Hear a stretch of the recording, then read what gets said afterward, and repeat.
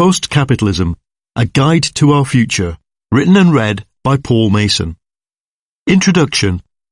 To find the River Dniester, we drive through cold woodlands, past decomposing flats and rail yards where the dominant colour is rust. The freezing water runs clear. It is so quiet that you can hear little pieces of concrete falling off the road bridge above as it slowly crumbles through neglect. The Dniester is the geographic border between free market capitalism and whatever you want to call the system Vladimir Putin runs. It separates Moldova, a country in Eastern Europe, from a breakaway Russian puppet state called Transnistria, controlled by the mafia and secret police. On the Moldovan side, elderly people squat on the pavements selling stuff they've grown or made, cheese, pastries, a few turnips. Young people are scarce. 1 in 4 adults works abroad. Half the population earns less than $5 a day. 1 in 10 lives in a poverty so extreme it can be measured on the same scale as Africa's. The country was born at the start of the neoliberal era, with the breakup of the Soviet Union in the early 1990s and the entry of market forces. But many of the villagers I talked to would rather live in Putin's police state than in the disgraceful penury of Moldova. This grey world of dirt roads and grim faces was produced by capitalism, not communism, and now capitalism is already past its best. Moldova, of course, is not a typical European country, but it's in these edge places of the world that we can watch the economic tide receding and trace the causal links between stagnation, social crisis, armed conflict, and the erosion of democracy. The economic failure of the West is eroding belief in values and institutions that we once thought were permanent. In the financial centres behind plate glass, things can still look rosy. Since 2008, trillions of dollars of confected money have flowed through the banks, hedge funds, law firms and consultancies to keep the global system functioning. But the long-term prospects for capitalism are bleak. According to the OECD, growth in the developed world will be quote-unquote weak for the next 50 years. Inequality will rise by 40%. Even in the developing countries, the current dynamism will be exhausted by 2060. The OECD's economists were too polite to say it, so let's spell it out. For the developed world, the best of capitalism is behind us, and for the rest, it will be over in our lifetime. What started in 2008 as an economic crisis morphed into a social crisis, leading to mass unrest, and now as revolutions turn into civil wars, creating military tension between nuclear superpowers, it has become a crisis of the global order. There are, on the face of it, only 2 ways it can end. In the first scenario, the global elite clings on, imposing the cost of crisis onto workers, pensioners and the poor over the next 10 or 20 years. The global order, as enforced by the IMF, World Bank and the World Trade Organization, survives, but in a weakened form. The cost of saving globalization is borne by the ordinary people of the developed world, but growth stagnates. In the second scenario, the consensus breaks. Parties of the hard right and left come to power as ordinary people refuse to pay the price of austerity. Instead, states then try to impose the costs of the crisis on each other. Globalization falls apart, the global institutions become powerless, and in the process, the conflicts that have burned these past 20 years, drug wars, post-Soviet nationalism, jihadism, uncontrolled migration, and resistance to it, light a fire at the centre of the system. In this scenario, lip service to international law evaporates. Torture, censorship, arbitrary detention, and mass surveillance become the regular tools of statecraft. This is a variant of what happened in the 1930s, and there is no guarantee it cannot happen again. In both scenarios, the serious impacts of climate change, demographic aging, and population growth kick in around the year 2050. If we can't create a sustainable global order and restore economic dynamism, the decades after 2050 will be chaos. So I want to propose an alternative. First, we save globalization by ditching neoliberalism. Then we save the planet and rescue ourselves from turmoil and inequality by moving beyond capitalism itself. Ditching neoliberalism is the easy part. There's a growing consensus among protest movements, radical economists and radical political parties in Europe as to how you do it. Suppress high finance, reverse austerity, invest in green energy and promote high-waged work. But then what? As the Greek experience demonstrates, any government that defies austerity will instantly clash with the global institutions that protect the 1%. After the radical left party Syriza won the election in January 2015, the European Central Bank, whose job was to promote the stability of Greek banks, pulled the plug on those banks, triggering a €20 billion run on deposits. That forced the left-wing government to choose between bankruptcy and submission. You'll find no minutes, no voting records, no explanation for what the ECB did. It was left to the right-wing German newspaper Stern to explain. They had, quote-unquote, smashed Greece. It was done symbolically to reinforce the central message of neoliberalism that there is no alternative, that all routes away from capitalism end in the kind of disaster that befell the Soviet Union, and that a revolt against capitalism is a revolt against a natural and timeless order. The current crisis not only spells the end of the neoliberal model, it is a symptom of the longer-term mismatch between market systems and an economy based on information. The aim of this book is to explain why replacing capitalism is no longer a utopian dream, how the basic forms of a post-capitalist economy can be found within the current system, and how they could be expanded rapidly.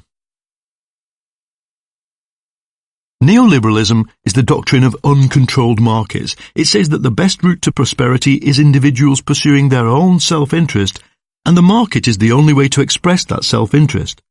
It says the state should be small, except for its riot squad and secret police, that financial speculation is good, that inequality is good, that the natural state of humankind is to be a bunch of ruthless individuals competing with each other.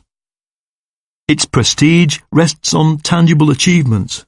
In the past 25 years, neoliberalism has triggered the biggest surge in development the world has ever seen, and it unleashed an exponential improvement in core information technologies. But in the process, it has revived inequality to a state close to that of 100 years ago, and has now triggered a survival-level event. The civil war in Ukraine, which brought Russian special forces to the banks of the Dniester, the triumph of ISIS in Syria and Iraq, the rise of fascist parties in Europe, the paralysis of NATO as its populations withhold consent for military intervention, these are not problems separate from the economic crisis. They are signs that the neoliberal order has failed. Over the past 2 decades, millions of people have resisted neoliberalism, but in general, the resistance failed. Beyond all the tactical mistakes and the repression, the reason is simple. Free market capitalism is a clear and powerful idea, while the forces opposing it looked like they were defending something old, worse, and incoherent. Among the 1%, neoliberalism has the power of a religion. The more you practice it, the better you feel, and the richer you become. Even among the poor, once the system was in full swing, to act in any other way but according to neoliberal strictures became irrational. You borrow, you duck and dive around the edges of the tax system, you stick to the pointless rules imposed at work. And for decades, the opponents of capitalism have revelled in their own incoherence. From the anti-globalization movement of the 1990s through to Occupy and beyond, the movement for social justice has rejected the idea of a coherent program in favour of one no, many yeses. The incoherence is logical if you think the only alternative is what the 20th century left called socialism. Why fight for a big change if it's only a regression towards state control and economic nationalism to economies that work only if everyone behaves the same way or submits to a brutal hierarchy? In turn, the absence of a clear alternative explains why most protest movements never win. In their hearts, they don't want to. There's even a term for it in the protest movement: refusal to win. To replace neoliberalism, we need something just as powerful and effective. Not just a bright idea about how the world could work, but a new, holistic model that can run itself and tangibly deliver a better outcome. It has to be based on micro-mechanisms, not diktats or policies. It has to work spontaneously. In this book, I make the case that there is a clear alternative, that it can be global, and that it can deliver a future substantially better than the one capitalism will be offering by the mid-21st century. It's called PostCapitalism. Capitalism is more than just an economic structure or a set of laws and institutions. It is the whole system: social, economic, demographic, cultural, ideological, needed to make a developed society function through markets and private ownership. That includes companies, markets and states, but it also includes criminal gangs, secret power networks, miracle preachers in a Lagos slum, rogue analysts on Wall Street. Capitalism is the Primark factory that collapsed in Bangladesh, and it is the rioting teenage girls at the opening of the Primark store in London, overexcited at the prospect of bargain clothes. By studying capitalism as a whole system, we can identify a number of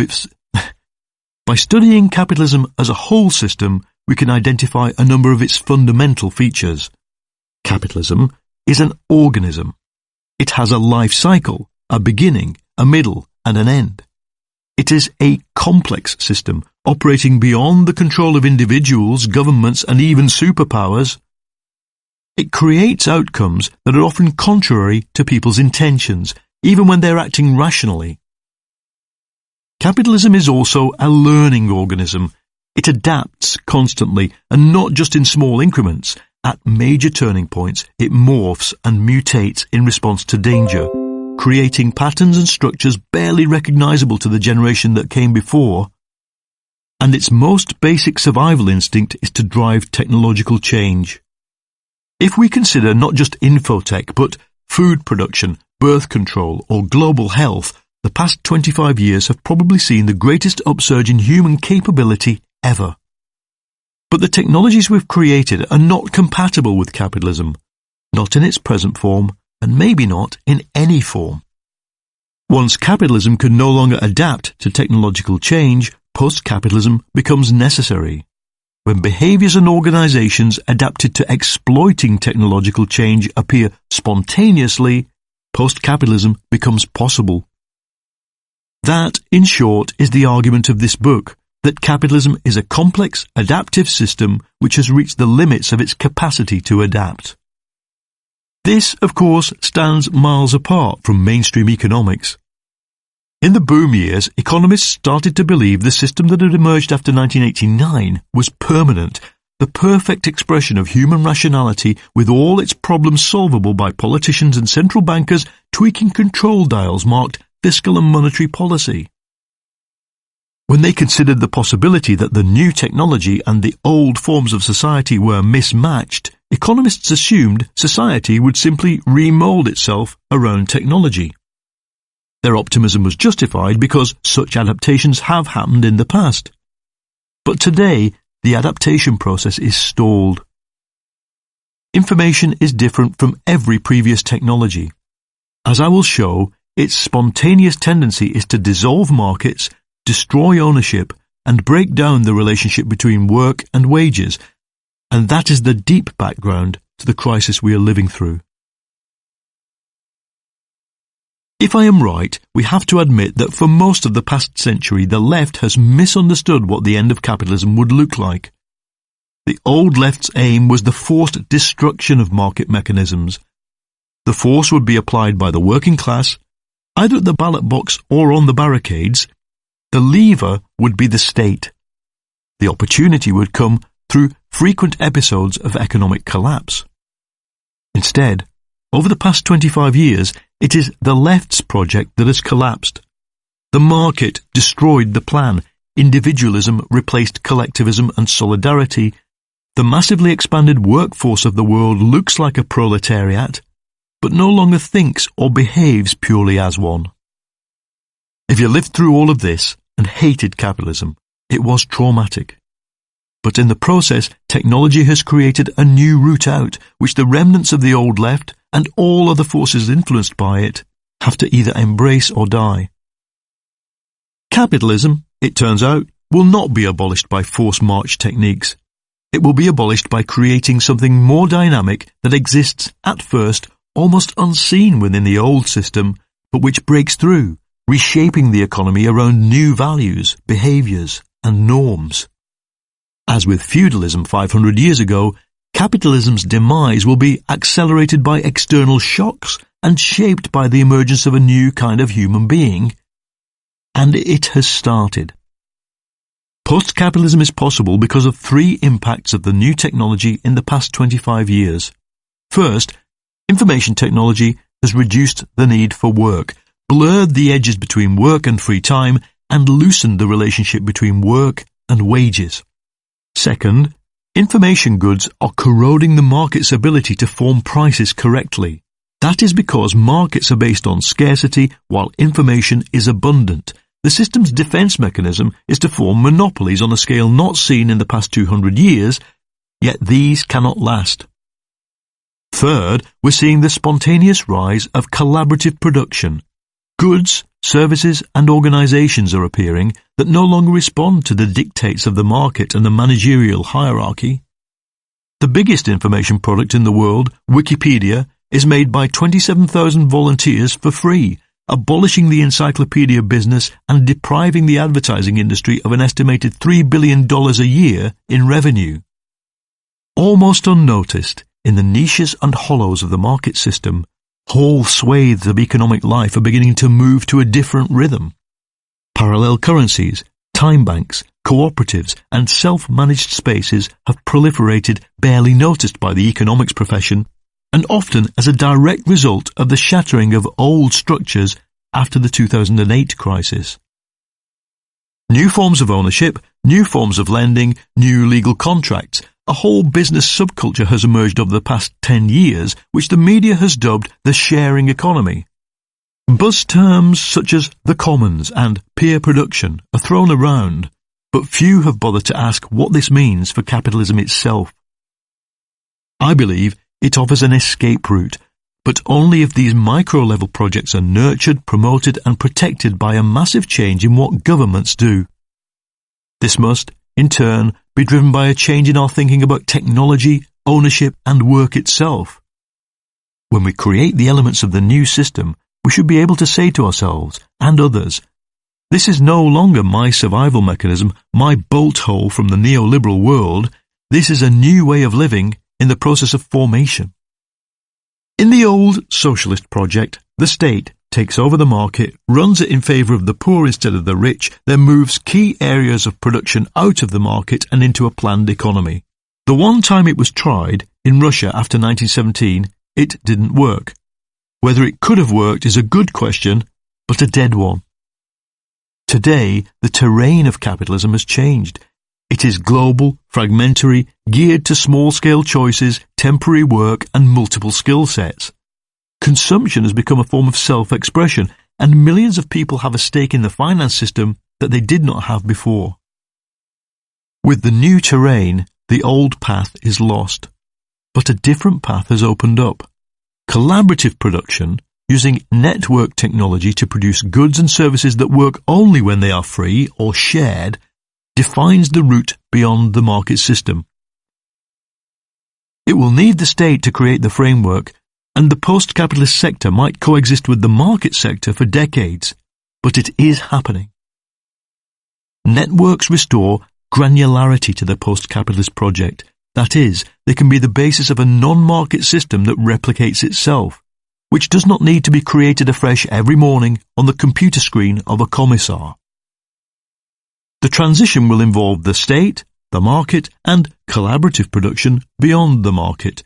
But to make it happen, the entire project of the left, from the protest groups to mainstream social democratic and liberal parties, has to be reconfigured. In fact, once people understand the urgency of this post-capitalist project, it's no longer the property of the left, but of a much wider movement, for which we will probably need new labels.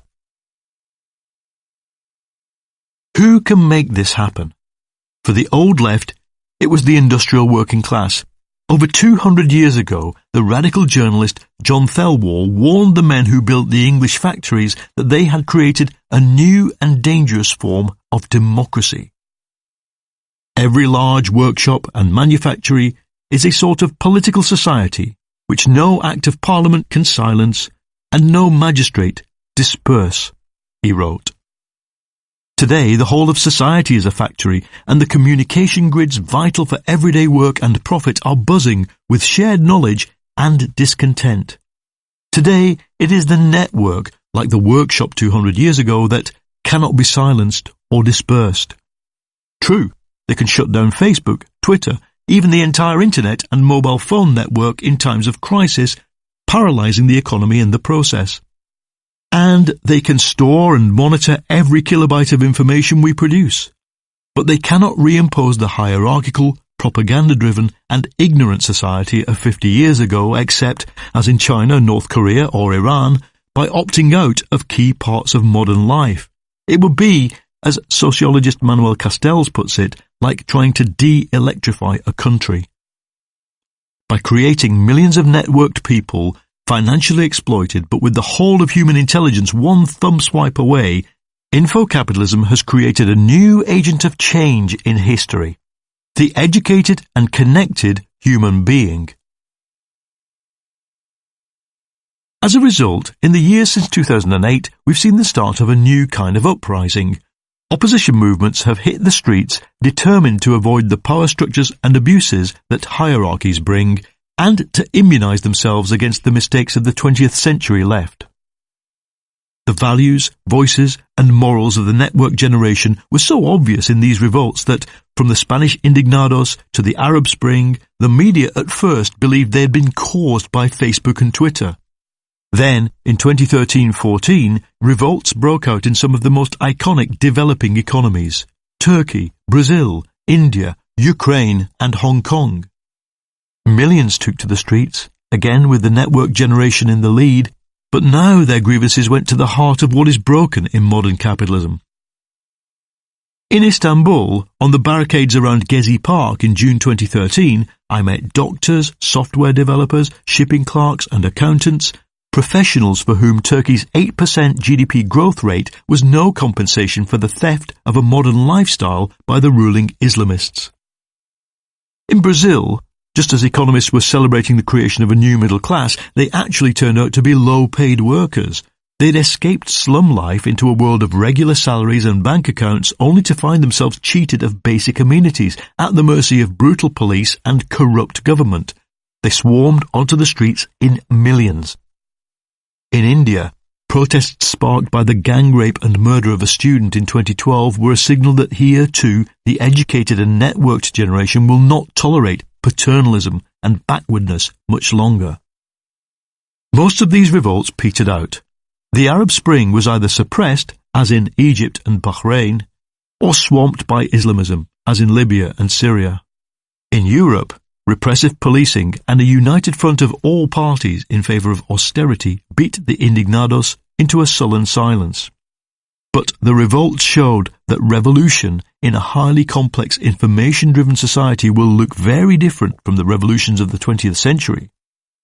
Without a strong, organised working class to push social issues rapidly to the fore, the revolts often stall, but order is never fully restored.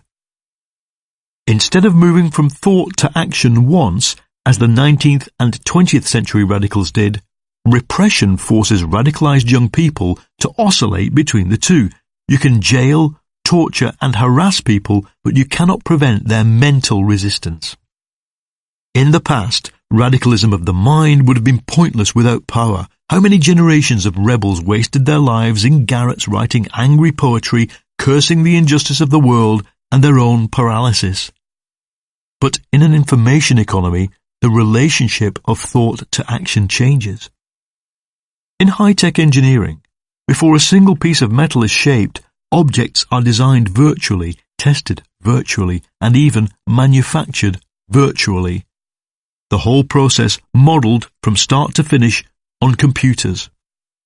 The mistakes are discovered and rectified at the design stage in a way that was impossible before 3D simulations came about. By analogy, the same goes for the design of a post-capitalist economy.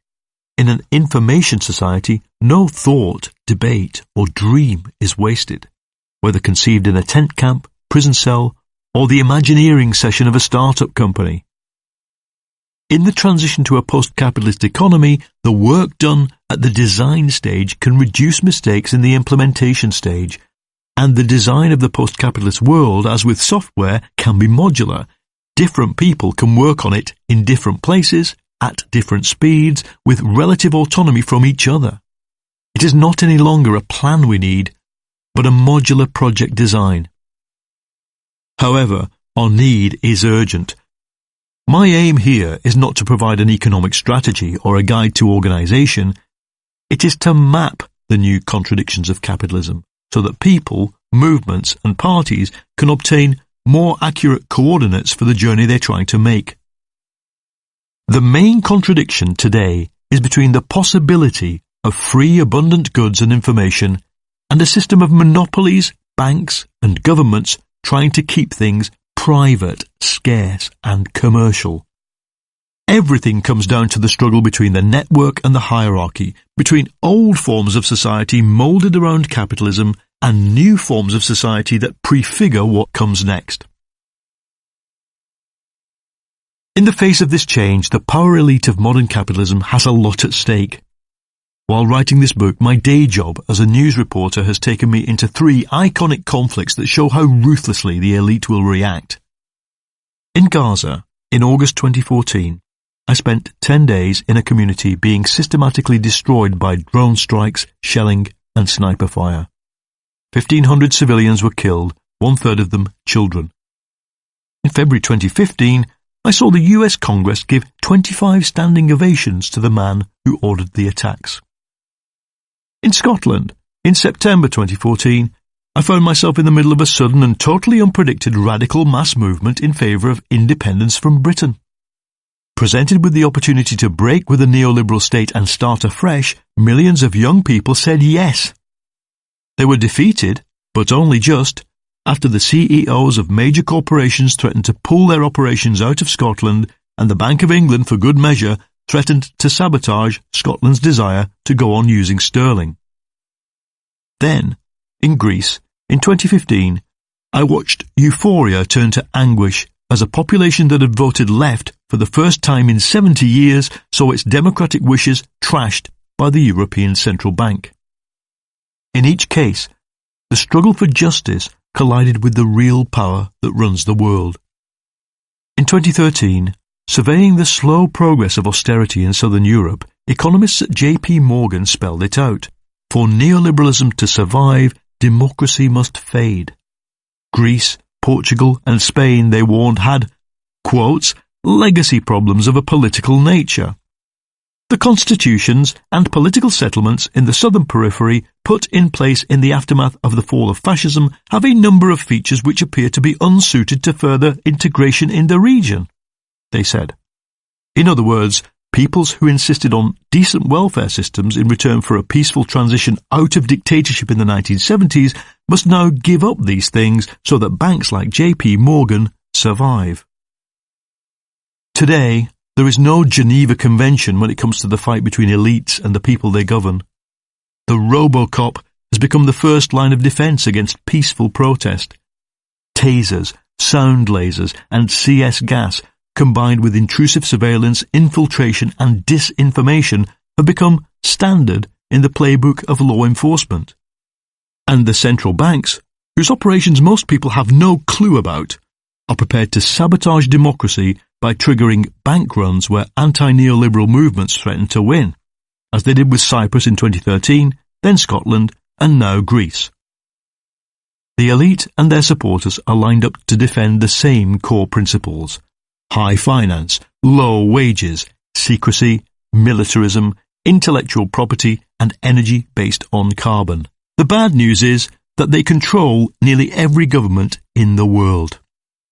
The good news is that in most countries they enjoy very little consent or popularity among ordinary people. But in this gap between their popularity and their power lies danger.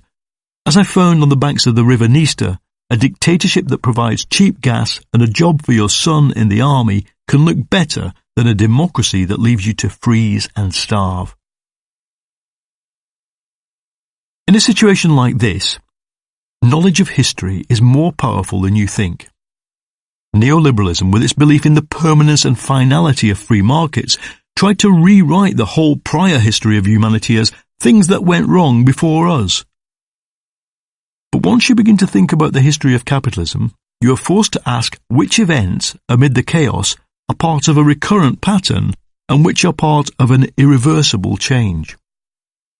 So, while its aim is to design a framework for the future, parts of this book are about the past. Part 1 is about the crisis and how we got here. Part 2 outlines a new, comprehensive theory of post-capitalism. Part 3 explores what the transition to post-capitalism might look like. Is this utopian? The utopian socialist communities of the mid-19th century failed because the economy, technology, and the levels of human capital were not sufficiently developed.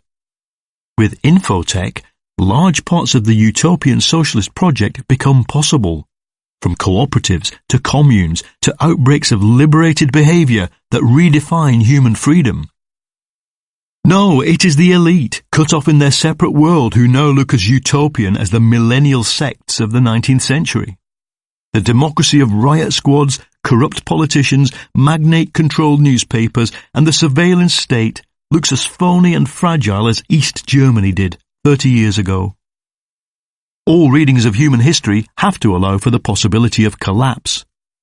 Popular culture is obsessed with this. It haunts us in the zombie film, the disaster movie, in the post-apocalyptic wasteland of The Road or Elysium.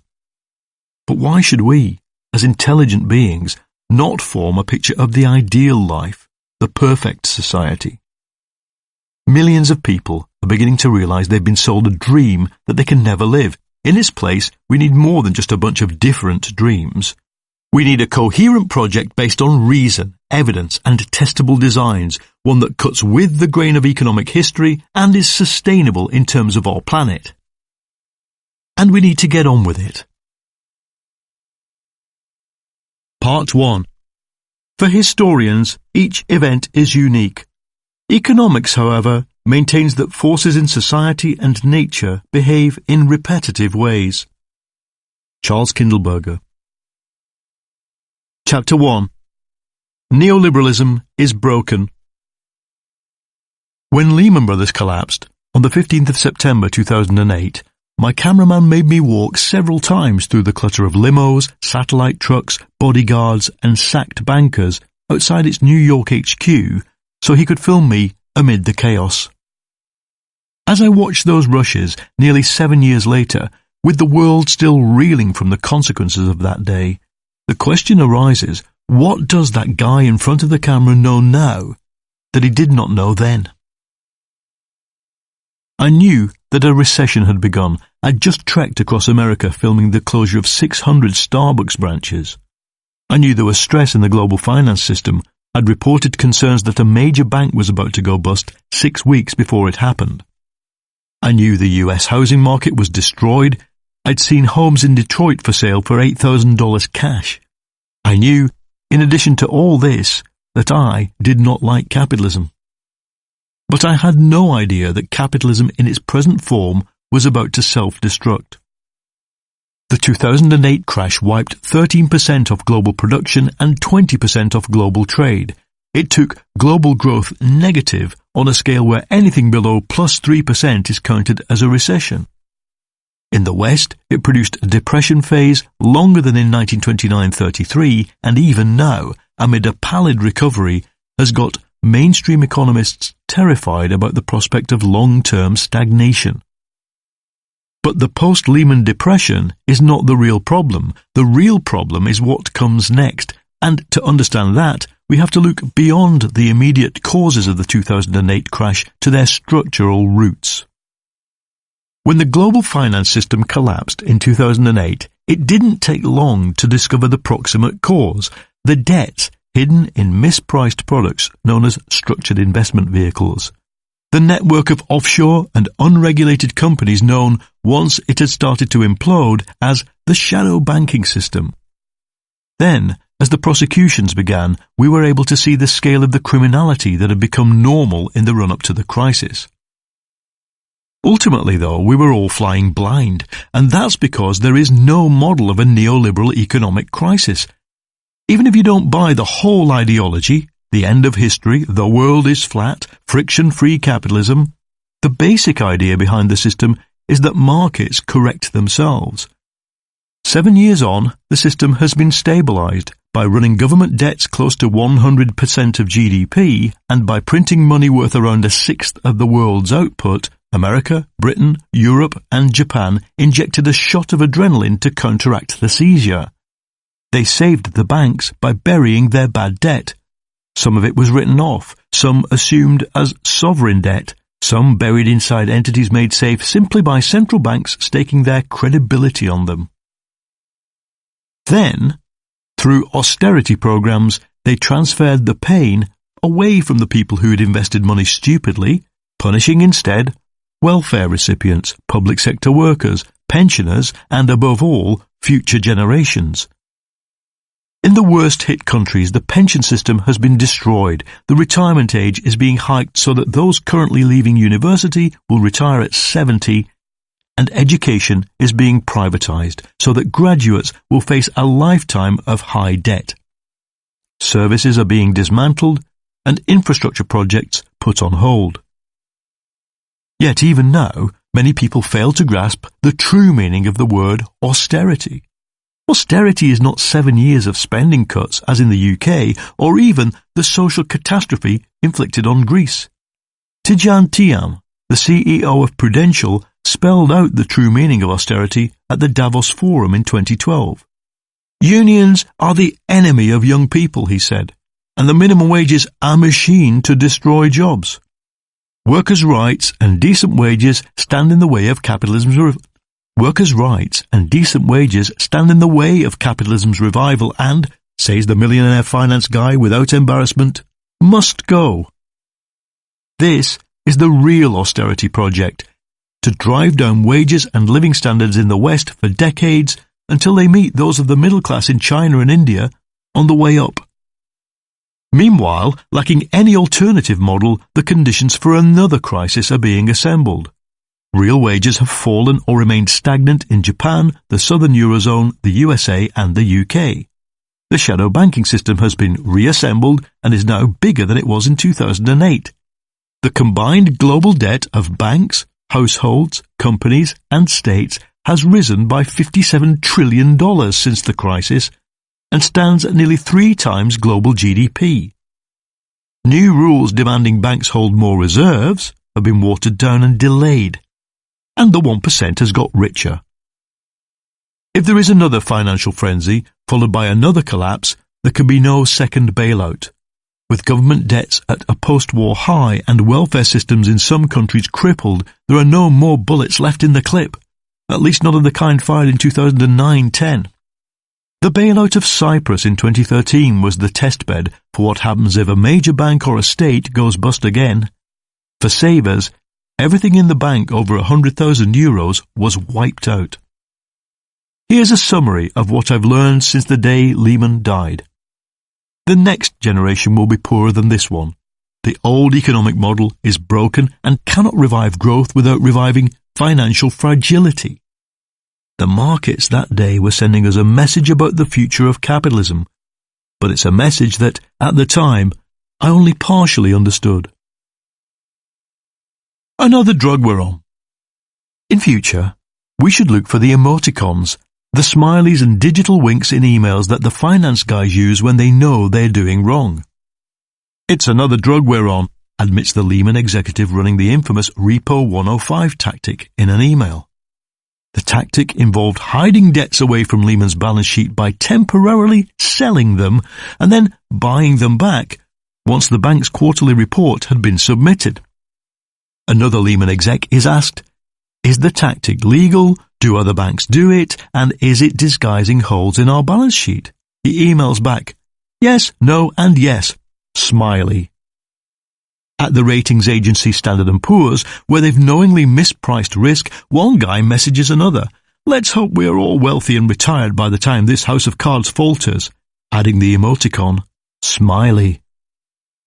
Meanwhile, at Goldman Sachs in London, trader Fabrice Tour jokes, "More and more leverage in the system. The entire system is about to crumble any moment, ... The only potential survivor, the fabulous Fab, standing in the middle of all these complex, highly levered, exotic trades he created without necessarily understanding all the implications of those monstrosities." 3 exclamation marks. As more evidence of criminality and corruption emerges, there is always this knowing informality among the bankers as they break the rules. "Done for you, big boy," writes one Barclays employee to another as they manipulate LIBOR, the rate at which banks lend to each other, the most important interest rate on the planet. We should listen carefully to the tone in these emails, the irony, the dishonesty, the repeated use of smileys, slang, and manic punctuation. It is evidence of systemic self-deception. At the heart of the finance system, which is itself the heart of the neoliberal world, they knew it didn't work. John Maynard Keynes once called money a link between the present and the future. He meant that what we do with money today is a signal of how we think things are going to change in years to come. What we did with money in the run-up to 2008 was to massively expand its volume. The global money supply rose from $25 trillion to $70 trillion in the 7 years before the crash, incomparably faster than growth in the real economy. When money expands at this rate, it is a sign that we think the future is going to be spectacularly richer than the present. The crisis was simply a feedback signal from the future. We were wrong. All the global elite could do once the crisis exploded was put more chips on the roulette table. Finding them, to the tune of $12 trillion in quantitative easing, was no problem since they themselves were the cashiers at the casino, but they had to spread their bets more evenly for a while and become less reckless. That, effectively, is what the policy of the world has been since 2008. You print so much money that the cost of borrowing it for banks becomes zero or even negative. When real interest rates turn negative, savers, who can only keep their money safe by buying government bonds, are effectively forced to forego any income from their savings. That, in turn, stimulates the revival of property, commodity, gold, and stock markets by forcing savers to move their money into these more risky areas. The outcome, to date, has been a shallow recovery, but the strategic problems remain. Growth in the developed world is slow. America has recovered only by carrying a $17 trillion federal debt. Trillions of printed dollars, yen, pounds, and now euros are still in circulation. The debts of Western households remain unpaid. Entire ghost towns of speculative property from Spain to China continue unsold. The Eurozone, probably the most important and fragile economic construct in the world, remains stagnant, generating a level of political friction between classes and countries that could blow it apart. Unless the future delivers spectacular riches, none of this is sustainable. But the kind of economy that's emerging from the crisis cannot produce such wealth, so we're at a strategic moment, both for the neoliberal model and, as I will show in Chapter 2, for capitalism itself. If we rewind the tape to New York in September 2008, you can see what was rational about the optimism that drove the boom. In my footage from that day, there's a crowd of people outside the Lehman HQ taking photographs on their Nokias, Motorolas, and Sony Ericssons. The handsets are long obsolete, the market dominance of those brand names already gone. The rapid advance in digital technology that drove the pre-2007 boom has barely paused for breath during the slump. In the years since Lehman collapsed, the iPhone conquered the world and was itself surpassed by the Android smartphone. Tablets and e-books took off. Social networking, barely talked about back then, has become a central part of people's lives. Facebook had 100 million users when Lehman went bust. It has 1.3 billion users at time of writing and is bigger than the entire global internet was in 2008. And technological progress is not confined to the digital sphere. In those 7 years, despite a global financial crisis and a massive earthquake, Toyota has manufactured 5 million hybrid cars, 5 times the number it had made before the crisis hit. In 2008, there were 15,000 megawatts of solar power capacity in the world. By 2014, there were 10 times that. This, then, has been a depression like no other. We have seen crisis and stagnation combined with the rapid rollout of new technologies in a way that just didn't happen in the 1930s. And in policy terms, it has been the 1930s in reverse. Instead of exacerbating the crisis, as they did in the 30s, the global elite reached for policy tools to cushion the real economy, often in defiance of what their own economic theories told them to do. And in key emerging market countries, rising demand for commodities, together with the global monetary stimulus, turned the first years after 2008 into a bonanza. The combined impact of technological progress, policy stimulus, and the resilience of the emerging markets has produced a depression much milder in human terms than that of the 1930s. But as a turning point, this is bigger than the 1930s. To understand why, we have to explore the chain of cause and effect. For both left and right-wing economists, the immediate cause of the collapse is seen as cheap money, the decision by Western states to deregulate banking and loosen credit after the dot-com crash in 2001. It created the opportunity for the structured finance bubble and the motive for all the crimes. Bankers were effectively told by politicians that it was their duty to get rich through speculative finance so that their wealth could trickle down to the rest of us. Once you acknowledge the centrality of cheap money, that leads to a deeper problem: global imbalances.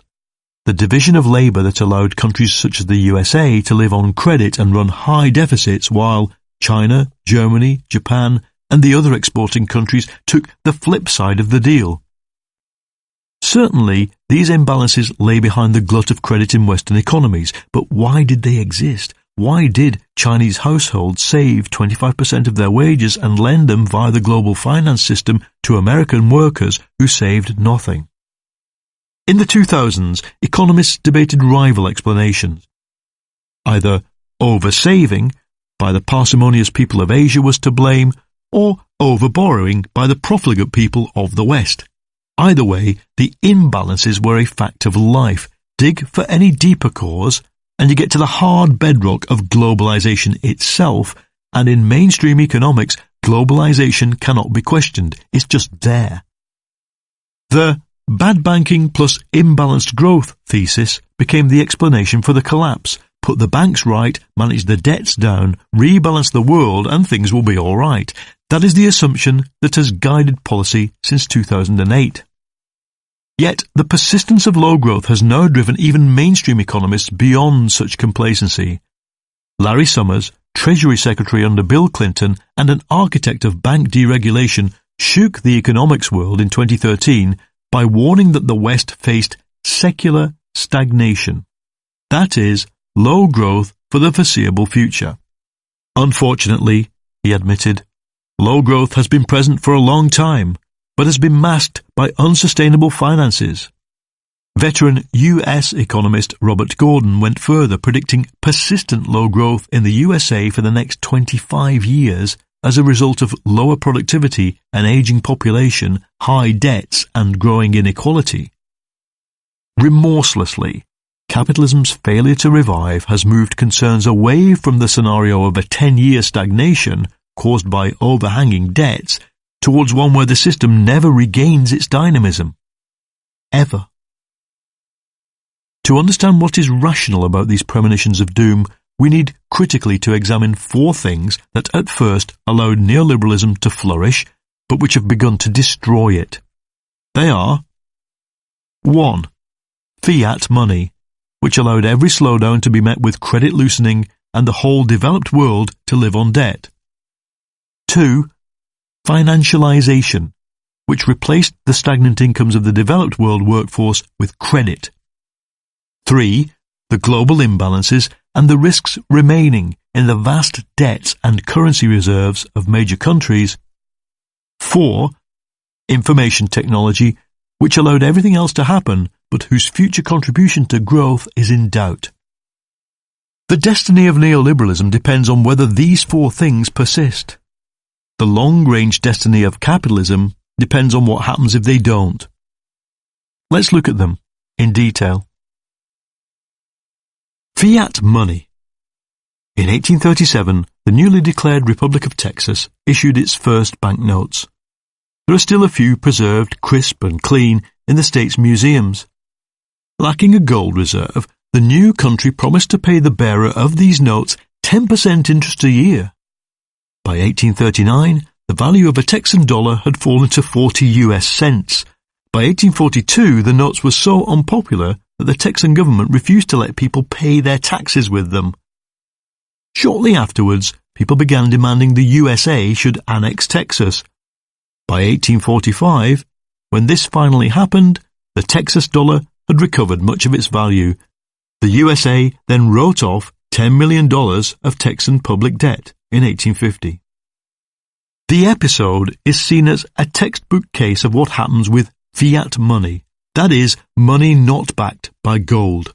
The Latin word fiat means the same as it does in the biblical phrase fiat lux, let there be light. It means, let there be money created out of nowhere. In Texas there was land, cattle and trade, but not enough of them to warrant printing $4 million and incurring a public debt of $10 million.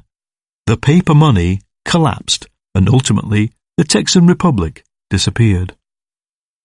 In August 1971, the USA itself decided to repeat the experiment, this time using the whole world as its laboratory. Richard Nixon unilaterally scrapped an agreement that pegged all other currencies to the dollar and the dollar to gold. From then on, the global currency system was based on fiat money. In the late 1960s, the future Federal Reserve boss Alan Greenspan had denounced the proposed move away from gold as a plot by, quote, welfare statists to finance government spending by confiscating people's money. But then, like the rest of America's elite, he realized that it would first allow the USA effectively to confiscate other countries' money, setting the scene for Washington to indulge in 3 decades of currency manipulation. The result enabled America to accumulate, at the time of writing, a $6 trillion debt with the rest of the world. This move to a pure paper currency was the precondition for every other phase of the neoliberal project, so it took the American right a long time to figure out they didn't like it. Today, however, right-wing economics has become one long howl of rage against fiat money. Its critics believe it is the ultimate source of boom and bust, and they are partly right. The move away from gold and fixed exchange rates allowed 3 fundamental reflexes of the neoliberal era to kick in: the expanded creation of money by banks, the assumption that all crises can be resolved, and the idea that profits generated out of speculation can go on rising forever. These reflexes have become so ingrained in the thinking of millions that when they no longer worked, it induced paralysis. It is news to some people that banks create money, but they always have done. They have always lent out more cash than there was in the safe.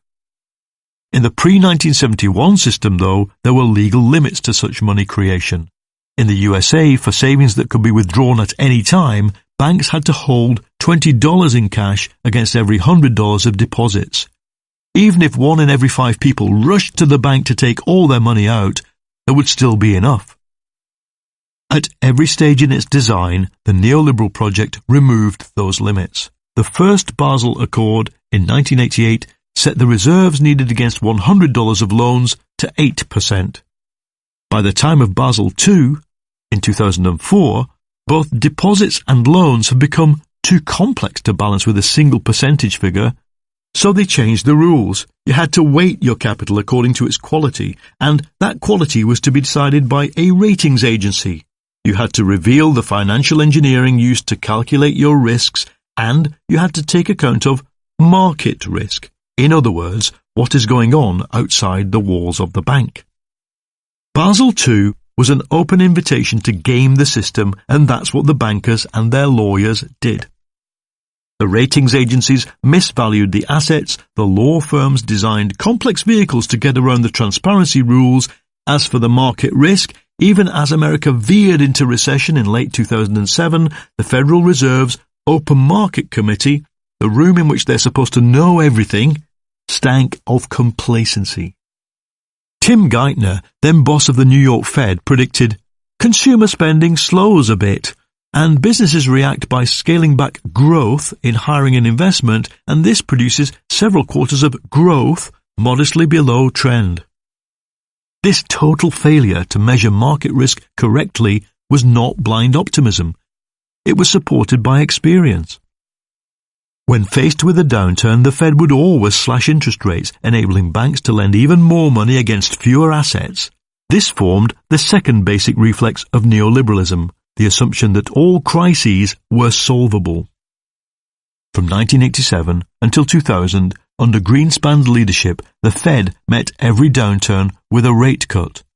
The effect was not only to make investing a one-way bet, since the Fed would always counteract a stock market crash, it was to reduce, over time, the risk of holding equities. The price of shares, which in theory represents a guess as to the future profitability of a firm, came increasingly to represent a guess as to the future policy of the Federal Reserve. The ratio of share prices to earnings, annual profits, for the top 500 companies in the USA, which had meandered between 10 times and 25 times since the year 1870, now spiked to 35 times and 45 times earnings. If money is a link to the future, then by 2000 it was signalling a future rosier than at any time in history. The trigger for the dot-com crash of 2001 was Greenspan's decision to raise interest rates in order to choke off what he called irrational exuberance. But following 9/11 and the Enron bankruptcy in 2001, and with the onset of a brief recession, rates were slashed again, and now it was overtly political. Irrational exuberance was okay, once your country was simultaneously at war with Iraq and Afghanistan, and once confidence in the corporate system had been rocked by scandal after scandal. This time, the Fed's move was backed with an explicit promise. The government would print money rather than allow prolonged recession and deflation. "The US government has a technology called a printing press," said Fed board member Ben Bernanke in 2002. "Under a paper money system, a determined government can always generate higher spending and hence positive inflation." When financial conditions are positive and predictable, the profits of banks themselves are always going to be high. Banking became an ever-changing tactical game focused on skimming money off your competitors, your customers, and your business clients. This created the third basic reflex of neoliberalism, the widespread illusion that you can generate money out of money alone. Though they had reduced the percentage of capital banks were required to keep on hand, the US authorities had maintained the strict partition between Main Street lending banks and investment banks imposed in the 1930s by the Glass-Steagall Act. But by the late 1990s, in a rush of mergers and acquisitions, the investment bank sector was going global, making a mockery of the rules. It was Treasury Secretary Larry Summers who in 1999, through the repeal of Glass-Steagall, opened the banking system to the attentions of those adept at exotic, opaque, and offshore forms of finance. Fiat money, then, contributed to the crisis by creating wave after wave of false signals from the future. The Fed will always save us, shares are not risky, and banks can make high profits out of low-risk business. Nothing demonstrates the continuity between pre- and post-crisis policy better than quantitative easing, QE. In 2009, having wavered before the enormity of the task, Bernanke, together with his UK counterpart Mervyn King, Governor of the Bank of England, started the presses rolling. In November 2008, China had already begun printing money in the more direct form of soft bank loans from the state-owned banks to businesses, i.e. loans that nobody expected to be repaid. Now, the Fed would print $4 trillion over the next 4 years, buying up the stressed debts of state-backed mortgage lenders, then government bonds, then mortgage debt to the tune of $80 billion a month. The combined impact was to flush money into the economy via rising share prices and revived house prices, which meant that it was first flushed into the pockets of those who were already rich. Japan had pioneered the money printing solution after its own housing bubble collapsed in 1990. As its economy floundered, Premier Shinzo Abe was forced to restart the printing presses in 2012. Europe, forbidden to print money by rules designed to stop the euro being debased, waited until 2015 as deflation and stagnation took hold before pledging to print 1.6 trillion euros. I calculate the combined amount of money printed globally, including that pledged by the ECB, at around $12 trillion, 1/6 of global GDP. It worked in that it prevented a depression, but it was the disease being used as a cure for the disease, cheap money being used to fix a crisis caused by cheap money. What happens next depends on what you think money actually is. The opponents of fiat money predict disaster. In fact, books denouncing paper money have become as common as those denouncing banks. With a limited amount of real economic goods but an unlimited amount of money, goes the argument, all paper money systems eventually go the way of 19th century Texas. The 2008 crisis was just a tremor in advance of the earthquake. As to solutions, they come mainly in millenarian form. There will be, writes former JP Morgan manager Detlef Schlichter, a transfer in wealth of historic proportions from those holding paper assets, whether in bank accounts or pension funds, to those holding real ones, above all gold. Out of the ruins, he predicts, will come a system where all loans have to be backed by cash in the bank, known as 100% reserve banking, together with a new gold standard. This will require a massive one-off hike in the price of gold, as the value of all the gold in the world has to rise to make it equal to the world's wealth.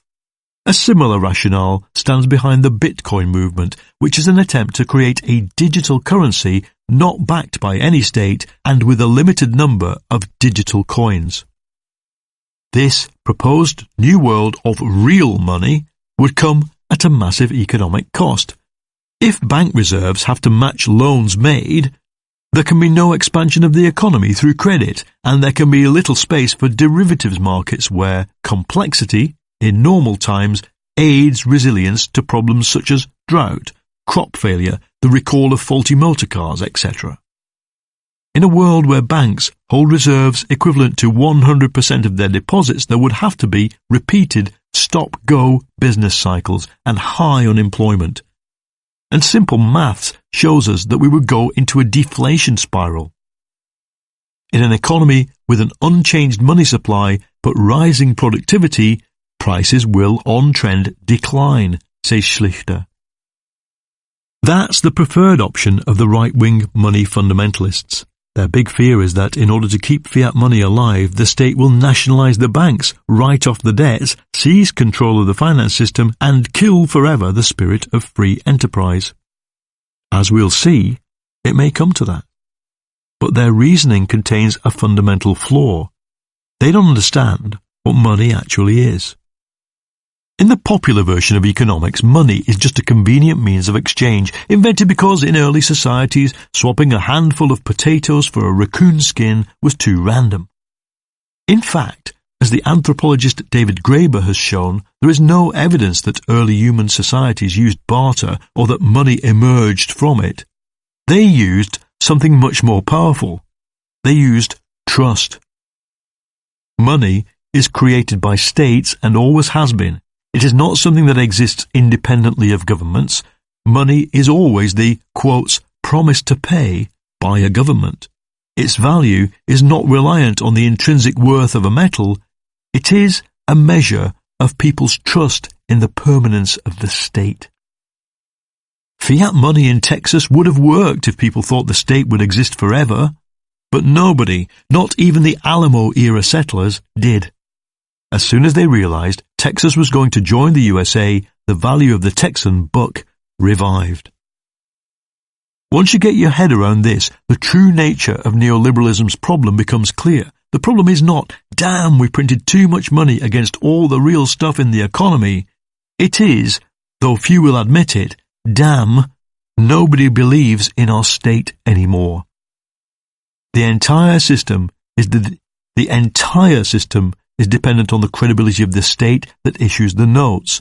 And in the modern global economy, that credibility rests not on single states, but on a multi-layered system of debts, payment mechanisms, informal currency pegs, formal currency unions like the euro, and huge reserves of foreign exchange accumulated by states as insurance in case the system collapses. The real problem with fiat money comes if or when this multilateral system falls apart. But that lies in the future. For now, what we know is that fiat money, when combined with free market economics, is a machine for producing boom and bust cycles. Left to run unsupervised, it could, before we've even considered the other destabilizing factors, push the world economy towards long-term stagnation. Financialization. Go to any of the British towns devastated by industrial decline and you'll see the same streetscape. Payday loan stores, pawnbrokers, and shops selling household goods on credit at hyperinflated interest rates. You'll probably find that other gold mine of the poverty-stricken town, the employment agency. Look in the window and you'll see ads for jobs at the minimum wage, but which require more than minimum skill. Press operatives, carers on night shift, distribution centre workers, jobs that used to pay decent wages now pay as little as legally possible. Somewhere else, out of the limelight, you will come across people picking up the pieces, food banks run by churches and charities, citizens' advice bureaus whose main business has become advising those swamped by debt. Just one generation earlier, these streets were home to thriving real businesses. I remember the main street of my hometown, Lee, in northwest England, in the 1970s, thronged on Saturday mornings with prosperous working-class families. There was full employment, high wages, and high productivity. There were numerous street corner banks. It was a world of work, saving, and great social solidarity. Smashing that solidarity, forcing wages down, destroying the social fabric of these towns was done originally to clear the ground for the free market system. For the first decade, the result was simply crime, unemployment, urban decay, and a massive deterioration in public health. But then came financialization. The urban landscape of today, outlets providing expensive money, cheap labour, and free food, is the visual symbol of what neoliberalism has achieved. Stagnant wages were replaced by borrowing. Our lives were financialized. Financialization is a long word. If I could use one with fewer syllables, I would, because it is at the heart of the neoliberal project and it needs to be better understood. Economists use the term to describe 4 specific changes that began in the 1980s. 1. Companies turned away from banks and went to the open financial markets to fund expansion. 2. Banks turned to consumers as a new source of profit and to a set of high-risk, complex activities that we call investment banking. 3. Consumers became direct participants in the financial markets. Credit cards, overdrafts, mortgages, student loans and motor car loans became part of everyday life. A growing proportion of profit in the economy is now being made not by employing workers or providing goods and services that they buy with their wages, but by lending to them. 4. All simple forms of finance now generate a market in complex finance higher up the chain. Every house buyer or car driver is generating a knowable financial return somewhere in the system. Your mobile phone contract, gym membership, household energy, all your regular payments are packaged into financial instruments generating steady interest for an investor long before you decide to buy them. And then somebody you've never met places a bet on whether you will make the payments. The system may not be specifically designed to keep wages low and productive investment weak. Neoliberal politicians constantly claim to be promoting high-value work and productivity, but judged by the results, financialization and low wages are like precarious work and food banks. They go together. The real wages of production workers in the USA have, according to the government, stagnated since 1973. Over the same period, the amount of debt in the US economy has doubled to 300% of GDP. Meanwhile, the share of US GDP produced by the finance, insurance and real estate industries has risen from 15 to 24%, making it bigger than manufacturing and close to the size of the service sector. Financialization also changed the relationship between companies and banks. From the 1980s onwards, the short-term quarterly profit figure became the stick finance used to beat to death the old corporate business models. Companies making too little profit were forced to move jobs offshore, to merge, to attempt monopolistic do-or-die strategies, to fragment their operations into various outsourced departments, and to relentlessly slash wages. The fiction at the heart of neoliberalism is that everybody can enjoy the consumer lifestyle without wages rising. You can borrow, but you can never go bust. If you borrow to buy a home, its value will always rise, and there will always be inflation. So if you borrow to buy a car, the value of the remaining debt is eroded by the time you need a new vehicle, leaving you plenty of scope to borrow more. Widespread access to the finance system suited everybody. Liberal politicians in the USA could point to the growing number of poor, black and Hispanic families with mortgages. Bankers and finance companies got rich from selling loans to people who could not afford them. Plus, it created the vast service industry that's grown up around the wealthy, the florists, yoga teachers, yacht builders and so on, who provide a kind of fake-tanned Downton Abbey for the rich of the 21st century. And it suited the ordinary Joe, too. After all, who is going to turn down cheap money? But financialization created inherent problems that triggered the crisis but were not resolved by it. While paper money is unlimited, wages are real. You can go on creating money forever, but if a declining share of it flows to workers and yet a growing part of profits is generated out of their mortgages and credit cards, you are eventually going to hit a wall. At some point, the expansion of financial profit through providing loans to stressed consumers will break and snap back. That is exactly what happened when the US subprime mortgage bubble collapsed. From 2001 to 2006, US mortgage lending grew from $2.2 trillion a year to just below $3 trillion. Significant, but not outrageous. But subprime lending, i.e., lending to poor people at high real interest rates, grew from $160 billion to $600 billion. And adjustable mortgages, which start cheap and become more expensive as time goes on, came from nowhere to make up 48% of all loans issued in the last 3 years of the boom. This market for risky, complex, doomed to fail borrowing did not exist until investment banks created it. That illustrates another inherent problem with financialization. It breaks the link between lending and saving. Banks on Main Street always hold less money than they lend. We've seen how deregulation encouraged them to hold less in reserve and to play the system, but this new process whereby every stream of interest gets wrapped up into a more complex product distributed between investors means ordinary banks are forced into the short-term money market just to run their normal operations. This drove a fatal shift in the psychology of banking. The long-term nature of their lending on 25-year mortgages or never-cleared credit cards got pulled further and further away from the short-term nature of their borrowing.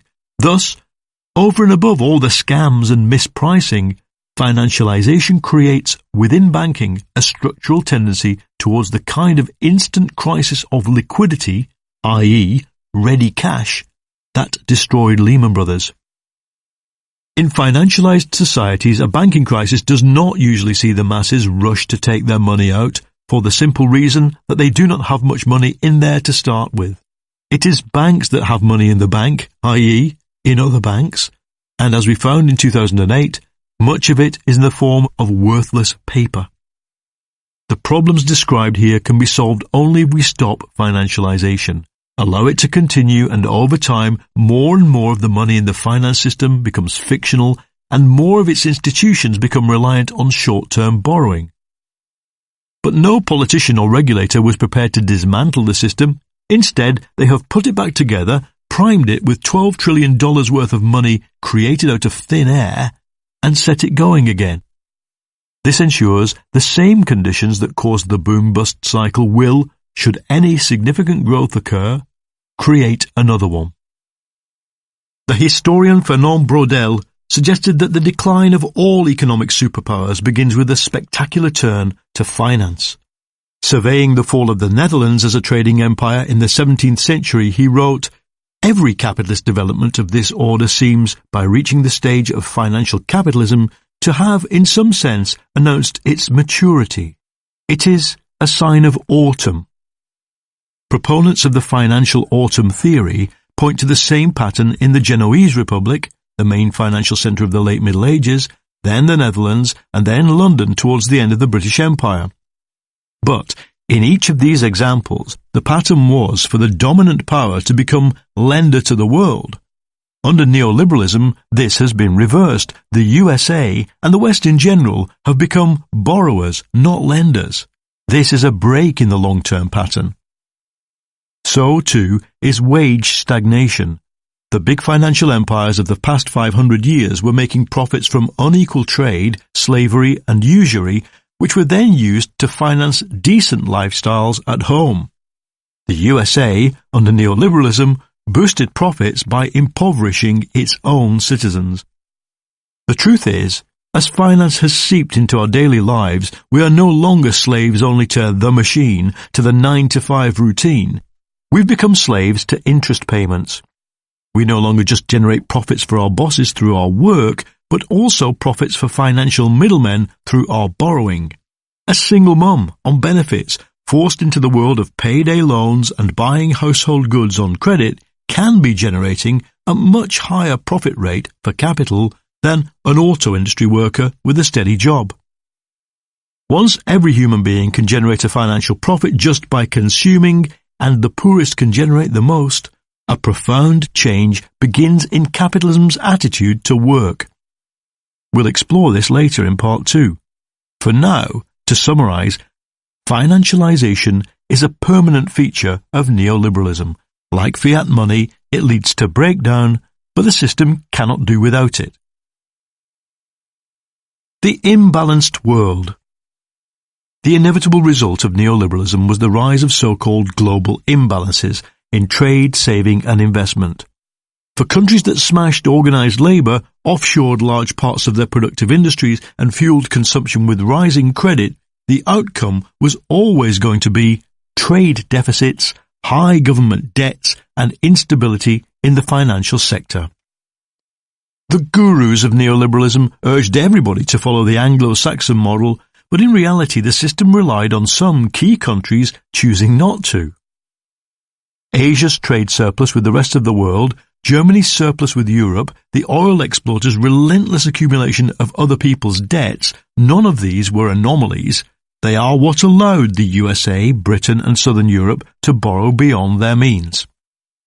In other words, we must understand from the outset that neoliberalism can exist only because certain key countries do not practice it. Germany, China and Japan pursue what their critics call neo-mercantilism, manipulating their trade, investment and currency positions to accumulate a large pile of other countries' cash.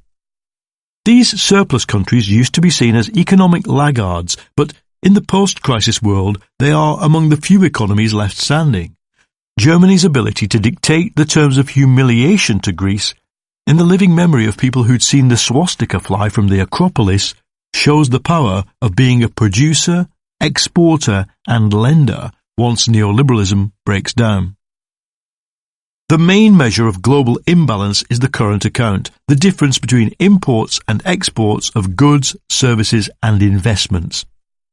The world's current account imbalance grew steadily through the 1990s and then took off rapidly after 2000, rising from 1% of world GDP to 3% in 2006. The main deficit countries were America and most of Europe. The countries in surplus were China, the rest of Asia, Germany and Japan, and the oil producers. Why do we care? Because the imbalances produced the flammable material for the 2008 crisis by loading the finance systems of America, Britain and Europe with unsustainable debts.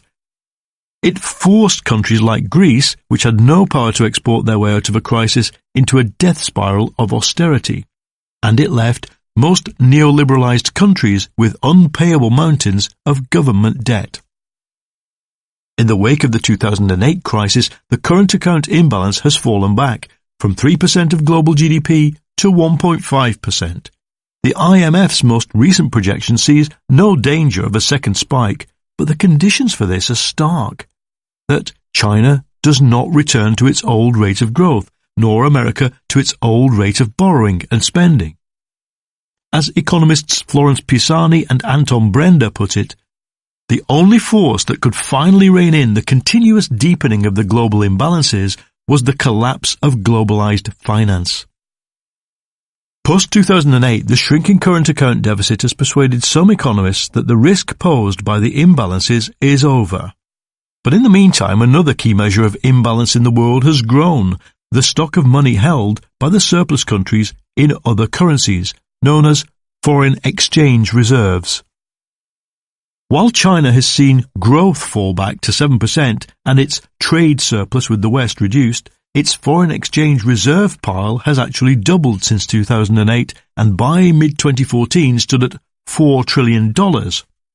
Global foreign exchange reserves had likewise grown from under $8 trillion to approaching $12 trillion by late 2014.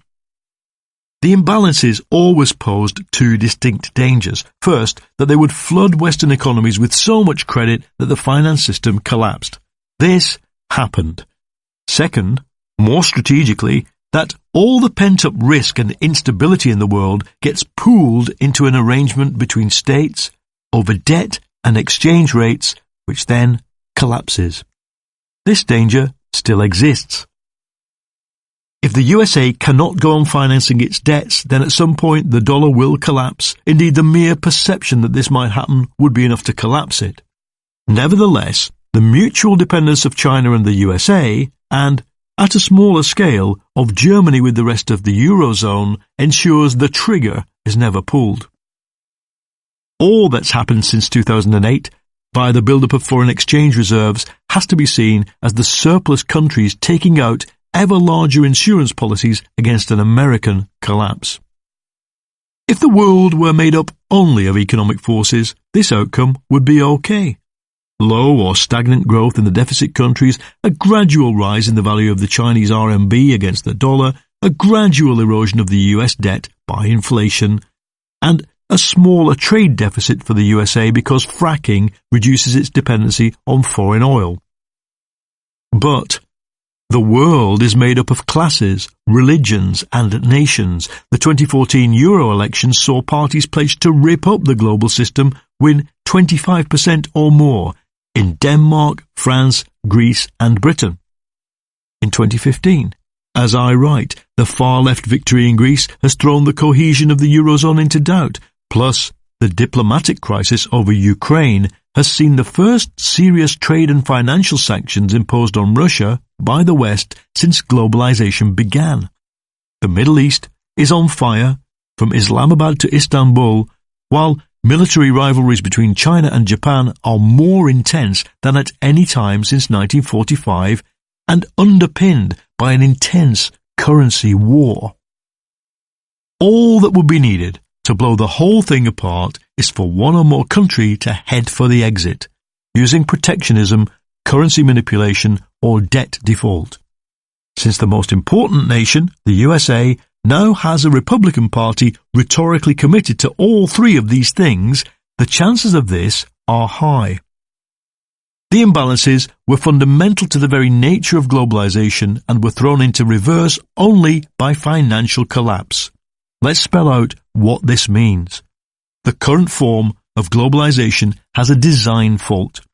When it produces high growth, it can only do so by fueling unsustainable distortions, which are corrected by financial crisis. To reduce the distortions, the imbalances, you have to suppress the normal form of neoliberal growth. The infotech revolution. The one positive factor to set against all the negatives outlined so far is the tech revolution, which was produced by neoliberalism and has stormed ahead in defiance of the economic crisis. The information society, writes the philosopher Luciano Floridi, has been brought about by the fastest growing technology in history. No previous generation has ever been exposed to such an extraordinary acceleration of technical power over reality, with corresponding social changes and ethical responsibilities. It was the increase in computing power that enabled a complex global finance system. It underpinned the growth of the money supply as digital systems replaced the need for cash. It enabled the physical redistribution of production and supply to the emerging markets where labour was cheap. It de-skilled the engineering worker, made the labour of semi-skilled workers redundant, and accelerated the growth of low-skilled service work. But though infotech has become, as Floridi writes, the characteristic technology of our time, its emergence takes the form of a disappearing act. Mainframes are born, then disappear, to be replaced by servers, which also disappear from corporate HQs and now sit in vast, air-conditioned sheds elsewhere. The silicon chip gets smaller. The add-on devices that once cluttered our workspaces, modems, hard drives, floppy disks, become smaller, scarcer, and then disappear. Proprietary software gets built by corporate IT departments and is then replaced by off-the-peg versions at 1/10 of the price, and soon, too, the IT departments disappear, to be replaced by call centres in Mumbai. The PC becomes the laptop shrinks and gets more powerful, but is superseded by the smartphone and the tablet. At first, this new technology was mapped onto the old structures of capitalism. In the 1990s, the folklore in IT was that the most expensive software, the enterprise resource package, molds like putty, sets like concrete. By the time you had computerized your production line, innovation elsewhere meant you had to rip it out and start again.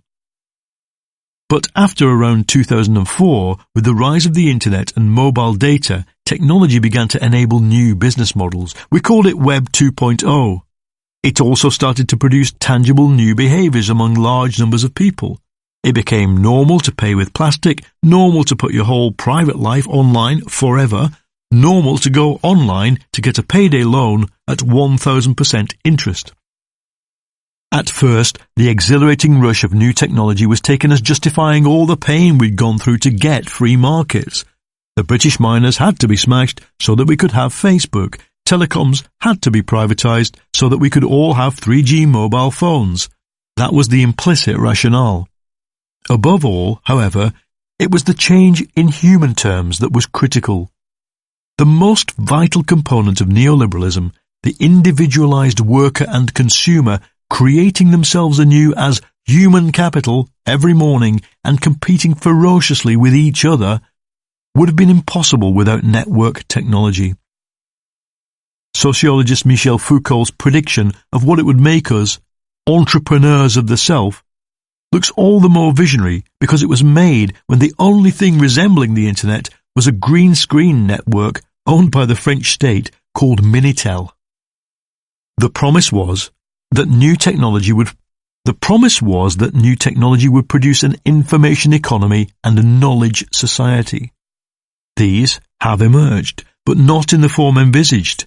In the old dystopias, as with the rogue computer HAL in 2001: A Space Odyssey, it is the technology that rebels.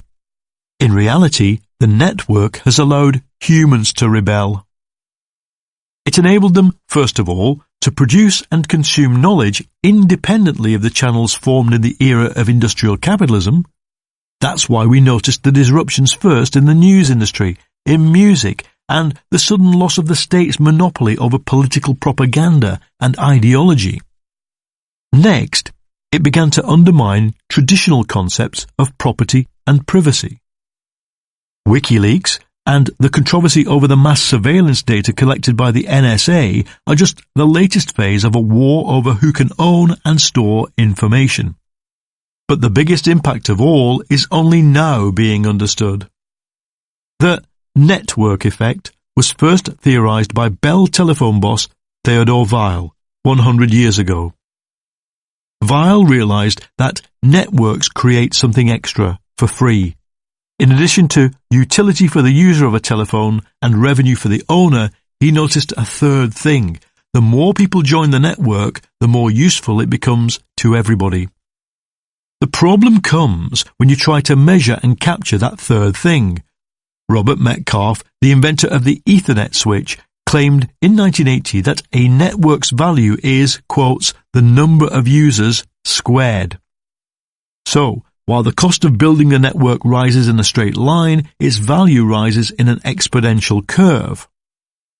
By implication, the art of doing business in a knowledge economy is to capture everything between the straight line and the rising curve. But how do we measure value? In terms of money saved, revenue earned, or profits accrued? In 2013, the OECD's economists agreed that it could not be captured by traditional market metrics.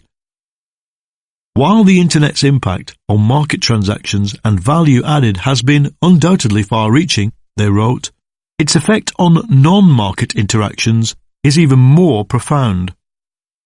Economists have tended to ignore non-market interactions. They are, by definition, non-economic, as insignificant as a smile passed between two customers in the Starbucks queue. As to the network effect, they assumed its benefits would be quantified into lower prices and distributed between producers and consumers. But, in the space of less than 30 years, network technologies have opened whole areas of economic life to the possibility of collaboration and production beyond the market.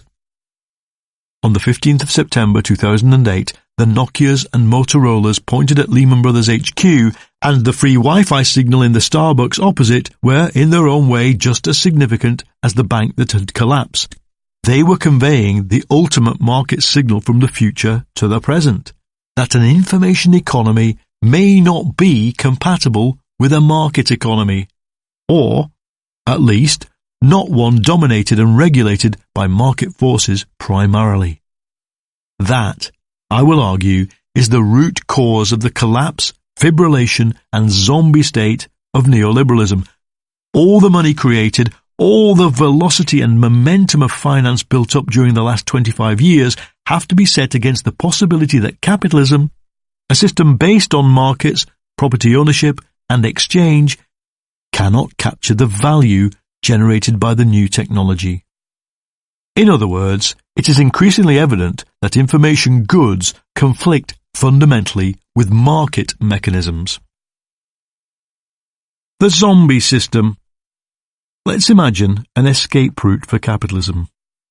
During the next decade, central banks withdraw from QE in an orderly way. They refrain from using the printed money to write off their own government debts. The private market for government bonds, suppressed for a decade, revives. Plus, governments agree to suppress financial mania for all time. They pledge to raise interest rates in response to all future bubbles. They remove forever the implicit guarantee of bank bailouts. All other markets, for credit, for shares, for derivatives, would then correct to reflect the increased risk of financial capitalism. Capital would be reallocated to productive investment and away from speculative finance. Ultimately, the world would have to return to exchange rates pegged against a new global currency managed by the IMF, with the Chinese RMB becoming a fully tradable reserve currency like the dollar. That would address the systemic threat posed by fiat money, the lack of credibility arising from the danger that globalization will break up. But the price would be a permanent end to the global imbalances. The currencies of surplus countries would rise, and China, India and the rest would have to give up their cheap labour advantage. At the same time, financialization would have to be reversed. You would need a shift of political power away from banks and the politicians who support them towards a policy favouring the onshoring of industry and services back to the West in order to create high-wage employment across the developed world. As a result, financial complexity would shrink, wages would grow, and the financial sector's share of GDP would be reduced, as would our reliance on credit. The most far-sighted among the global elite know this is the only answer: stabilization of fiat money, a retreat from financialization, and an end to the imbalances. But there are enormous social and political obstacles. In the first place, the rich are opposed to increased wages and regulated finance. They want the opposite. Secondly, there would be winners and losers at a national level. The German ruling elite benefit from the debt colonization of Greece and Spain. The Chinese ruling elite benefit from being the gatekeeper to a cheap labour economy of 1.4 billion people. They have a vested interest in blocking the escape route. But here's the biggest problem. For this scenario to work, huge, unpayable sovereign debts would have to be written down, together with a large proportion of the world's household and corporate debts. There is, however, no global system to achieve this. Write America's debts down and Chinese savers lose. The result would be to break the essential deal between Asia and the West. You borrow, we lend. Write off the Greek debt to the EU, and it is German taxpayers who lose tens of billions, again breaching an essential deal. The outcome of this best-case scenario, even if the transition could be managed peacefully, would be a complete breakdown of globalization. And, of course, it cannot be managed peacefully. Russia has, since 2014, become a power dedicated to disrupting the Western economies, not cooperating with them. China, for all the soft power it has begun to project, cannot do what America did at the end of the Second World War: absorb the world's debts, set explicit rules, and create a new global currency system. Meanwhile, in the West, there is no sign of any strategy resembling the one outlined above. There is talk of it, from the lionizing of the French economist Thomas Piketty to the Bundesbank's calls in 2014 for higher wages in Europe. But in practice, the mainstream parties remain wedded to neoliberalism. And without the escape route, the prospect looks more and more like long-term stagnation. In 2014, the OECD released its projections for the world economy in the years between now and 2060. World growth will slow to 2.7%, said the Paris-based think tank, because the catch-up effects boosting growth in the developing world, growing population, education, urbanization, will peter out. Even before that, near stagnation in advanced economies indicates average global growth of just 3% over the next 50 years, significantly below the pre-crisis average. Meanwhile, because semi-skilled jobs will become automated, leaving only high and low-paid ones, global inequality will rise by 40%. By 2060, countries such as Sweden will have the levels of inequality currently seen in the USA. Think Gary, Indiana, in the suburbs of Stockholm. There is also the very real risk that climate change will begin to destroy capital, coastal land, and agriculture, shaving up to 2.5% off world GDP and 6% in Southeast Asia. But the bleakest part of the OECD report lies not in what it projects, but what it assumes: a rapid rise in productivity due to information technology. 3/4 of all growth to 2060 is expected to come from increased productivity. However, that assumption is, as the report states euphemistically, quotes, high compared with recent history. In fact, as I will explore in Chapter 5, there is no certainty at all that the information revolution of the past 20 years will turn into the kind of growth and productivity that can be measured in market terms. In that case, there is substantial risk that the meagre 3% annual growth projected by the OECD over the next 50 years will be closer to 0.75. Then, there's the migration problem. To make the OECD's central growth scenario work, Europe and the USA have to absorb 50 million migrants each between now and 2060, with the rest of the developed world assimilating another 30 million. Without them, the workforce and the tax base of the West shrinks so badly that states go bust. The risk, as signalled by a 25% vote for the Front National in France and armed right-wingers haranguing migrant kids on California's border with Mexico, is that the populations of the developed world will not accept it. Allow yourself to imagine the world of 2060 as the OECD predicts it. Los Angeles and Detroit look like Manila today, abject slums alongside guarded skyscrapers. Stockholm and Copenhagen look like the destroyed cities of the American Rust Belt. The middle-income job has disappeared. Capitalism will be in its fourth decade of stagnation. Even to achieve this glittering future, says the OECD, we have to make labour, quotes, more flexible and the economy more globalised.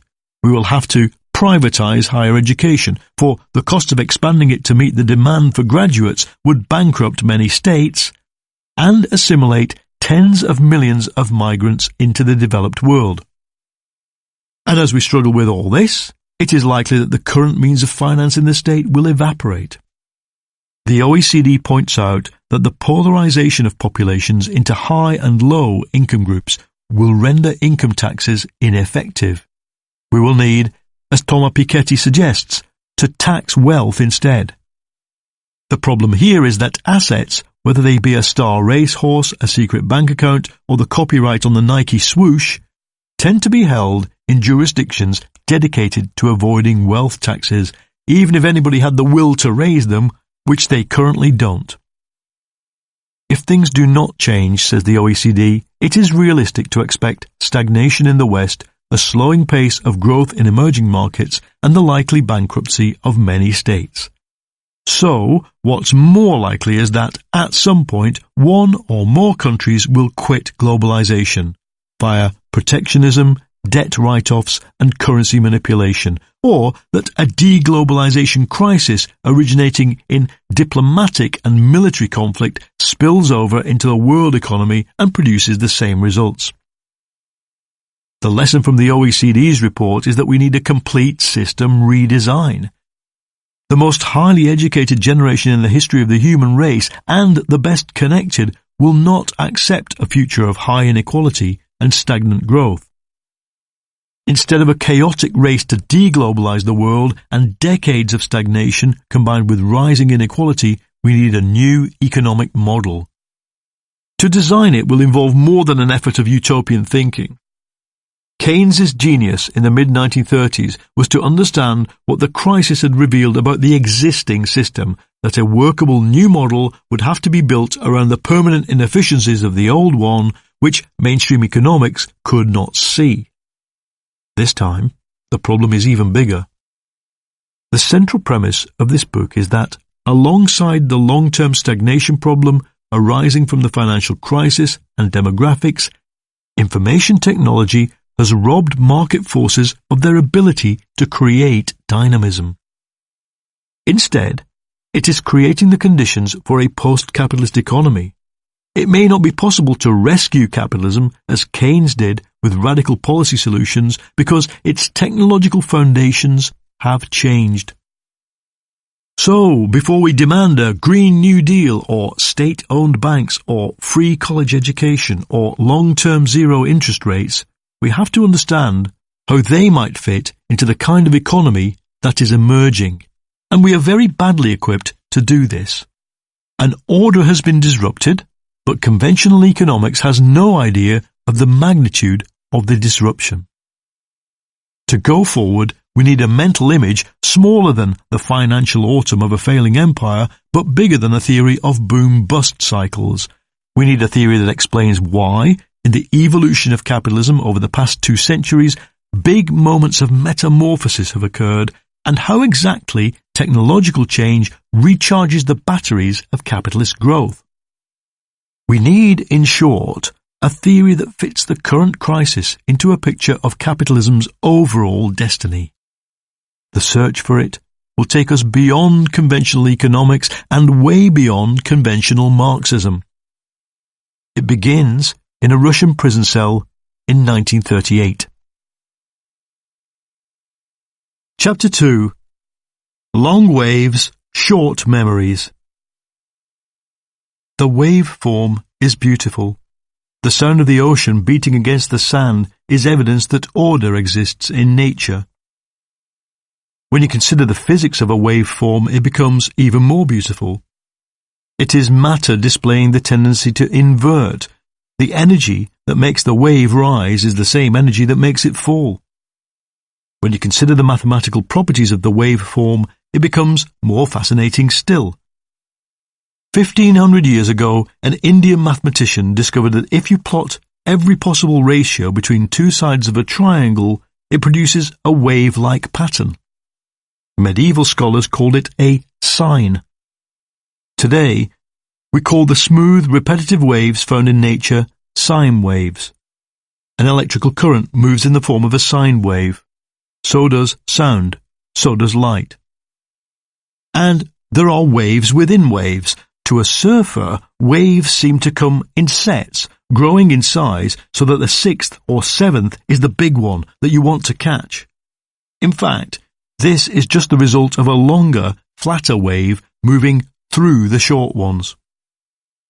This relationship of long waves to short ones is a source of order in acoustics. For musicians, the harmonics created by short waves within longer waves are what gives each instrument its particular sound. Music is in tune when long and short waves are in strict mathematical proportion. Waves are ubiquitous in nature. In fact, at the subatomic level, the wave-like movement of a particle is the only way we can know it exists. But waves also exist within big, complex and unnatural systems such as markets. For those who analyze stock markets, the waveform has become like a religious icon. They use tools to filter out the noise of daily fluctuations to produce a predictive curve. Peaks and troughs have become everyday economic terms. But in economics, the waveform can be dangerous. It can imply order and regularity where there is none. A sound wave simply decays into silence. But waves generated from random data become distorted and disrupted after a time. And the economy is a world of complex, random events, not simple waves. It was the wave chart experts of the last boom who failed to predict the slump. In surfing terms, they were looking at waves instead of sets, sets instead of tides, tides instead of the tsunami that was about to hit them. We think of a tsunami as a big wave, a wall of water. In fact, a tsunami is a long wave. It swells and it keeps on coming. For the man who discovered their existence in economics, long waves proved fatal. Death by firing squad. The prisoner shuffles. He can't walk. He is partially blind, has chronic heart disease and clinical depression. There is no way that I can force myself to think systematically, he writes. To think scientifically at all without actively working on materials and books and with headaches is very difficult. Nikolai Kondratiev had spent 8 years as a political prisoner in Suzdal, east of Moscow, reading only the books and newspapers permitted by Stalin's secret police. He had shivered in winter and sweltered in summer, but his ordeal would soon be over. On the 17th of September 1938, the day his original sentence expired, Kondratiev was tried a second time, convicted of anti-Soviet activity, and executed in his cell by firing squad. Thus perished one of the giants of 20th century economics. In his time, Kondratiev ranked alongside globally influential thinkers such as Keynes, Schumpeter, Hayek, and Gini. His crimes were fabricated. An underground peasant labour party, of which he was supposed to be the leader, did not exist. Kondratiev's real crime, in the eyes of his persecutors, was to think the unthinkable about capitalism, that instead of collapsing under crisis, capitalism generally adapts and mutates. In two pioneering works of data mining, he showed that beyond short-term business cycles, there is evidence of a longer, 50-year pattern whose turning points coincide with major structural changes within capitalism and major conflicts. Thus, these moments of extreme crisis and survival were not evidence of chaos, but of order. Kondratiev was the first person to show the existence of long waves in economic history. Though it was later popularized as a wave theory, Kondratiev's most valuable insight was to understand why the global economy goes through sudden change, why capitalism hits structural crisis, and how it morphs and mutates in response.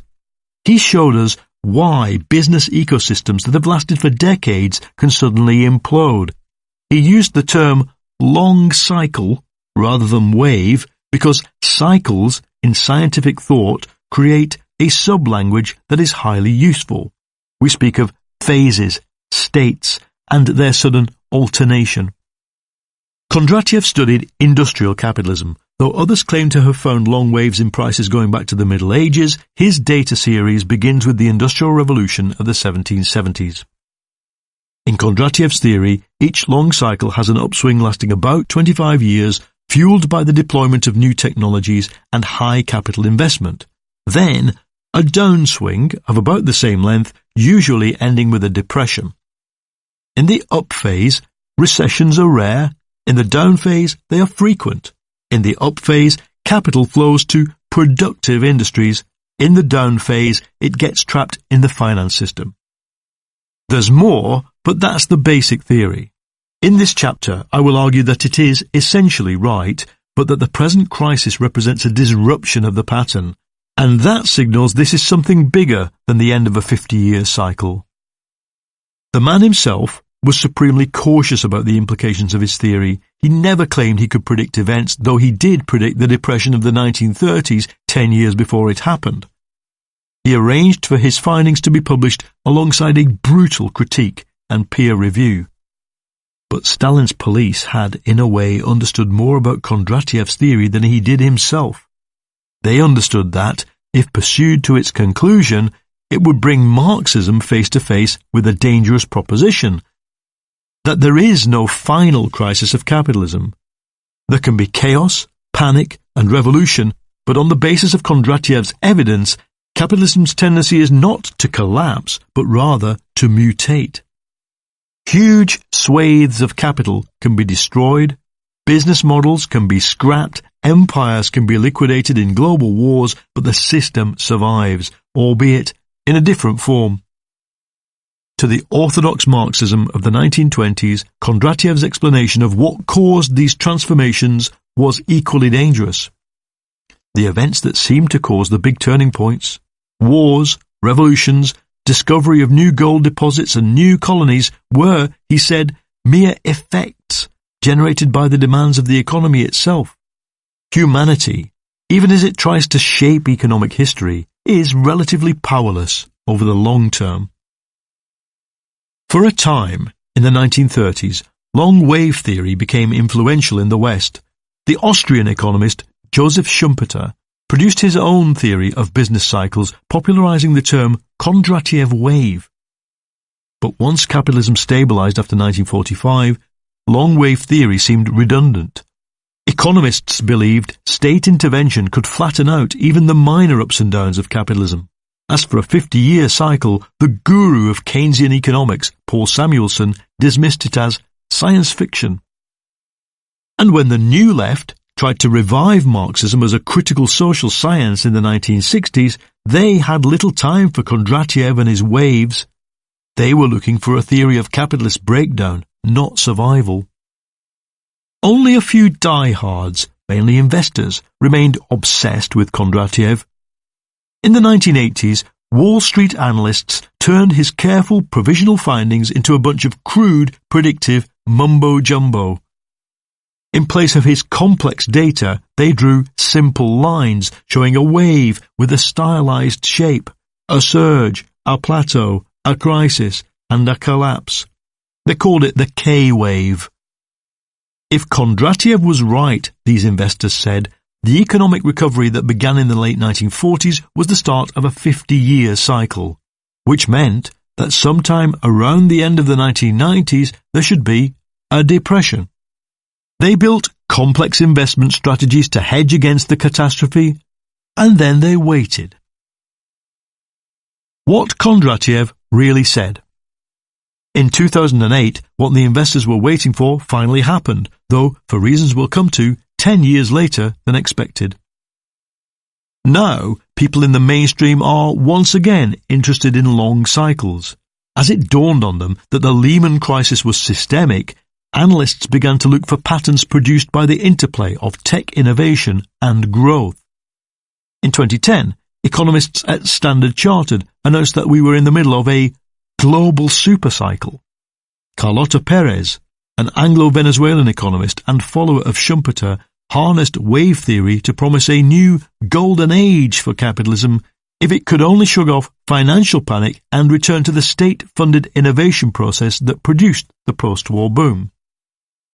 But to use Kondratiev's insight properly, we have to understand what he really said. His original research in the 1920s was based on data for 5 advanced economies between 1790 and 1920. It did not track GDP directly, but interest rates, wages, commodity prices, coal and iron production, and foreign trade. Using the most advanced statistical techniques of his time, and 2 assistants whose job title was computer, he established a trend line out of the raw data. He divided the data against population size and smoothed it out using a 9-year moving average to filter out random fluctuations and shorter cycles.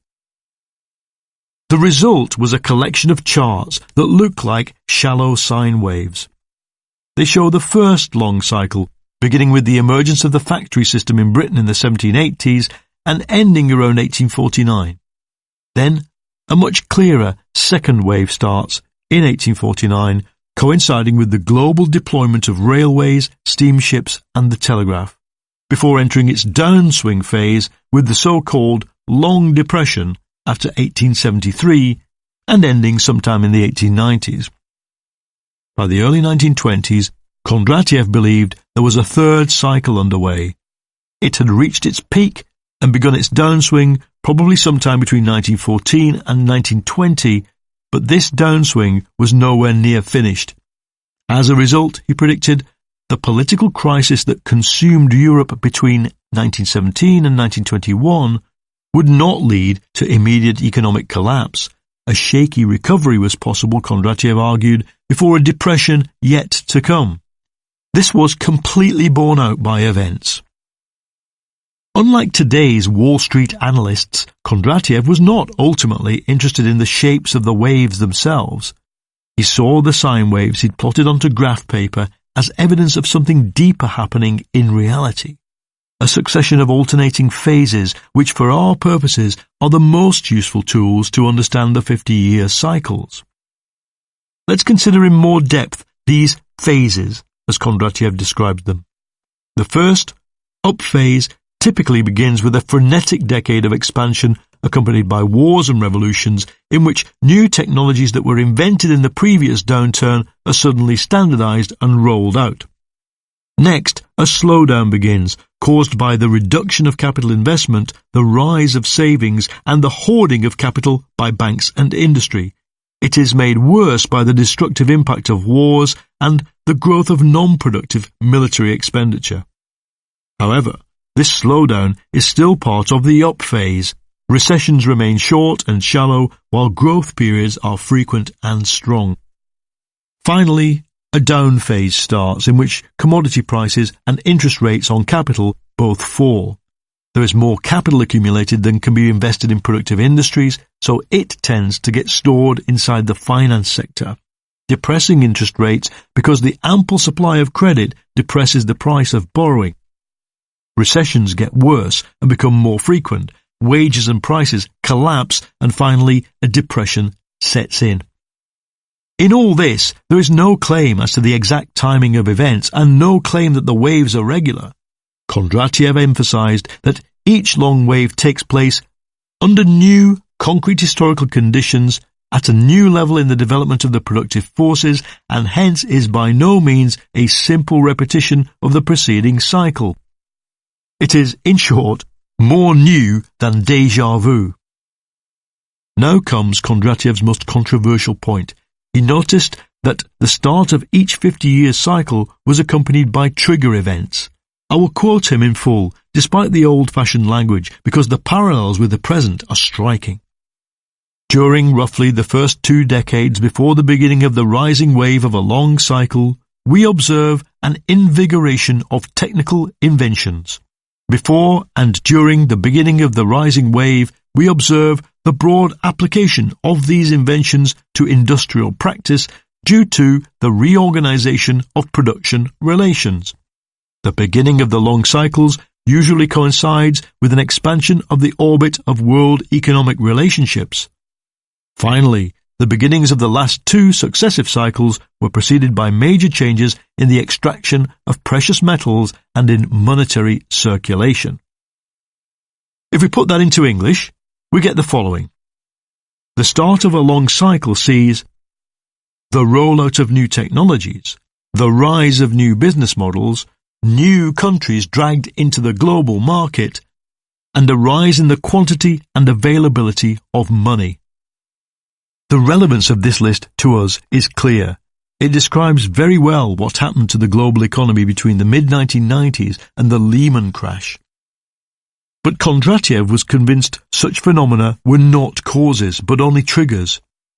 We are no way inclined to think that this provides any form of explanation for the causes of long cycles, he insisted. Kondratiev was determined to find the cause of long cycles in the economy, not in technology or global politics, and he was right. But in the search for it, he relied on theories that had been advanced by Karl Marx to explain the shorter 10-year business cycles of the 19th century, namely the exhaustion of capital investment and the need for reinvestment. If, he argued, the regular crises that come along every decade are the result of the need to replace tools and machines, then 50-year crises are probably caused by the quotes, wear and tear, replacement and increase in those basic capital goods requiring a long period of time and tremendous investment for their production. He had in mind, for example, the canal boom of the late 18th century and the railway boom of the 1840s. In Kondratiev's theory, a long wave takes off because large amounts of cheap capital have been accumulated, centralized and mobilized in the financial system, usually accompanied by a rise in the supply of money, which is needed to fund the investment boom. Grandiose investments are begun. Canals and factories in the late 18th century, railways and urban infrastructures in the mid-19th century. New technology is deployed and new business models created, leading to a struggle for new markets, which stimulates the intensification of wars as rivalries over colonial settlements increase. New social groups associated with the rising industries and technologies clash with the old elites, producing social unrest. Some of the details are obviously specific to each particular cycle, but what's important in Kondratiev's thesis is the argument about cause and effect. Takeoff is caused by capital accumulating faster than it is invested during the previous depression phase. One effect of this is the search for an expanded supply of money, another is the increased availability of new, cheaper technologies. Once a new growth spurt begins, the effect is a spate of wars and revolutions. Kondratiev's insistence on economic causes and political technological effects would come under attack from 3 directions. First, from Marxists who insisted that the major turning points in capitalism could only be caused by external shocks. Secondly, from Schumpeter, his contemporary, who argued that long waves are driven by technology, not the rhythms of capital investment. A third set of critics said that, in any case, Kondratiev's data was at fault and that evidence of waves was overstated. But Kondratiev was right, and his arguments about causation brilliantly describe what has happened to the economy since 1945.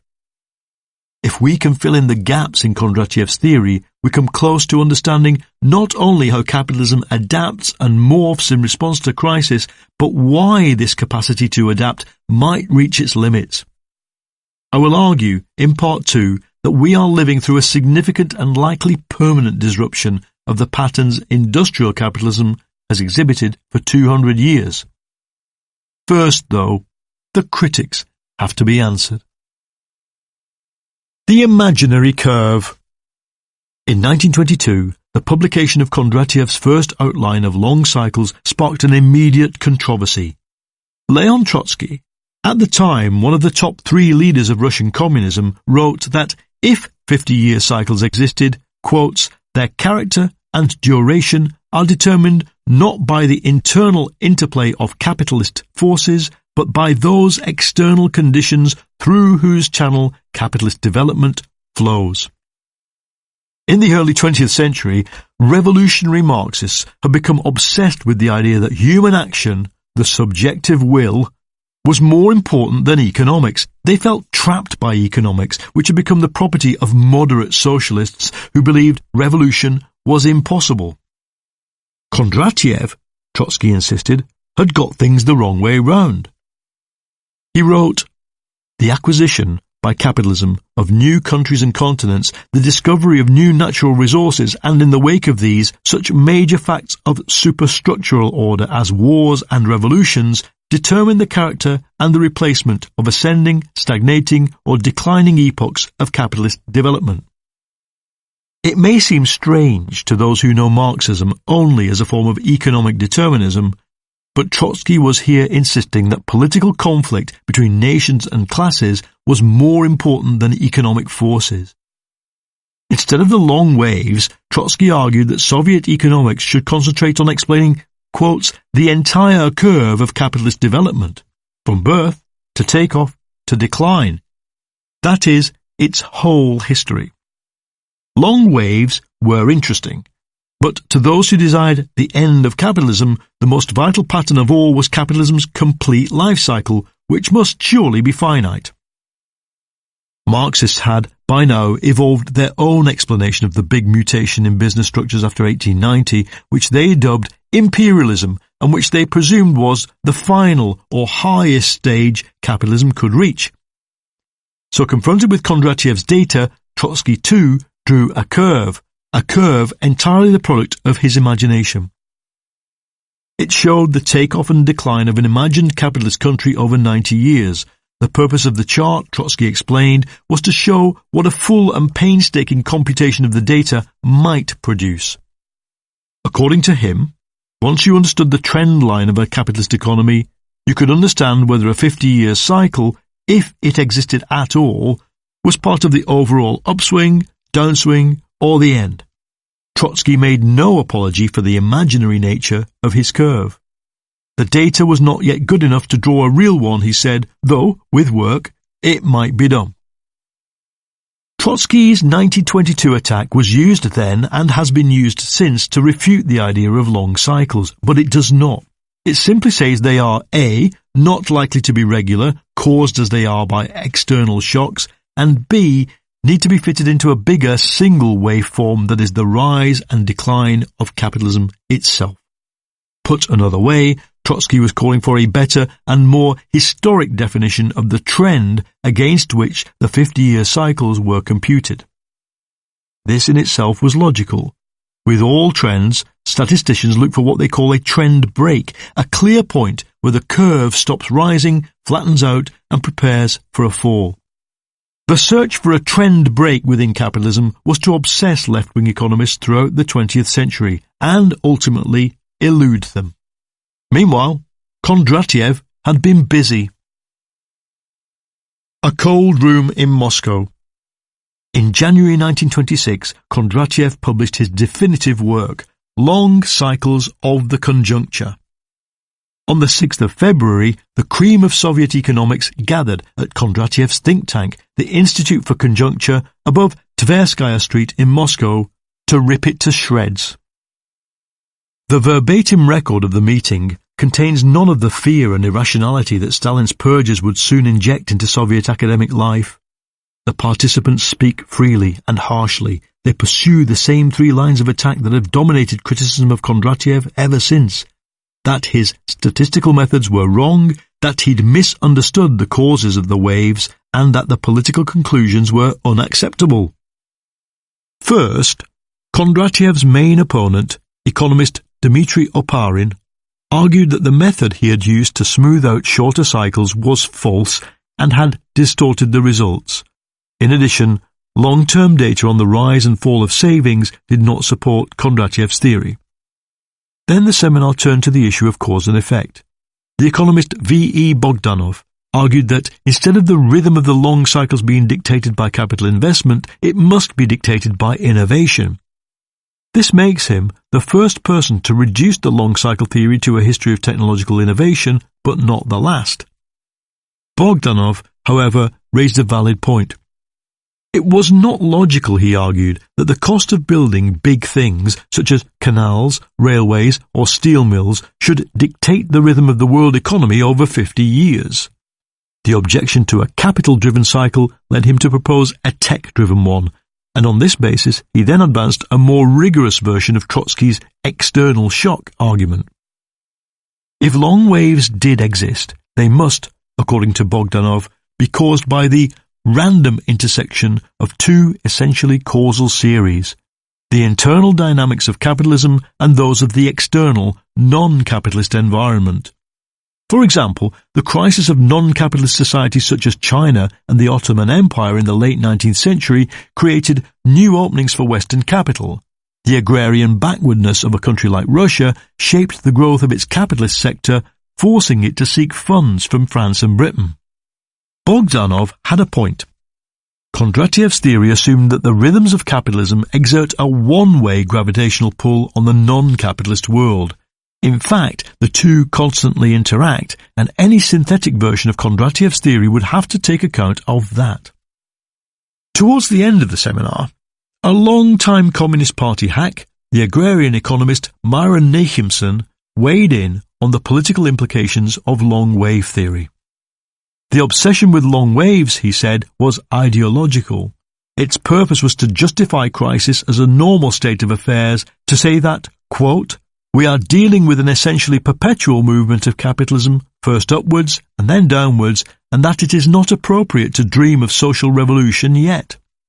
Long cycles, Nachimson realized, would pose a big theoretical challenge to Bolshevism, whose premise was capitalism's imminent doom. The debate gets close to the heart of the problem with Kondratiev's work. 1. He saw the dynamics of capital investment as the primary cause of 50-year crises, yet his account of these dynamics was not sophisticated. 2. He assumed the non-capitalist world was the passive bystander to capitalist wave patterns when it was not. 3. At this point, though he saw each wave as a more complicated version of the next, he failed to situate the role of long waves within the ultimate destiny of capitalism. And there was another, related problem with Kondratiev's work, the data problem. It has pursued long cycle theory all the way through from the era of the slide rule to that of the Linux box. We must consider it here because the data problem has acted like a no-entry sign to Kondratiev's work for a generation. The challenge of random numbers. It's a mark of Kondratiev's ambition that the research group he ran employed one of the great mathematicians of the 20th century, Eugen Slutsky. And while Kondratiev wrestled with real data, Slutsky was engaged in a project of his own using random numbers. Slutsky showed that by applying a moving average to random data, you can easily generate wave patterns that look like real economic facts. To prove the point, he produced a wave pattern from random lottery numbers and superimposed it onto a chart of British growth statistics. When the one was squashed down onto the other, the shapes looked remarkably similar.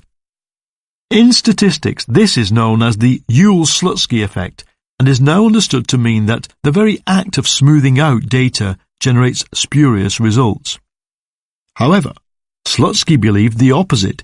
He believed that the emergence of regular wave patterns from random events was real, not just in economics, but in nature.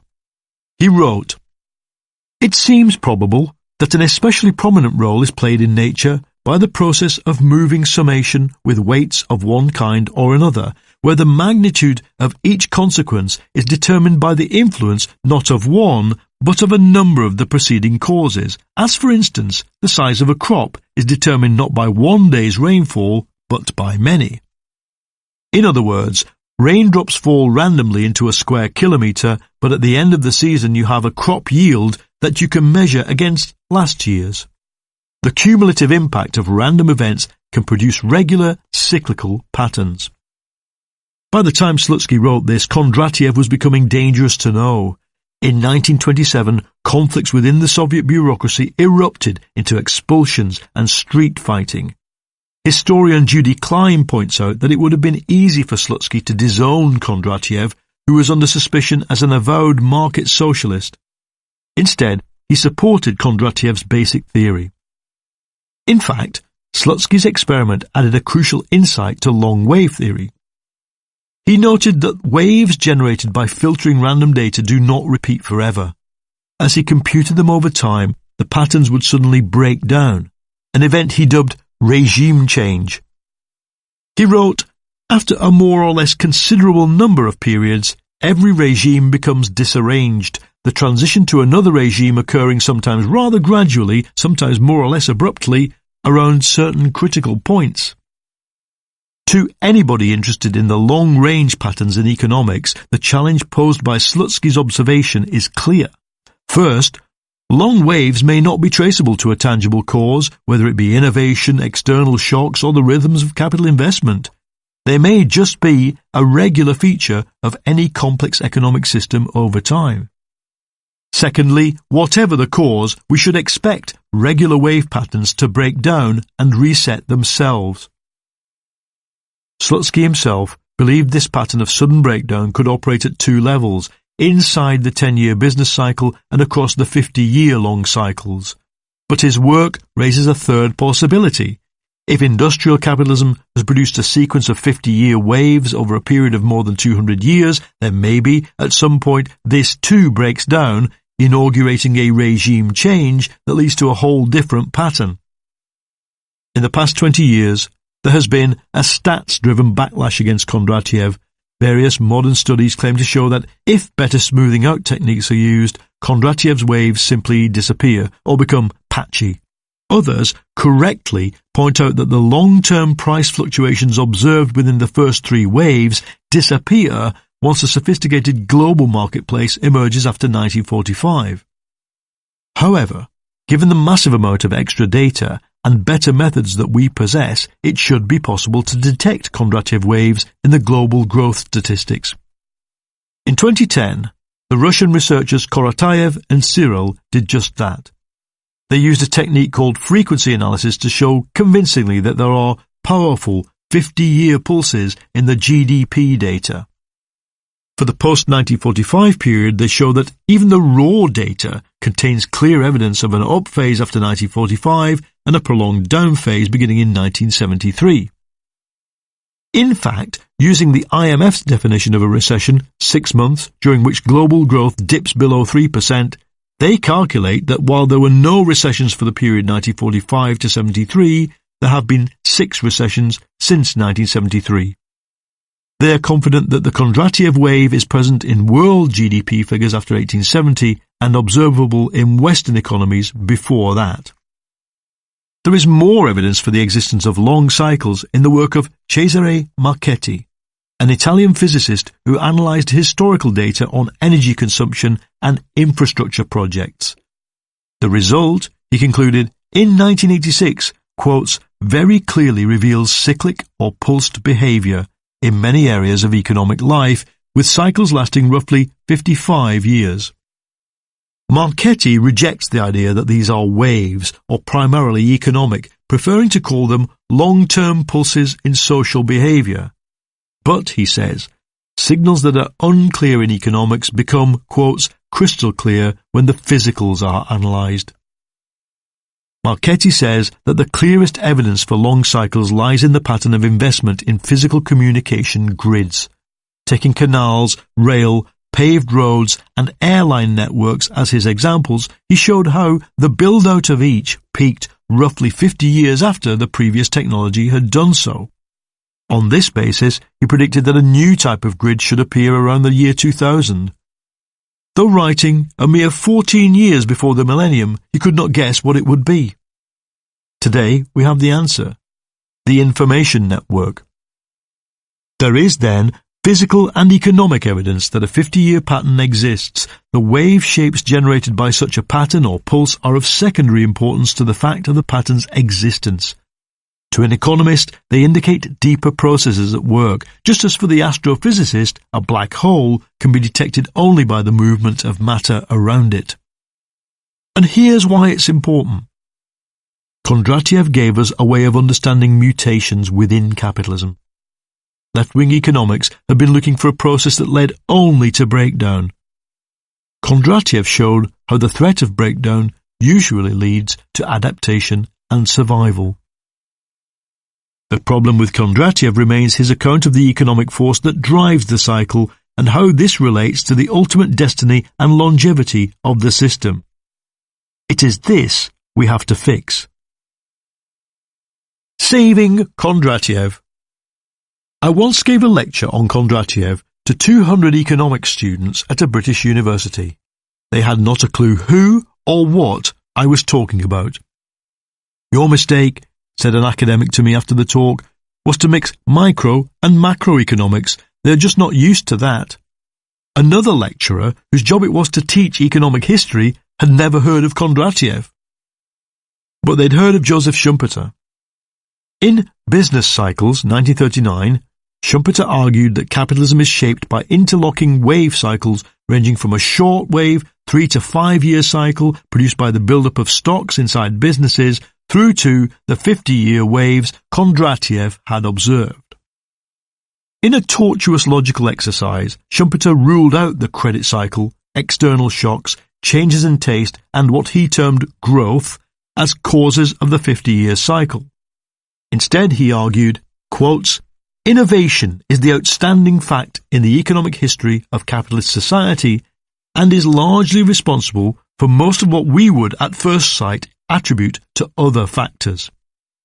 He then supplied a detailed history of each of Kondratiev's waves as an innovation cycle.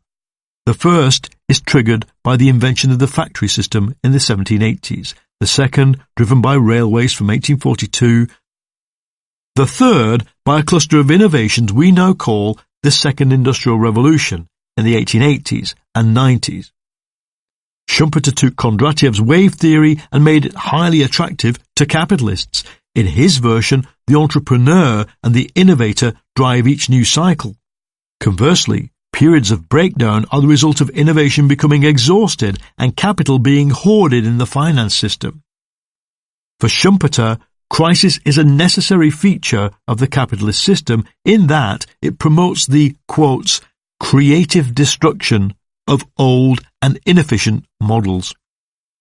And though Kondratiev was largely forgotten, Schumpeter's work has lived on as a kind of religious insight, a techno-determinist account of boom and bust that mainstream economists can turn to at times of crisis when their normative beliefs fail.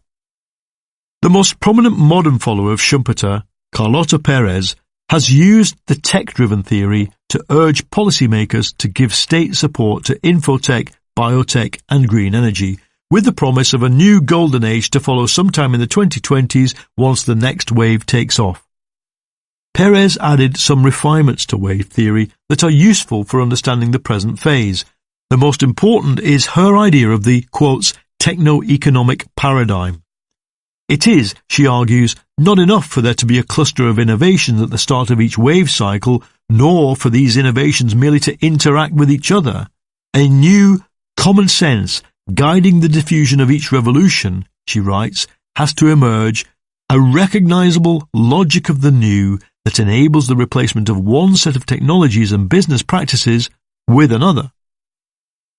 But by dating the waves from the invention of key technologies, not their rollout, Perez departs both from Kondratiev and Schumpeter. And she proposes a different causal sequence. Innovators invent. Financiers get excited and speculate. It all ends in tears, and the state moves in, regularizing the situation so that a golden age of high growth and productivity can occur. Perez's supporters say this date sequence is just a repackaging of Schumpeter, with the start point of each wave dragged 25 years earlier. But it is more than that.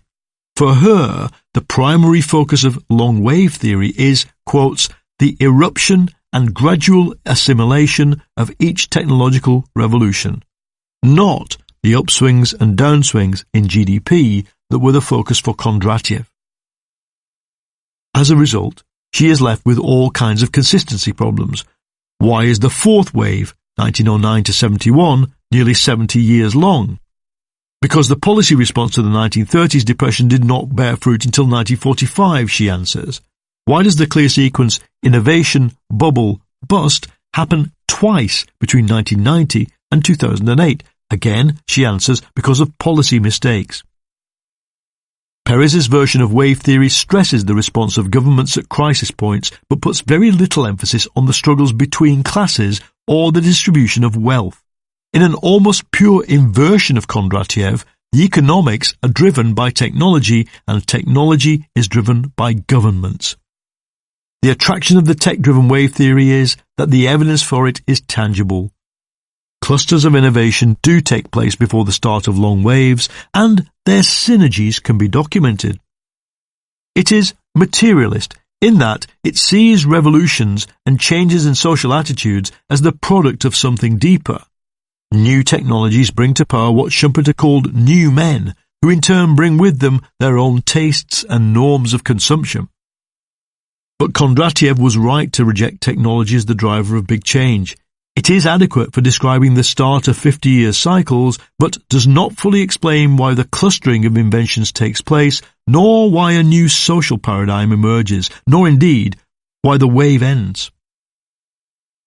If we stick with Kondratiev and extend his sequence of long cycles to the present, drawing on Marchetti's physicals and much better data than that which was available in the 1920s, we can draw the following outline. Industrial capitalism has gone through 4 long cycles, leading to a 5th whose takeoff has stalled. 1. 1790 to 1848. The first long cycle is discernible in the English, French and US data. The factory system, steam-powered machinery and canals are the basis of the new paradigm.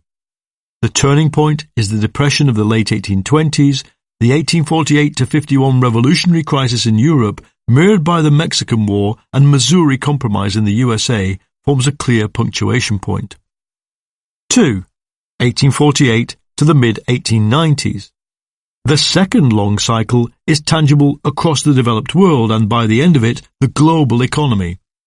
Railways, the telegraph, ocean-going steamers, stable currencies, and machine-produced machinery set the paradigm. The wave peaks in the mid-1870s, with financial crisis in the USA and Europe leading to the Long Depression, 1873 to 96. During the 1880s and 90s, new technologies are developed in response to economic and social crises coming together at the start of the third cycle. 3. 1890s to 1945. In the third cycle, heavy industry, electrical engineering, the telephone, scientific management and mass production are the key technologies. The break occurs at the end of the First World War, the 1930s depression, followed by the destruction of capital during the Second World War, terminate the downswing. 4. Late 1940s to 2008. In the fourth long cycle, transistors, synthetic materials, mass consumer goods, factory automation, nuclear power, and automatic calculation create the paradigm, producing the longest economic boom in history. The peak could not be clearer: the oil shock of October 1973, after which a long period of instability takes place, but no major depression. 5. In the late 1990s, overlapping with the end of the previous wave, the basic elements of the fifth long cycle appear. It is driven by network technology, mobile communications, a truly global marketplace, and information goods. But it has stalled, and the reason it has stalled has something to do with neoliberalism and something to do with the technology itself. This is just an outline, a list of start and end points, technology clusters, and significant crises. To go any further, we need to understand the dynamics of capital accumulation better than Kondratiev did, and in ways the techno-theorists barely touch. We need not only to understand that capitalism mutates, but also to understand what within the economy drives the mutations and what might limit them. Kondratiev gave us a way to understand what systems theorists call the meso-level in economics, something between an abstract model of the system and its concrete history. He left us a better way to understand its mutations than the theories advanced by 20th century followers of Marx, who focused on external factors and doom scenarios. We're not done with Kondratiev yet, but to complete what he tried to do, we have to dive into a problem that has obsessed economics for more than a century. What causes crisis? Chapter 3. Was Marx right? In 2008, something bizarre happened to Karl Marx. "He's back," shouted a headline in the London Times. The German publishers of Marx's Capital reported a 300% increase in sales after a government minister declared his ideas not so bad. Meanwhile, in Japan, a manga version of Capital went viral. In France, Nicolas Sarkozy was photographed leafing through the French edition of Marx's masterpiece. The catalyst for Marx mania was, of course, the financial crisis. Capitalism was collapsing. Marx had predicted it, so he should be deemed right, or reappraised, or at least allowed some posthumous schadenfreude. But there's a problem. Marxism is both a theory of history and a theory of crisis. As a theory of history, it is superb. Armed with an understanding of class, power, and technology, we can predict the actions of powerful men before they know what they're going to do themselves. But as a theory of crisis, Marxism is flawed. If we are going to utilize Marx in the present situation, we need to understand his limitations and the theoretical mess his followers got into as they tried to overcome those limitations. These are not dead questions. The more Marx's bearded face pops up in the panicked pages of mainstream newspapers, and the deeper the social catastrophe inflicted on the youth of tomorrow, the greater the chance becomes that they will try to repeat the failed experiments of Marx's followers, Bolshevism, and the forced March abolition of the market. The premise of this book, that there is a different route beyond capitalism and different means to achieve it, demands we deal with the Marxist theory of crisis here. So what's the problem? Marx understood that capitalism is an unstable, fragile, and complex system. He recognized that class gives different agents in the market unequal power. But Marxism underestimated capitalism's capacity to adapt. The man himself had witnessed only one global adaptation, the upswing of the second long wave in the 2 decades following the 1848 revolution. Tragically, by the time his followers were in the middle of the third long wave, Marxist economics had stopped evolving as an effective theory of systems. In the end, 3 general features of complex adaptive systems were to challenge Marxism. First, such systems tend to be open. That is, they thrive on contact with the world outside. Second, they respond to challenges by innovating and transforming in unpredictable ways, with each innovation producing an intricate new set of opportunities for growth and expansion within the system. Third, they generate emergent phenomena, which can only be studied at a higher level than the workings of the system itself.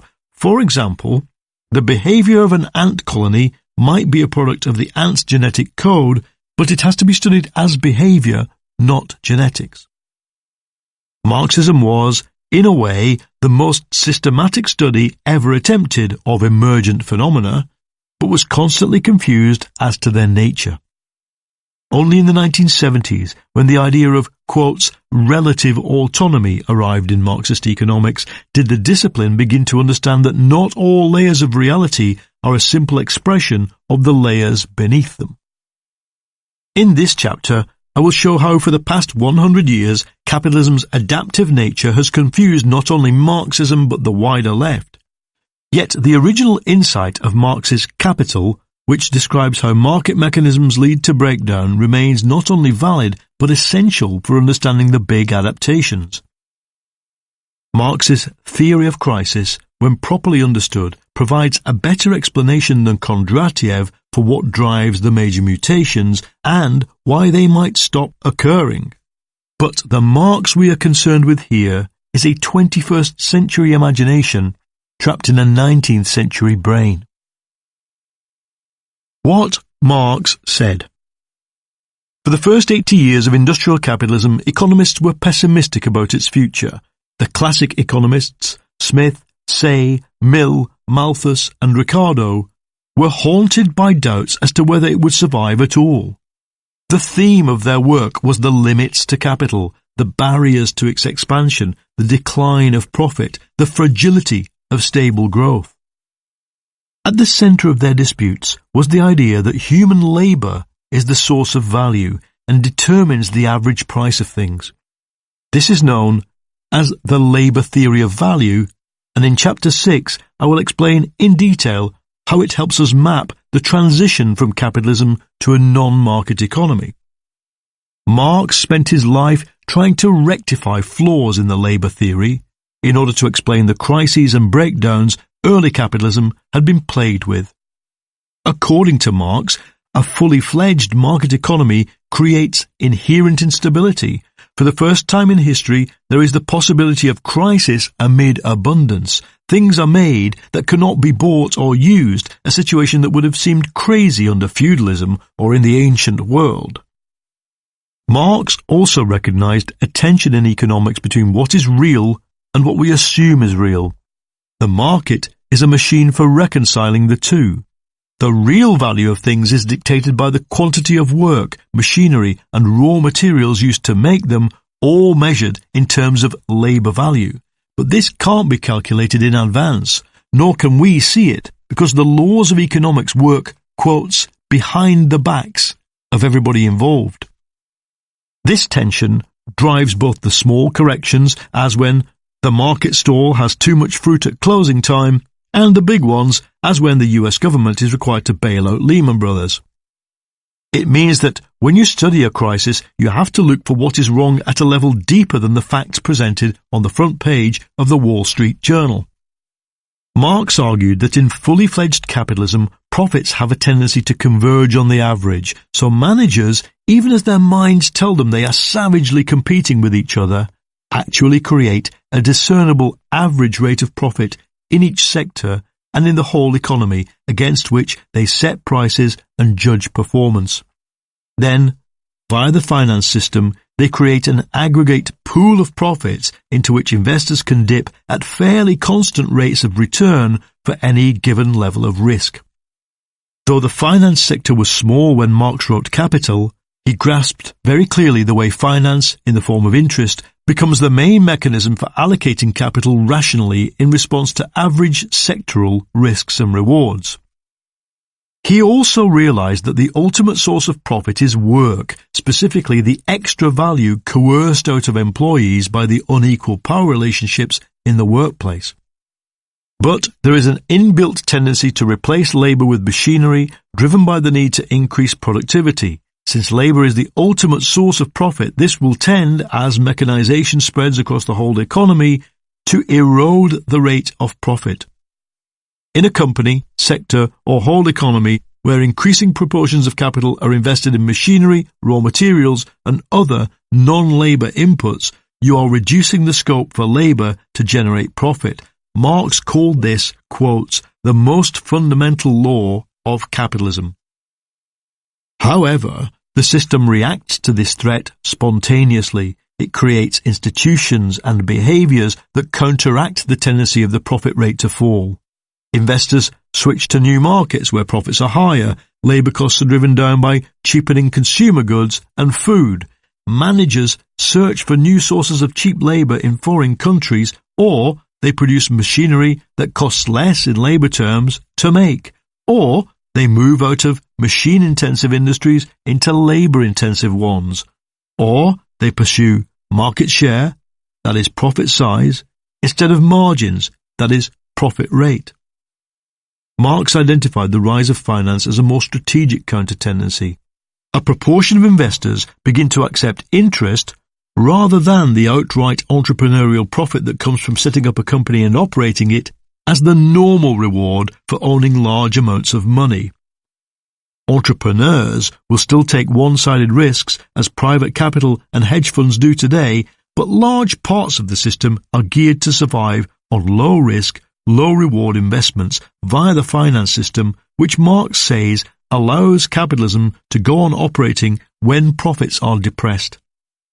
We must be crystal clear on this. For Marx, these counter-tendencies operate constantly. A crisis happens only when they become exhausted or break down. That is, when you run out of cheap labour, or new markets fail to appear, or the finance system can no longer safely hold all the capital that risk-averse investors are trying to store there. In summary, Marx argued that crisis is the pressure valve for the system as a whole. It is a normal feature of capitalism and a product of its technological dynamism.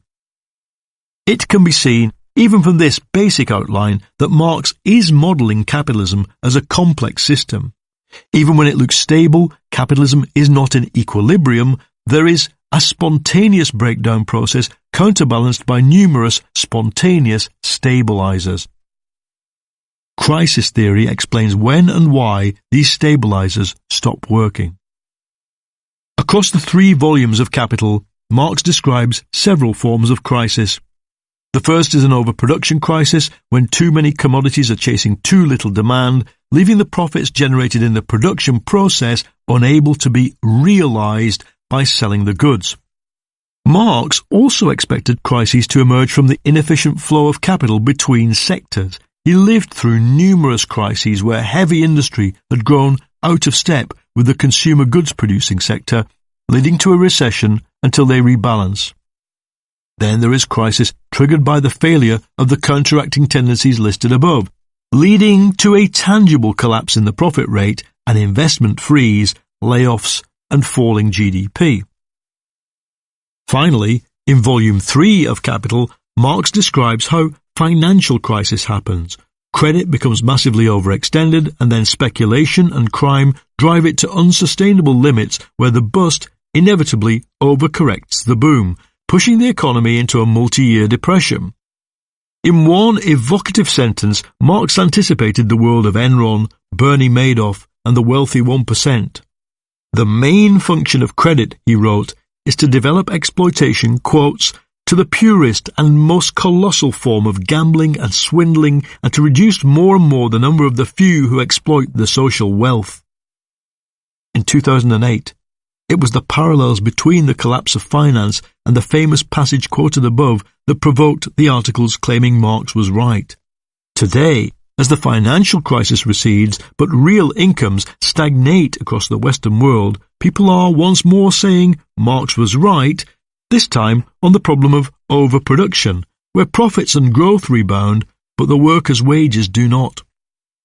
However, Marx's theory of crisis is incomplete. It contains logical flaws that took its supporters a long time to resolve, above all at the point where he tries to connect his abstract model to concrete reality. Furthermore, it is a product of his time. Marx could not take into account the major phenomena of the 20th century: state capitalism, monopolies, complex financial markets, and globalization.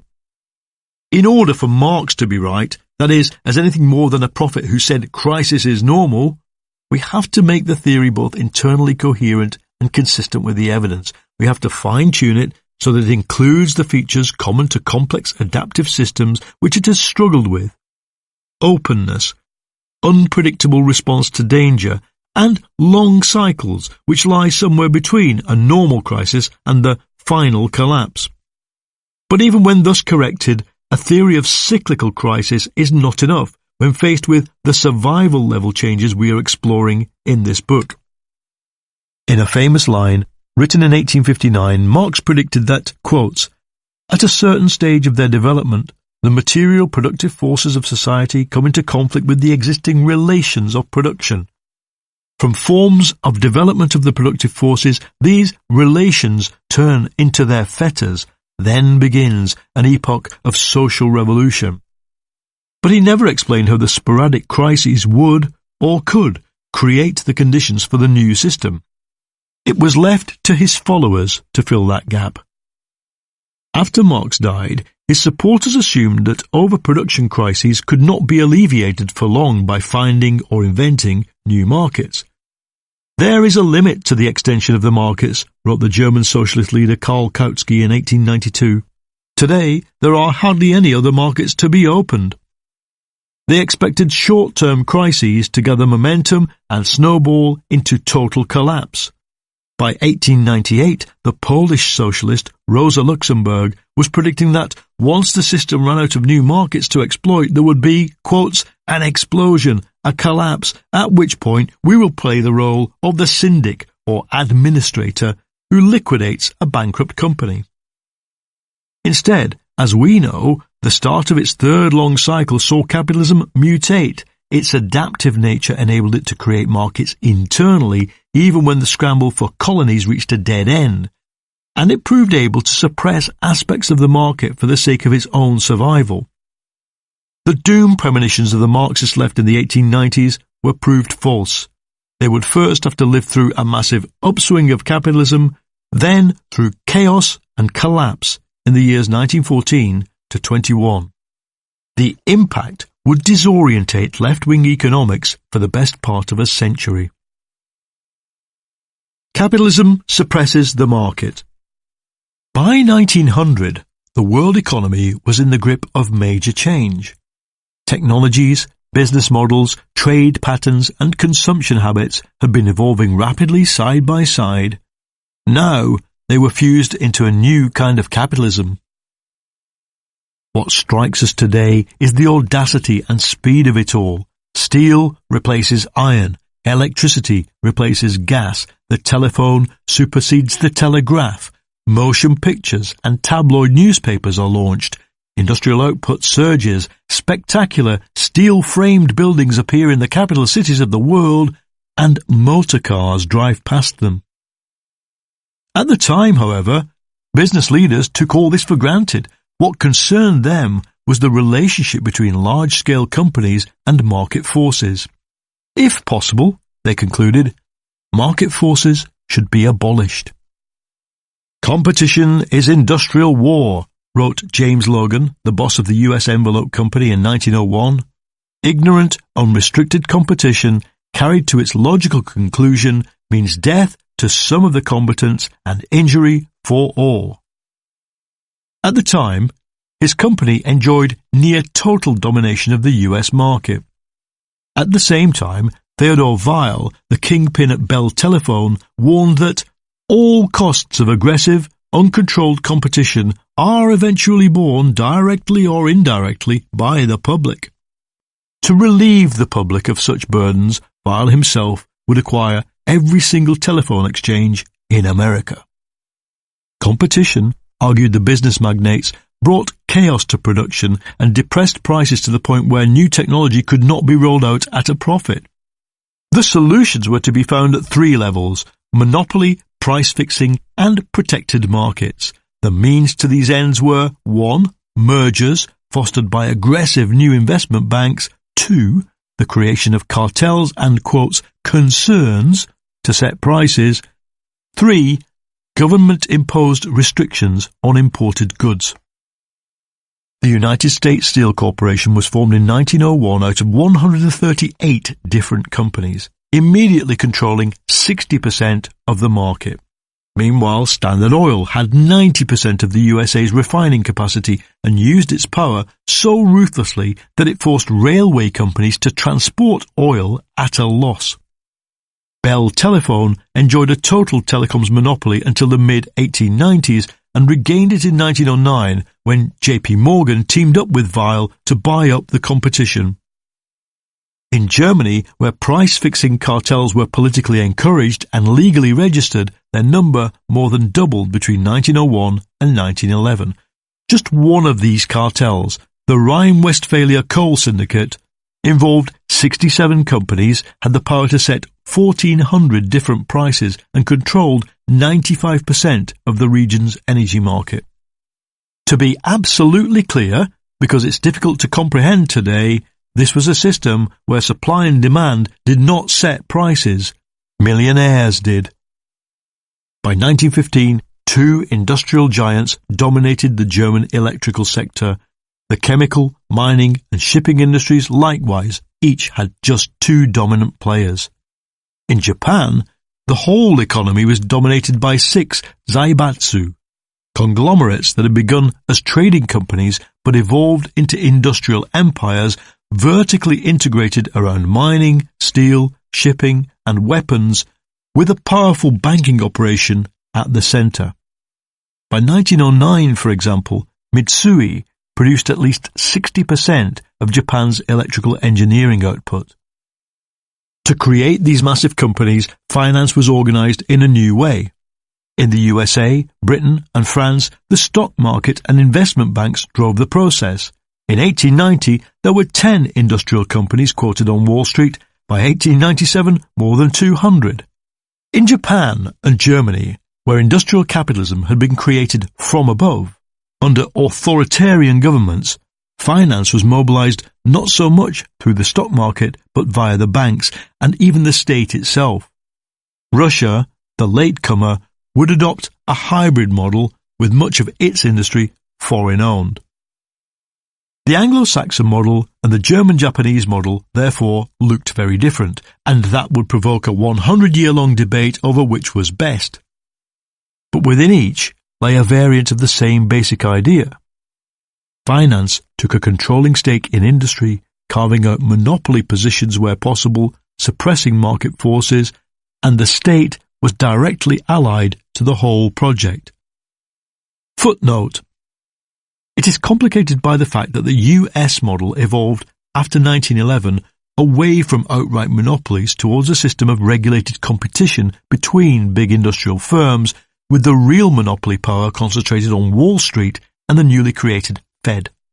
This generated a lot of anti-monopoly bluster from the American right, clouding the fact that throughout the whole period under consideration, monopolies were the norm in the USA. End of footnote. The market had, in short, become organised. Now it had to be protected. Alongside the scramble for colonies, the great powers threw up numerous tariffs on external trade, explicitly designed to promote the interests of their companies. By 1913, for example, most industrial countries were protecting their domestic industries with double-digit import taxes on manufactured goods. The monopolies, in return, placed key personnel inside governments. The ideology of the state as a night watchman, standing aloof from economic life, was dead. The emergence of this new system was not crisis-free. In America, a mini-depression in 1893 to 97 accelerated the merger process. Then, in 1907, a financial crash corrected the overvaluation of stocks issued during the merger boom. Both Japan and Germany saw the process of concentration accelerated by short spasms of boom and bust in the 1890s. But if we take the whole period from around 1895 through to the First World War, progress outweighed crisis. The US economy doubled in size in the decade to 1910, while Canada's trebled. Even in Europe, where the boost from labour migration was not as great, Italy's economy grew by 1/3 in these 10 years and Germany's by 1/4. This was the upswing of the third Kondratiev wave. You can read the results in the cityscapes of New York, Shanghai, Paris and Barcelona. The most enduring and beautiful public buildings, libraries, pubs, offices, even bathhouses, are usually from the period between 1890 and 1914. The story they tell is clear. During the time we call the Belle Époque, or the Progressive Era, a time of rapid growth, liberalization, and cultural uplift, the world prospered not through the market, but by the controlled suppression of it. Back then, this caused scant confusion for conservatives. The people it confused were the Marxists. Capitalism mutates. The task of updating Marxist economics fell to a 33-year-old Austrian doctor called Rudolf Hilferding.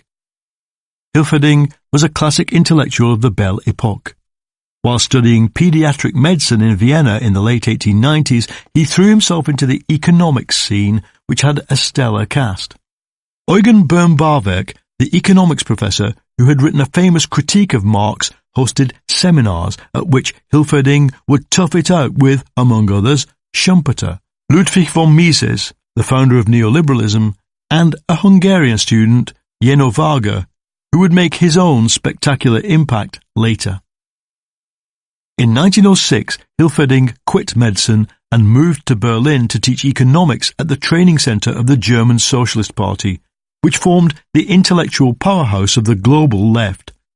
In 1910, Hilferding gave the fusion of bank and industrial capital a name.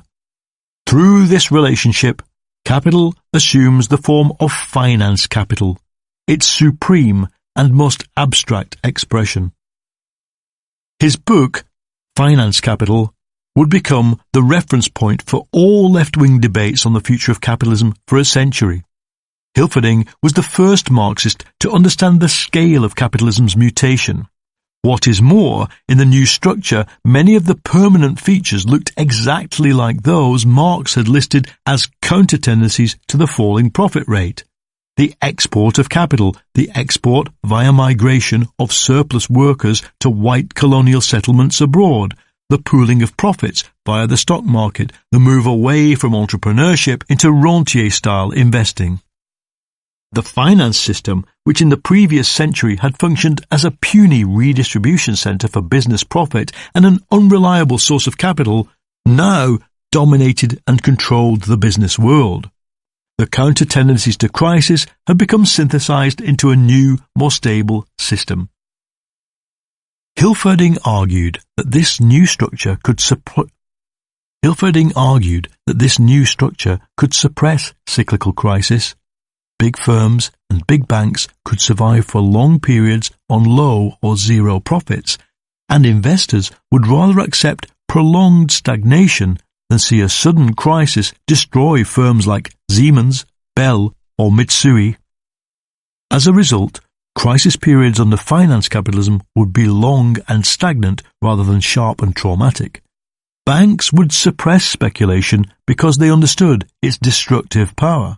Cartels would suppress the operation of market forces and therefore crisis for major firms, dumping the losses on less powerful sectors of the economy. Small firms would bear the brunt of any recessions, hastening their acquisition by monopolies. For Hilferding, the forces of instability had not disappeared, but had been driven into a single sphere, the imbalance between the production and consumption-oriented sectors of the economy. He explicitly ruled out underconsumption as a cause of crisis, pointing out that capitalism could always create new markets where old ones were exhausted, and thus go on expanding output. But the possibility remained that sectors would expand at different rates, hence the need for state intervention to prevent such an imbalance. Hilferding's book was a massively influential reality check for the left. It dispensed with the thesis of the snowballing crisis as the trigger for social change. It introduced concepts and terms that Marxism would share with mainstream economics. And it said, earlier than Schumpeter, that the main driver of innovation was now the big company using applied science, not the entrepreneur tinkering in his workshop. But Hilferding's book steered left-wing economics into a dead end. Though he described finance capital as only the latest stage of the system, the implication was that it would be the last. A system in which finance capital dominates, he wrote, is the supreme and most abstract form of capitalism, and it can go no further. Quote, "The socializing function of finance capital facilitates enormously the task of overcoming capitalism. Once finance capital has brought the most important branches of production under its control, it is enough for society, through its conscious executive organ, the state, conquered by the working class, to seize finance capital in order to gain immediate control of these branches of production." Hilferding was a moderate socialist and would become more moderate as time went on. He believed capitalism would gradually evolve into socialism. His ideas, however, influenced reformists and revolutionaries alike. Both wings of the labour movement became wedded to the belief that socialism could be introduced by taking control of the state and the organised market. Finance capital was, as Lenin later put it, moribund capitalism, capitalism in transition to socialism, already dying capitalism. All that the socialists differed on was the kind of action needed to make it die. What's important is that Hilferding not only tied socialism to a project of state-led transition, but also that he effectively ruled out any further mutation of capitalism beyond the model established in the 1900s. And his basic theory remained influential well into our lifetime. As late as the 1970s, you could argue that though capitalism had survived longer than expected, it was still essentially a state-directed, heavily monopolized and national system. Left-wing workers could rationally believe that a world of state-owned airlines, steel mills and auto companies was stage 2 of the progression: free markets, monopoly, socialism. This was the idea that died after 1989, with the collapse of the Soviet bloc, the rise of globalization, and the creation of the fragmentary, marketized and privatized economy we see today. The progression Hilferding imagined, which had implicitly guided socialism for 80 years, has been broken and indeed reversed. While it lasted, though, the doctrine of an inevitable linear transition from Standard Oil to socialism was all-powerful. The left's need for catastrophe. By 1910, when Hilferding's book came out, social democracy was influential in every advanced country. Its acknowledged nerve centre was Berlin, and the work of its German-speaking leaders would be translated and discussed in the factories of Chicago, the gold mines of New South Wales, and clandestine cells aboard Russian battleships. But even as workers digested Hilferding's message, something rang false. Mass strikes were in progress, from the New York garment workers to the streetcar drivers of Tokyo and all points between. There was a war brewing in the Balkans. For a system that had supposedly become crisis-free, politically and socially, there was turmoil. Rosa Luxemburg, who had now replaced Hilferding at the Berlin Socialist Training School, began work on a massive book that would refute his stability thesis. Luxemburg had promoted mass strikes and attacked militarism, indeed attacked Lenin for his elitist conception of revolutionary politics. Now she attacked Hilferding. Luxemburg's 1913 book, The Accumulation of Capital, was written with twin purposes: to explain the economic motivation for the colonial rivalry between the big powers, and to show that capitalism was doomed. In the process, she produced the first modern theory of underconsumption. By reworking Marxist calculations, she proved, to herself at least, that capitalism is in a permanent state of overproduction. It is forever beset by the problem of too little spending power among the workers. So, it is forced to open up colonies not just as sources of raw material, but as markets. The military costs incurred while conquering and defending colonies have the added benefit of soaking up excess capital. It is, said Luxemburg, akin to waste or luxury consumption. It drains off excess capital. Since colonial expansion was the only pressure valve in a system prone to crisis, Luxemburg predicted that once the entire globe had been colonized and capitalism introduced across the colonial world, the system must collapse. Capitalism, she concluded, is the first mode of economy which is unable to exist by itself, which needs other economic systems as a medium and soil. Although it strives to become universal, she wrote, it must break down because it is imminently incapable of becoming a universal form of production. Her book was immediately torn to shreds by Lenin and by most of the socialist professors she'd worked with.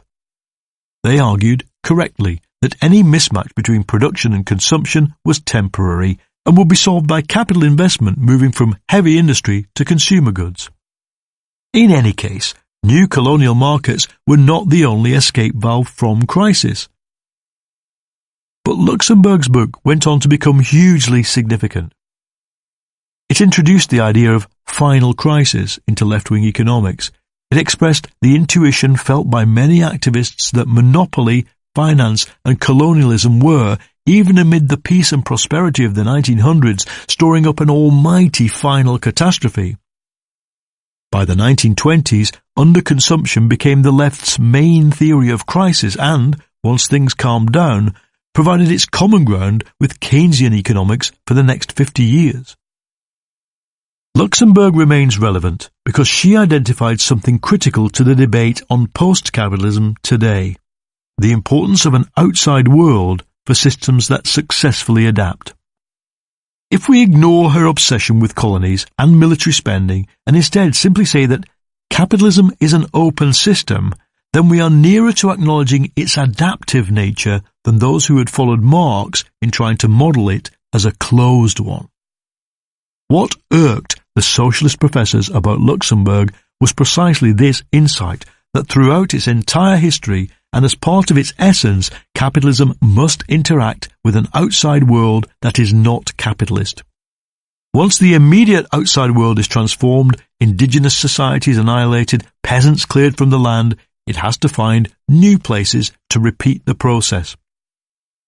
But Luxemburg was wrong to limit this to the possession of colonies. New markets can also be created at home, not just by boosting the workers' spending power, but by transforming non-market activities into market ones. And it is curious that Luxemburg missed this, for just such a transformation was going on all around her. Even as she worked on her book, the first cars were coming off the Ford production line at Highland Park, Detroit. The Victor Gramophone Company was selling 250,000 machines a year in the USA. When she started writing, in 1911, Berlin had just one dedicated movie theatre. By 1915, there would be 168. The spectacular upswing of the Third Long Wave, 1896 to 1945, was unfolding above all as the expansion of a new consumer market among the lower middle class and skilled workers. Leisure, the ultimate non-market activity in the 19th century, was becoming commercialized. Luxemburg had ignored the fact that new markets are formed in a complex way, interactively, and that they can be created not only in colonies but within national economies, local sectors, people's homes, and indeed inside their brains. The real question posed by Luxemburg's insight is not what happens when the whole world is industrialized, but what happens if capitalism runs out of ways to interact with an outside world. On top of that, what happens if it can't create new markets within the existing economy? As we'll see, this is exactly the problem information technology poses for capitalism today. The Great Disorientation. In January 1919, Rosa Luxemburg was murdered by a right-wing militia, her body thrown into a canal, following a failed insurrection in Berlin. Rudolf Hilferding died either by suicide or torture in a Gestapo cell in Paris in 1941. Between these two events, the economics of anti-capitalism were to become seriously disorientated. Luxemburg had always opposed Bolshevism, predicting that if Lenin's party took power in Russia, it would end up ruling autocratically. But by the mid-1920s, with supreme irony, her theory had become the state doctrine of the Soviet Union. To understand why and how the consequences still haunt the left, we have to understand what people lived through in the early 1920s, which was chaos. The years 1919-20 saw the sharpest boom-bust cycle in history. Rampant inflation was followed by sudden hikes in interest rates, which produced a stock market crash reverberating from Washington to Tokyo.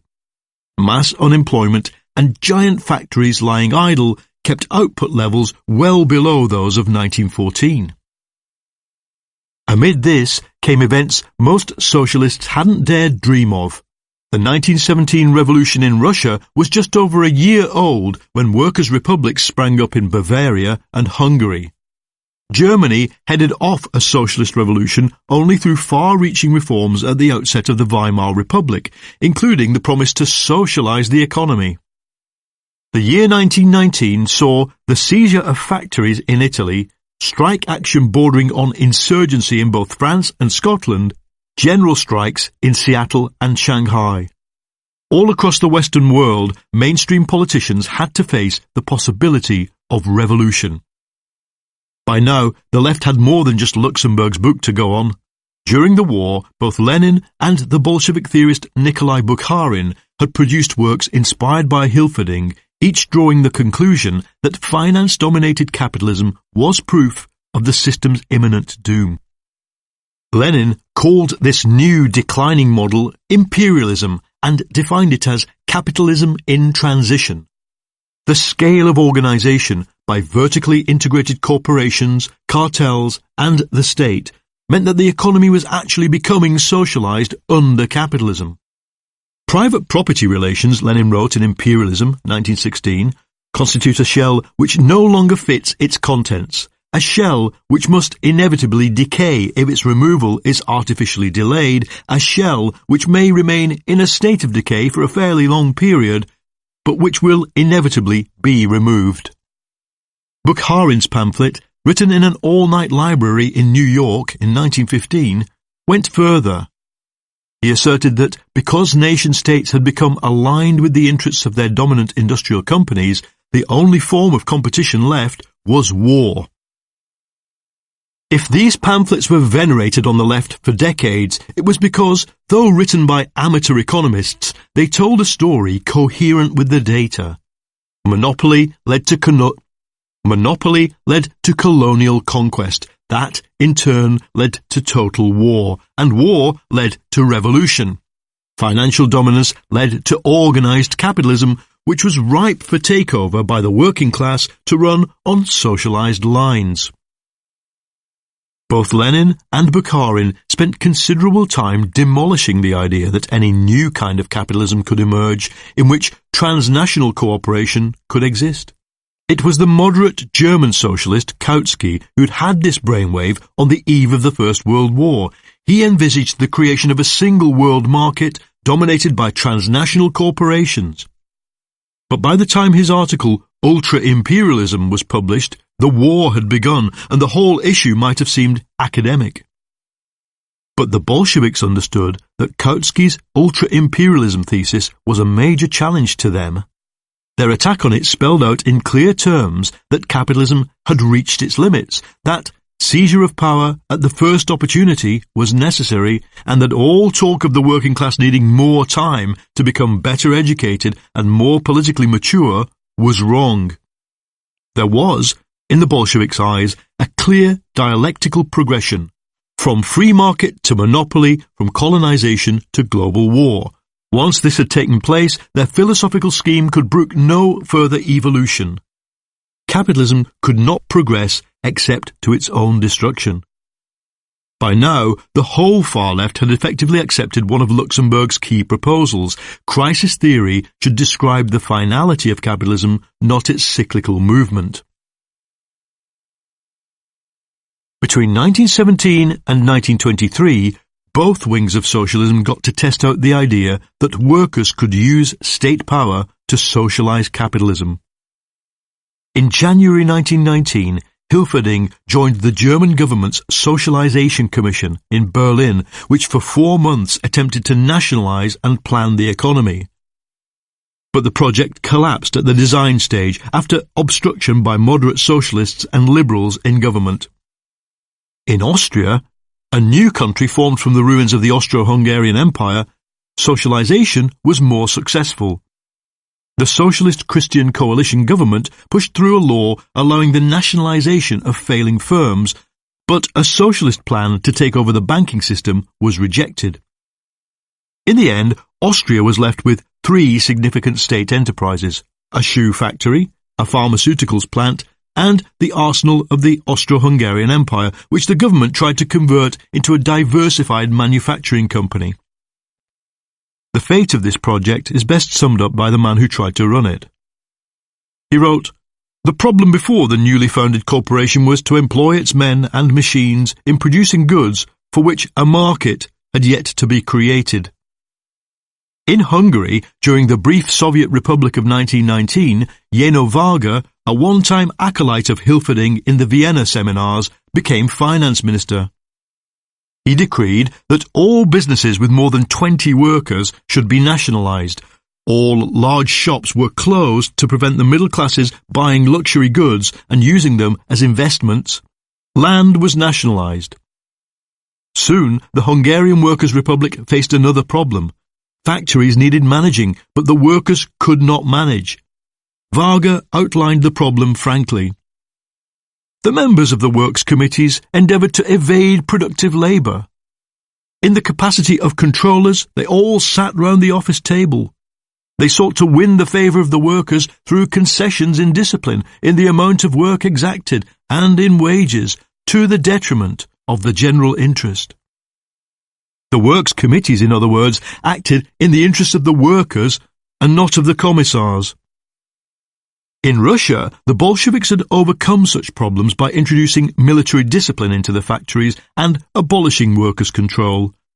Now they had a bigger problem. The economy was collapsing under the strain of industrial chaos, shortages, and the refusal of peasants to supply grain to the cities.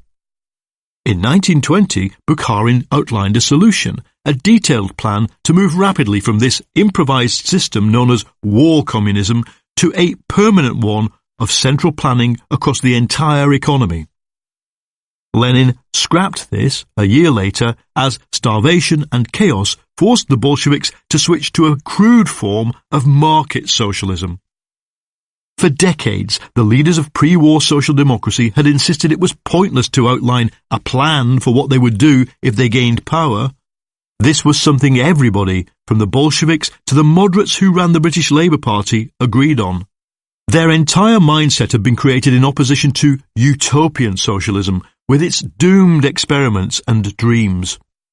They recognised that technological progress and business reorganisation was so rapid in the run-up to 1914 that any plan locked in the drawer at the party HQ would be outmoded by the time it was needed.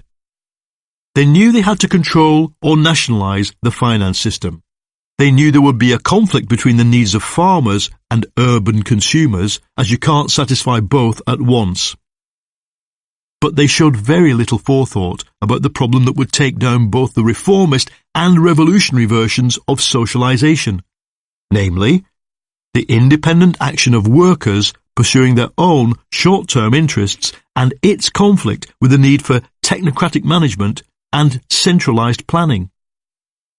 From Varga's recalcitrant works committees in Budapest to the Russian workers who insisted on self-control, or the Fiat workers in Milan who even tried to produce cars without the help of managers, this problem, workers' control versus planning, would hit the socialist leaders as a total surprise. If these early attempts at socialism failed, it's worth remembering that capitalist attempts at stabilisation also failed. The peace deal of 1919 condemned Germany's recovery to stall under the stranglehold of reparations. In continental Europe, wrote a distraught John Maynard Keynes shortly after storming out of the British delegation at Versailles, "The earth heaves and no one but is aware of the rumblings. There it is not just a matter of extravagance or labour troubles, but of life and death, of starvation and existence, and of the fearful convulsions of a dying civilization." With hindsight, we can see 1917 to 21 as a near-terminal social crisis, but as an economic crisis, it was not inevitable. It was the result of poor policy decisions. For Germany, it was the outcome of unpayable war reparations. In Britain and the USA, it was caused by central banks setting interest rates too high to choke off the 1919 boom. In Austria and Hungary, it was the result of being hung out to dry at Versailles, with huge debts and no more empire to pay for them. After 1921, the situation began to stabilise. Kondratiev, as we've seen, described 1917-21 as just the first crisis in a long downswing. But stabilisation left the Marxists who had embraced the sequence monopoly, war, collapse, with nowhere to go. Capitalism, they assumed, remained on life support simply due to the immaturity of the proletariat, the unwillingness among workers to take power, plus tactical mistakes by socialist parties. Lenin allowed for the possibility of growth spurts in this or that sector, but not for the entire system's survival. But by 1924, Lenin was dead, Trotsky had been sidelined, and Stalin was in control. Varga, who'd fled Hungary for Moscow, was his chief economist. Stalin did not need a theory to explain complexity. He needed a theory of certainty. The certainty of capitalism's eventual collapse would justify the attempt to build what all left-wing economists said was impossible: socialism in one country, and an extremely backward country at that. The basis for a theory of catastrophe had been laid in Luxemburg's book, but it needed more, and this was supplied by Varga. Varga's law predicted the constant decline of workers' real incomes. This, he wrote, is the economic basis for the general crisis of capitalism. The absolute impoverishment of the working class comes to the fore. Varga was explicit. The downward trend of mass consumption was a non-cyclical general feature of the 20th century and would, given time, destroy all support for reformist and liberal politics among workers. Instead of growth, there would be, in Varga's phrase, decumulation. It's hard to remember now how powerful such ideas became once they were spread by word of mouth across the kitchen tables of the working class. In the 1920s and 30s, Varga's law was a phrase routinely used by labour movement activists. It made sense of their own experience. Wasn't the whole strategy of British and French governments in the 1920s to enforce wage cuts? And when the collapse occurred in 1929, didn't the American government make things worse on purpose in an attempt to drive down wages? Though completely wrong, the prestige of underconsumption theory soared. Varga himself produced work of some subtlety in the 1930s. As a follower of Luxemburg, he remained aware that conditions in the world beyond the developed economies could impact on crisis dynamics, so he placed a heavy emphasis on the failure of agriculture in the colonial world as a factor suppressing economic revival in the West. As a result, the authorized version of Marxist economics, inevitable and imminent collapse, was plausible. Even the Trotskyists, hounded by Stalin, were convinced of capitalism's doom by the late 1930s, their leader insisting that, quote, the productive forces stagnate. In a global labour movement now dominated by the Moscow variant of Marxism, no possibility other than collapse was allowed.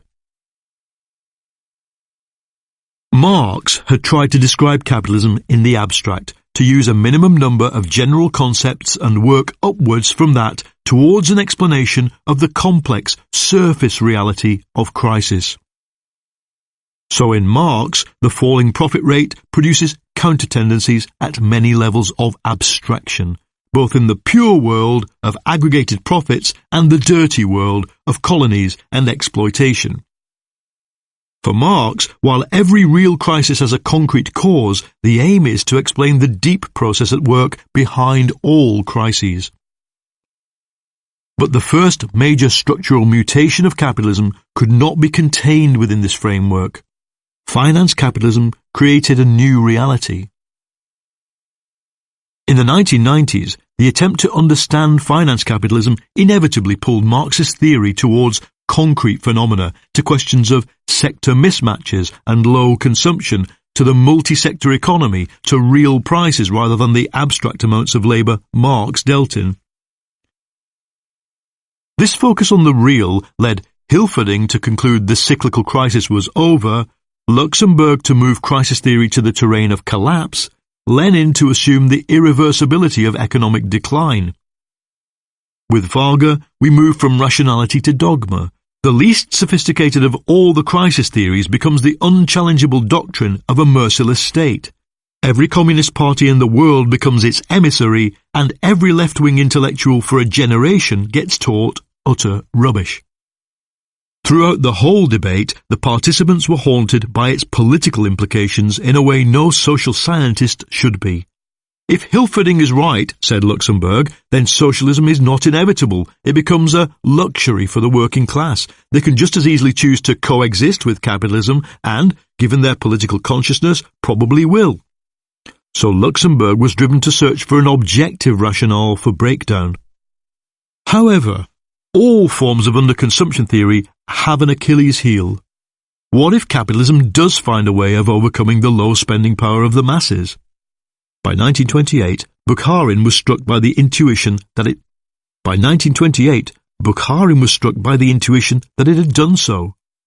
Capitalism, he claimed, had stabilized in the 1920s, not temporarily nor partially, and unleashed a new surge of technical innovation. The cause of this surge, he said, was the emergence of, quotes, state capitalism, a fusion of monopolies, banks, and cartels with the state itself. With this, crisis theory had come full circle, back to the possibility that organized capitalism could suppress crisis. Bukharin's misfortune was to say it on the eve of the Wall Street crash amid a factional dispute with Stalin. He was expelled from the party leadership and, despite an uneasy decade trying to coexist with Stalin and publicly recanting his former views, was executed, like Kondratiev, in 1938. The problem with crisis theory. It was not until the 1970s that a solid body of academic work began linking the disparate parts of Marxist theory into a usable whole. Despite the achievements of economists from the new left generation in clarifying and rescuing the real Marx, the fundamental problem remains. To understand the fate of capitalism and its major mutations, crisis theory is not enough. There is, as Marx suggested, a process whereby labour is expelled by machinery. The result is a tendency for the profit rate to fall. There is an equal tendency for falling profits to be offset by adaptation, the counteracting tendencies, and a cyclical crisis is what happens when these adaptations break down. But Kondratiev shows us how, at a certain point, when crises become frequent, deep and chaotic, a more structural adaptation is triggered. Because their economic model could not accommodate structural adaptation, Marxists in the early 20th century had to describe this in terms of historical epochs or philosophical categories such as parasitism, decay, and transition. In fact, the moment of mutation is fundamentally economic. It is the exhaustion of an entire structure of business models, skill sets, markets, currencies, technologies, and its rapid replacement by a new one. It happens in systems terminology at the meso level, between micro and macroeconomics. Its scale locates it somewhere between the credit cycle and the doom of the entire system. Once the mutations are understood as likely and regular events, then any model of capitalism that treats them as accidental or optional is going to be wrong. There is no form of crisis theory that can contain the whole phenomenon of system mutation, but crisis theory can describe what causes it in each specific case. Modern crisis theory has to be macroeconomic, not abstract. It can use abstractions to locate fundamental market mechanisms, as Marx does, but you cannot ignore the state as an economic force, organized labor, monopolies, currencies, or central banks. Nor can you ignore the finance system as an accelerator of crisis and, in the present context, the effects of financialized consumer behavior, the instabilities injected by fiat money, which allows credit expansion and speculation on a scale 19th century capitalism could not have withstood. In this sense, Hilferding, Luxemburg, and the rest were not bad Marxists when they began to move away from abstractions and towards the concrete facts. They were being good materialists. Their mistake was to assert that monopolized state capitalism is the only pathway to a post-capitalist system. We can be certain today that it is not. Marxist economists have made perceptive contributions to our understanding of what happened in 2008. The French economist Michel Husson and New School professor Anwar Sheikh have both demonstrated how neoliberalism restored profit rates from the late 1980s onward. But these show a sharp fall in the final years before the 2008 financial crisis. Husson argues correctly that neoliberalism solves the problem of profitability both for individual firms, by suppressing labour costs, and for the system as a whole by massively expanding financial profits. But alongside higher profits, the overall rate of investment after the 1970s is low. This conundrum of rising profits alongside falling investment should be the real focus for modern crisis theory. But there is a fairly clear explanation. In the neoliberal system, firms use profits to pay dividends rather than to reinvest. And in conditions of financial stress, obvious after the Asian crisis of 1997, they use profits to build up cash reserves as a buffer against a credit crunch. They also relentlessly pay down debt and in the good times buy back shares as a kind of windfall profit distribution to their financial owners. They are minimizing their exposure to being financially exploited and maximizing their own ability to play in the financial markets. So while Husson and Sheikh successfully demonstrate a falling profit rate prior to 2008, the crisis is a result of something bigger and more structural. Its cause, as Larry Summers suggested in his work on secular stagnation, is the sudden disappearance of factors that had compensated for inefficiency and low productivity for decades. The determination to trace crises in general to one abstract cause, ignoring the structural mutation that was actually going on, was the original source of confusion in Marxist theory. This time around we have to avoid it. The account must be concrete. It must include the real structures of capitalism, states, corporations, welfare systems, financial markets. The crisis that broke out in 2008 was not the result of a breakdown of this or that counteracting factor or due to a short-term fall in the profit rate. It was the breakdown of an entire system of factors supporting the profit rate called neoliberalism.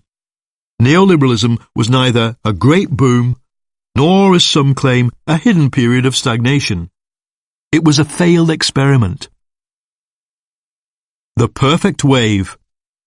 In the next chapter, I will explain what led to this experiment. I will describe in detail how the fourth Kondratiev wave unfolded between 1948 and 2008, what disrupted it, and what prolonged it. I will propose that the impact of technology and the sudden availability of a new outside world created a break in the long-term pattern. First, we must establish, as a mental tool, a model of a normal wave. Kondratiev was right to warn that each wave, building on the next, creates a new version of the pattern. But only by distilling the essence of the first three waves can we see how the fourth diverged. What follows is my normative restatement of long-cycle theory, merged with what is rational about the Marxist understanding of crisis. 1. The start of a wave is usually preceded by the build-up of capital in the finance system, which stimulates the search for new markets and triggers the rollout of clusters of new technologies. The initial surge sparks wars and revolutions, leading at some point to the stabilization of the world market around a new set of rules or arrangements. 2. Once the new technologies, business models and market structures begin to work in synergy and the new technological paradigm is obvious, capital rushes into the productive sector, fueling a golden age of above-average growth with few recessions. Since profit is everywhere, the concept of allocating it rationally between players becomes popular, as does the possibility of redistributing wealth downwards. The era feels like one of collaborative competition and social peace. 3. Throughout the whole cycle, the tendency to replace labour with machines operates, but in the upswing, any fall in the profit rate is counterbalanced by the expanded scale of production, so overall profits rise. In each of the upcycles, the economy has no trouble absorbing new workers into the workforce, even as productivity increases. By the 1910s, for example, the glassblower, displaced by machinery, becomes the projectionist in a cinema, or the worker on a car production line. 4. When the golden age stalls, it is often because euphoria has produced sectoral overinvestment or inflation, or a hubristic war led by the dominant powers. There is usually a traumatic breakpoint where uncertainty over the future of business models, currency arrangements, and global stability becomes general. 5. Now the first adaptation begins. There is an attack on wages and an attempt to de-skill the workforce. Redistribution projects such as the welfare state or the public provision of urban infrastructure come under pressure. Business models evolve rapidly in order to grab what profit there is. The state is urged to organise more rapid change. Recessions become more frequent. 6. If the initial attempt to adapt fails, as it did in the 1830s, 1870s and 1920s, capital retreats from the productive sector and into the finance system, so that crises assume a more overtly financial form. Prices fall. Panic is followed by depression. A search begins for more radical new technologies, business models, and new supplies of money. Global power structures become unstable. At this point, we need to factor in the concept of agents, social groups pursuing their own interests. A problem with the Schumpeter-inspired version of wave theory is its tendency to obsess about innovators and technologies and not see classes. When we look closely at social history, each failed adaptation phase happens because of working-class resistance. Each successful one is organised by the state. During the first long wave, roughly between 1790 and 1848 in Britain, you have an industrial economy trapped within an aristocratic state.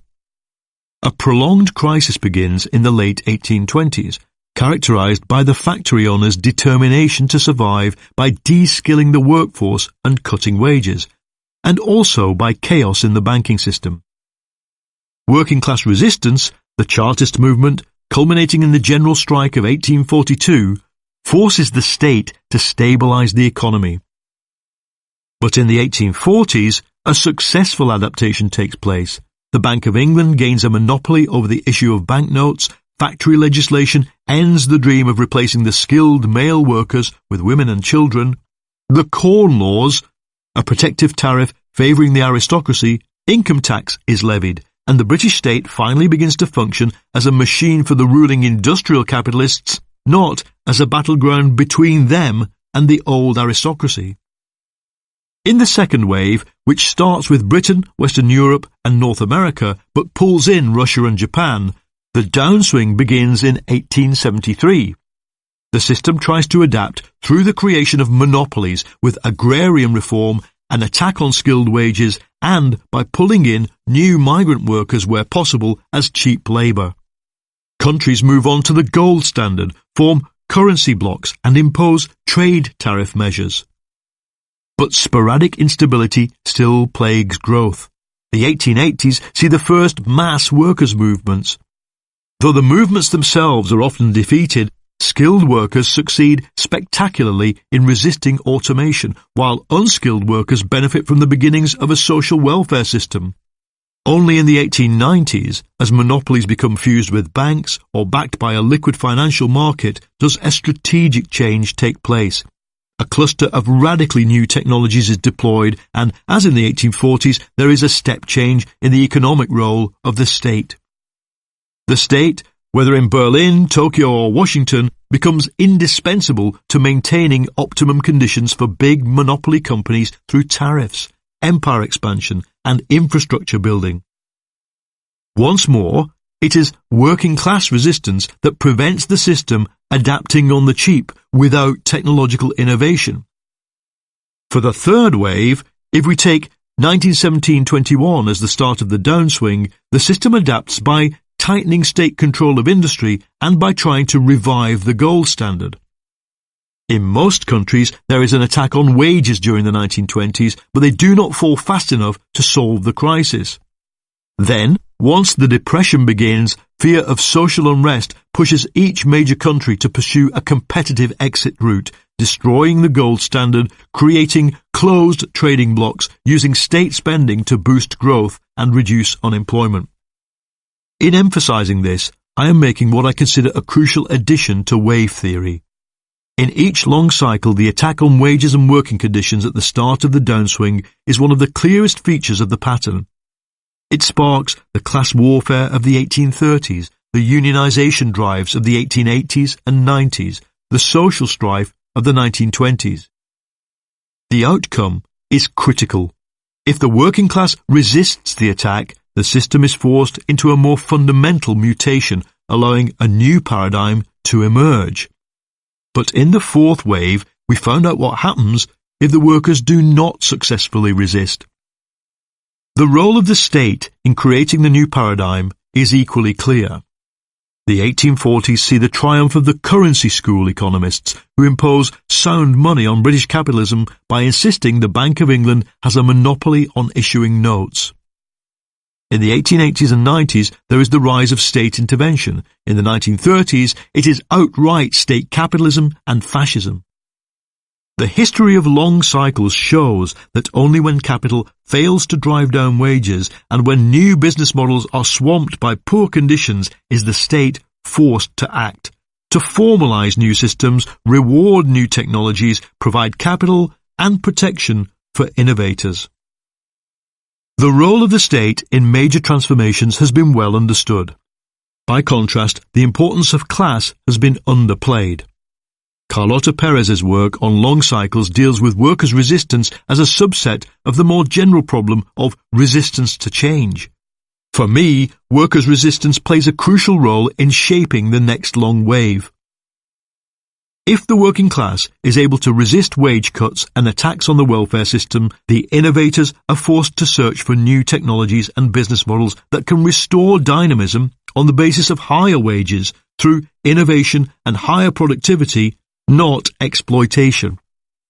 In general, for the first three long cycles, working class resistance did force capitalism to reinvent itself on the basis of existing or higher consumption levels, although the flip side was that imperial powers then sought ever more brutal ways to extract profits from the periphery.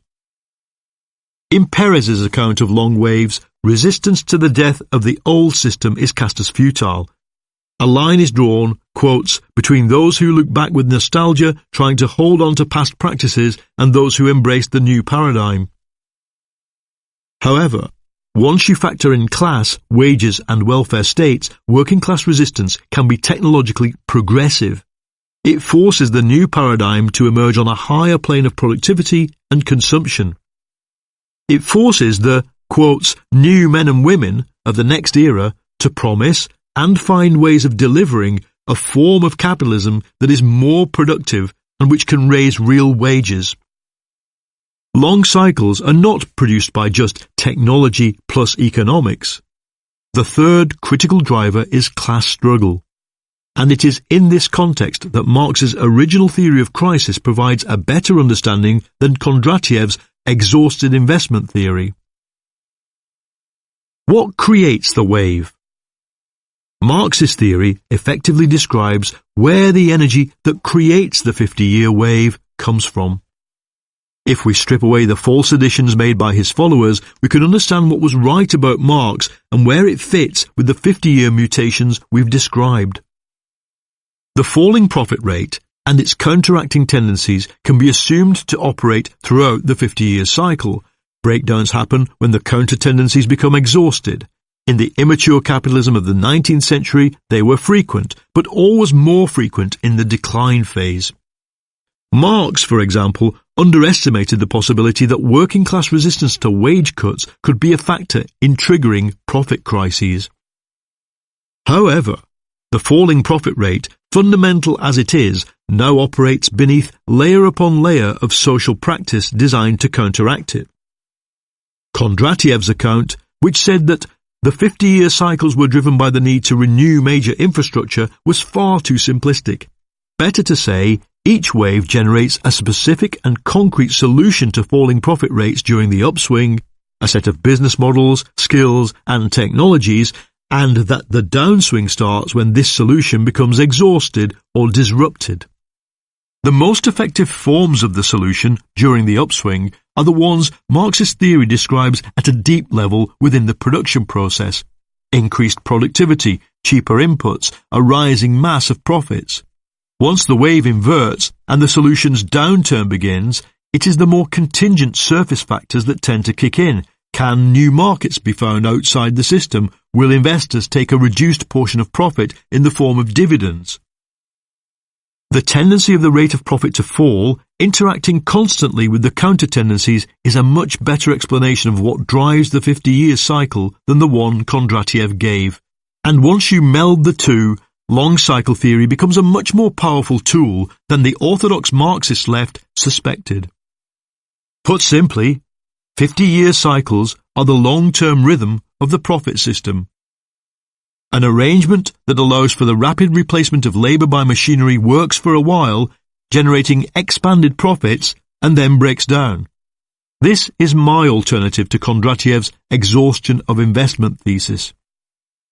As to financial crisis, it is always possible during the up phase of the long cycle, for example in the US panic of 1907, but virtually certain during the down phase. As capital flows out of the troubled productive sector and into finance, it destabilizes the latter, leading to speculative boom-bust cycles. And across the first three long cycles, capital became more financially sophisticated and complex overall. A final observation concerns the need for capitalism to interact with the world outside, to search for new markets for goods and a new labour supply. This is a crucial consideration in systems theory, but is underplayed by Marxist crisis theory with its focus on closed and abstract models.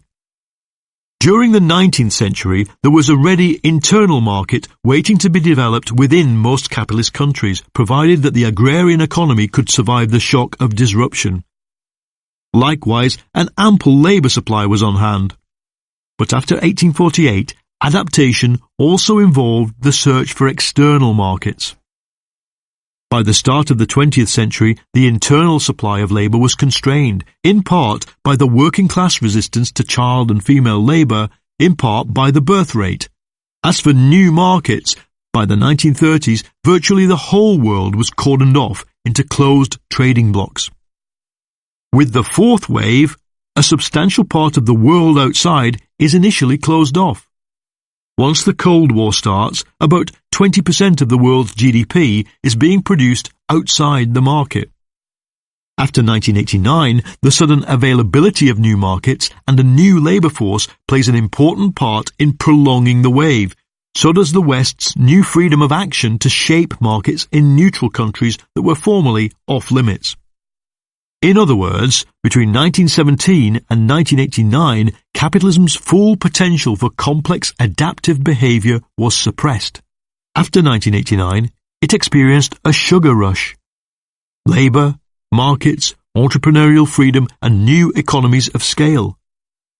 On this basis, 1989 must, on its own, account for some of the phase distortion story I am about to tell, but it cannot account for all of it. The long wave pattern has been disrupted. The fourth long cycle was prolonged, distorted, and ultimately broken by factors that have not occurred before in the history of capitalism. The defeat and moral surrender of organized labor, the rise of information technology, and the discovery that once an unchallenged superpower exists, it can create money out of nothing for a long time. Chapter 4. The Long Disrupted Wave. In 1948, the Marshall Plan kicked in, the Cold War began, and Bell Laboratories invented the transistor. Each of these events would shape the fourth long cycle that was about to unfold. The Marshall Plan, a $12 billion US aid package to Europe, ensured the post-war economic boom would take place under American leadership. The Cold War would distort the unfolding wave, first by taking 20% of world production out of the reach of capital and then fueling a new surge of growth when it ended in 1989. As for the transistor, it would become the core technology of the post-war era, enabling the use of information on an industrial scale. Those who lived through the post-war boom were amazed, mystified, and constantly worried that it would end. Even Harold Macmillan, who told Britons in 1957 that they'd never had it so good, added, "What is beginning to worry some of us is it too good to be true?" In Germany, Japan, and Italy, the popular press, quite separately in each country, dubbed the nation's growth a miracle. The numbers were startling. The Marshall Plan, combined with domestic rebuilding efforts, allowed most European economies to grow at well above 10% per year until they reached their pre-war high point, which for most was achieved by 1951. Regular growth took off spectacularly and didn't stop. The US economy more than doubled in size between 1948 and 1973. The economies of the UK, West Germany and Italy each grew fourfold in the same period. Japan's economy, meanwhile, grew tenfold, and this was against a baseline figure close to pre-war normality, not some catch-up effect due to the scale of nuclear destruction. For the entire period, Western Europe's average annual growth rate was 4.6%, close to double that of the 1900-1913 upswing. This was growth driven by productivity on an unprecedented scale. The results are evident in the GDP per person data. For the 16 most advanced countries, per person GDP grew at an average of 3.2% per year between 1950 and 1973. For the entire period between 1870 and 1950, it had averaged 1.3%. Real incomes soared. In the USA, the majority of households saw their real incomes rise by more than 90% between 1947 and 1975. In Japan, the average real income increased a staggering 700%. Across the developed world, the new techno-economic paradigm was clear, even if each country had its own version. Standardized mass production, with wages high enough to drive consumption of what the factories produced, was unleashed across society. There was male full employment and, subject to cultural variations, increased employment of teenagers and women once the Reconstruction phase was over. In the developed world, people moved from the land to the factories in large numbers. Between 1950 and 1970, the agricultural workforce in Europe declined from 66 million to 40 million. In the USA, it collapsed from 16% of the population to just 4%. The most frenetic period of growth in human history was bound to produce glitches, but there were sophisticated economic management techniques to overcome them. Real-time statistics, economic planning bodies at a national level, armies of economists and number crunchers in the HQs of the big corporations. As the boom unfolded, it produced disorientation on the left. Varga, Stalin's tame economist, actually got it right. In 1946, he warned the Soviet leaders that the state capitalist methods pioneered during the war could stabilize the West. The dominant Anglo-Saxon powers would, he forecast, probably loan the rest of the world enough money to kickstart consumption again, and the wartime methods of state organization would replace the, quotes, anarchy of capitalist production. For saying this, he was hounded from his post, forced to recant and admit to being, quotes, cosmopolitan. Stabilization of the Western economies was impossible, Stalin had decreed. In the West, the far left remained on the doomy side of the argument. The revival of economic activity in capitalist countries weakened by the war will be characterized by an especially slow tempo, which will keep their economies at levels bordering on stagnation and slump, wrote the Trotskyists in 1946. When this was proved nonsense, Marxists were not the only ones left confused.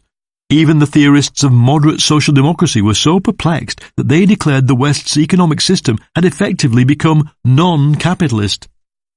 The most characteristic features of capitalism have disappeared, wrote Labour MP Anthony Crosland in 1956. The absolute rule of private property, the subjection of all life to market influences, the domination of the profit motive, the neutrality of government, typical laissez-faire division of income, and the ideology of individual rights. By the mid-1950s, almost the whole left had embraced the theory of state monopoly capitalism, first suggested by Bukharin, then by Varga, and now turned into a full-blown theory by the US left economist Paul Sweetsey. He believed that state intervention, welfare measures, and permanently high military spending had abolished the tendency to crisis. The falling profit rate could be offset by rising productivity, again permanently. The Soviet Union, it was clear, would have to get used to coexisting with capitalism. The Western labour movement would have to forget revolution and take the upside of the boom, which was considerable. For the whole period, the focus of debate was on what had changed at the level of the state, the factory, the supermarket, the boardroom, and the laboratory. Very little attention was paid to money. However, the crucial factor that underpinned economic reality in the 1950s and 60s was a stable international currency system and the effective suppression of financial markets. The power of explicit rules. On the 1st of July 1944, a special train delivered a cargo of economists, statesmen and bankers to White River Junction, Vermont, from where they were ferried to a hotel in New Hampshire. All trains, regular or scheduled, had to look out for us, the train's fireman remembered. We had the right over everything. Their destination was Bretton Woods. There, they would design a global monetary system that, like the train, had the right over everything. The Bretton Woods Conference agreed a system of fixed exchange rates designed to restore pre-1914 stability, only this time with explicit rules. All currencies would be pegged against the dollar, and the USA would peg the dollar to gold at $35 an ounce. Countries whose trade balance became seriously out of kilter would have to buy or sell dollars to keep their own currency at the agreed peg. At the conference, the British economist John Maynard Keynes pushed for the creation of a separate global currency, but the USA rejected the idea. Instead, it secured the dollar's position as the unofficial global currency. There was no global central bank, but the International Monetary Fund and the World Bank were designed to reduce friction in the system, with the IMF acting as a short-term lender of last resort and enforcer of the rules. The system was overtly stacked in favour of the USA. Not only was it the biggest economy in the world, it had an infrastructure undamaged by the war and, for now, the highest productivity. It also got to appoint the boss of the fund. The system was also stacked in favour of inflation. Because the link to gold was indirect, because there was leeway in the currency peg, and because the rules on balanced trade and structural reform were loose, the system was designed to produce inflation.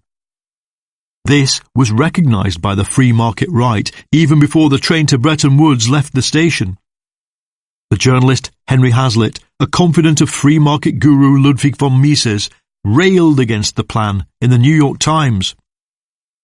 He wrote, "It will be difficult to think of a more serious threat to world stability and full production than the continual prospect of a uniform world inflation to which the politicians of every country would be so easily tempted."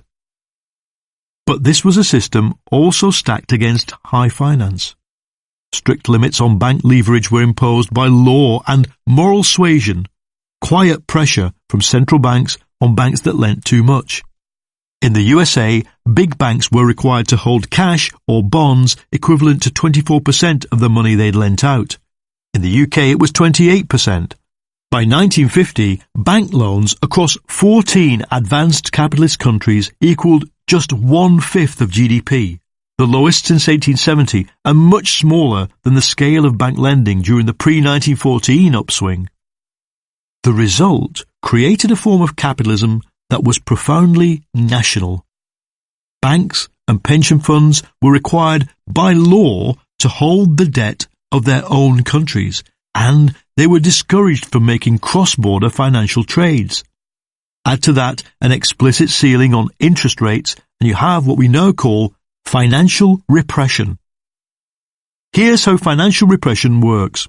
You hold interest rates below inflation, so savers are effectively paying for the privilege of having money. You prevent them from moving money out of the country in search of a better deal and force them to buy the debts of their own country at a premium. The effect, as the economists Reinhardt and Sprancher have shown, was to shrink the combined debts of the developed world dramatically. In 1945, because of war spending, the public debts of the developed countries were close to 90% of GDP. But with an inflation spike straight after the war and then moderate inflation throughout the post-war boom, real interest rates became negative. In the USA, between 1945 and 1973, long-term real interest rates were on average minus 1.6%. Because the banking regulations acted as an effective tax on financial assets, economists calculate they raised the equivalent of a fifth of all government income during the boom, even more in the UK. The result was to shrink advanced country debts to a historic low of 25% of GDP by 1973. In short, Bretton Woods achieved something unprecedented. It shrank the debts run up during a global war, suppressed speculation, mobilized savings into productive investment, and enabled spectacular growth. It pushed all the latent instability of the system into the sphere of relationships between currencies, but US dominance ensured these were, at first, contained. Right-wing outrage over the inflationary aspect of Bretton Woods was overcome by the greatest period of stability and full production ever known. Keynes had emphasized at the design stage the importance of explicit rules, going beyond the gentleman's agreement that lay behind the gold standard. In the event, explicit rules backed by a global superpower had a multiplier effect few could have imagined. If the Depression was in part a product of Britain's decline and America's refusal to become a global superpower, then it was at Bretton Woods that the USA assumed the duties of a superpower with great passion. In fact, the 25 post-war years are the only time in modern history when a great power was truly hegemonic. Britain's 19th century dominance was always negotiated and relative. Within the capitalist world of the mid-20th century, America's dominance was absolute. This acted like a massive reset button on the world economy, amplifying the upswing. But this was not the only reset button pressed. The post-war boom as a cycle. A second major change had taken place during wartime, with the state taking control of innovation. By 1945, national bureaucracies had become adept in the use of state ownership and control, and indeed mass communication, to shape private sector behaviour. Perfectly ordinary managers, under the ultimate pressure of you lose, you die, had fine-tuned technocracy. Even in the Axis powers, where the state was dismantled in 1945, this culture of innovation and a large part of the technocratic system survived the war. The case of General Motors is instructive. In 1940, the US government hired GM's president, Alfred Knudsen, to run its Office of Production Management, which coordinated the whole war economy. He proceeded to place $14 billion worth of contracts with GM during the war.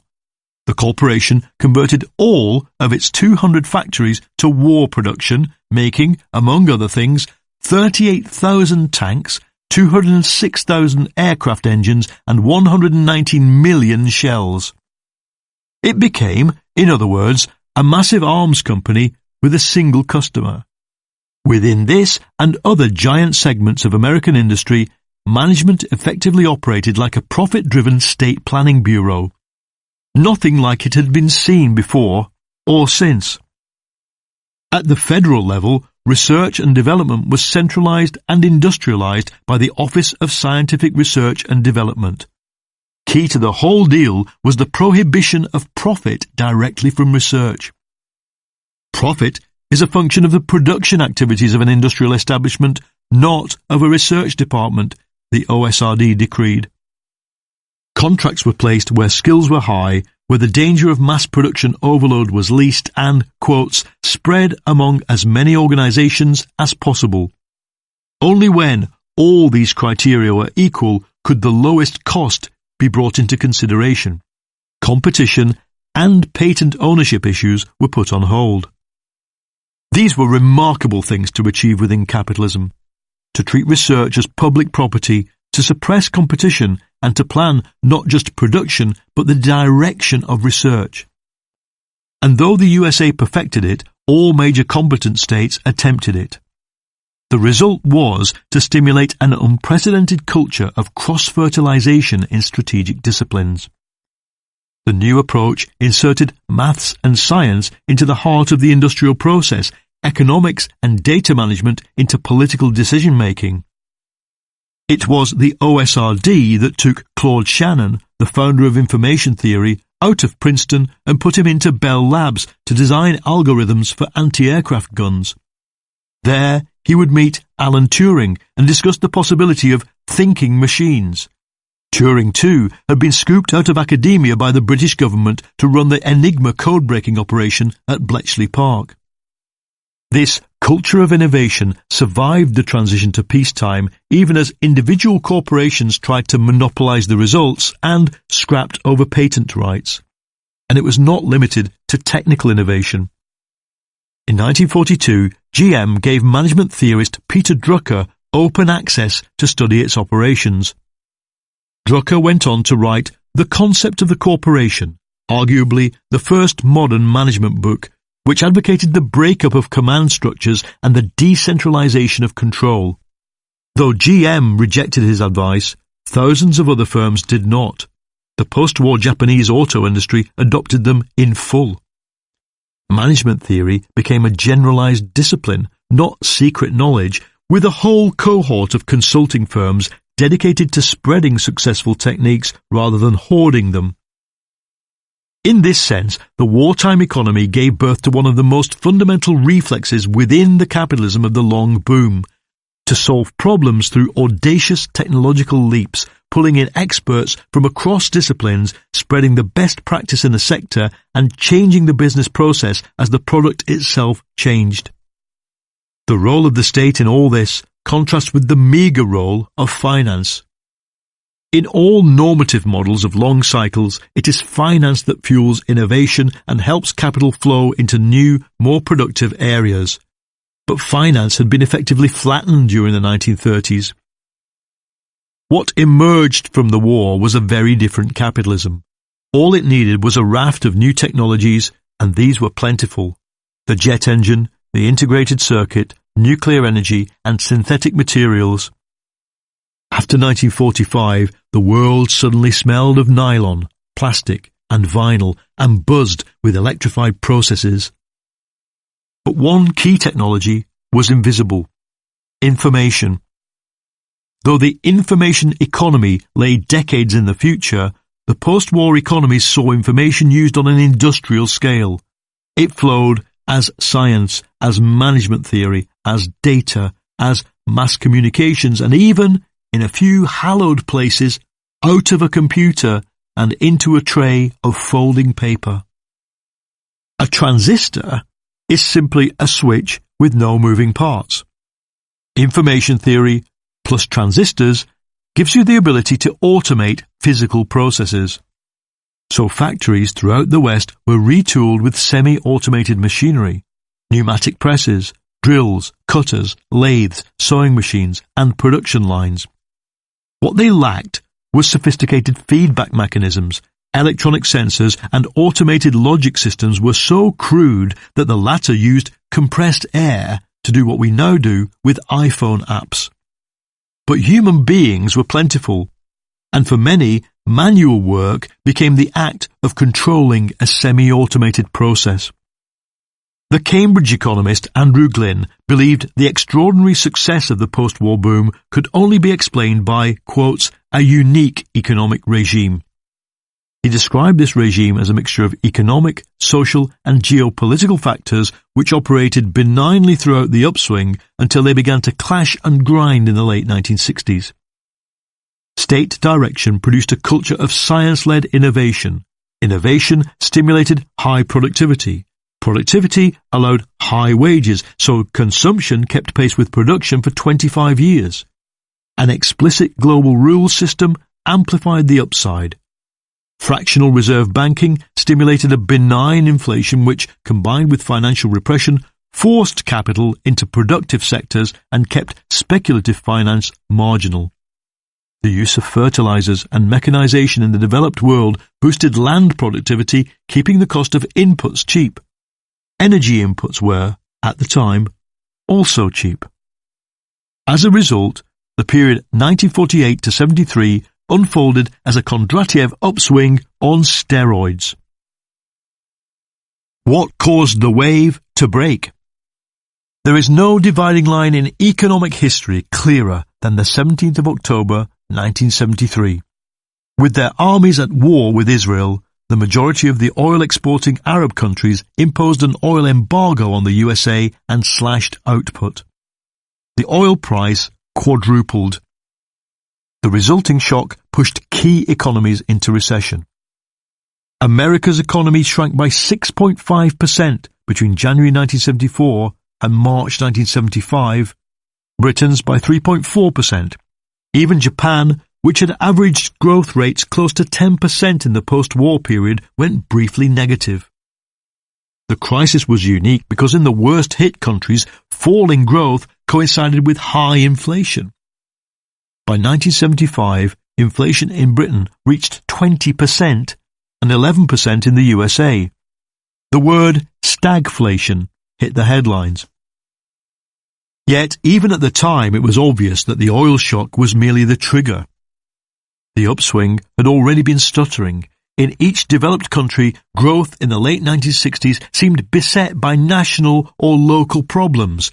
Inflation, labour troubles, productivity concerns, and flurries of financial scandal.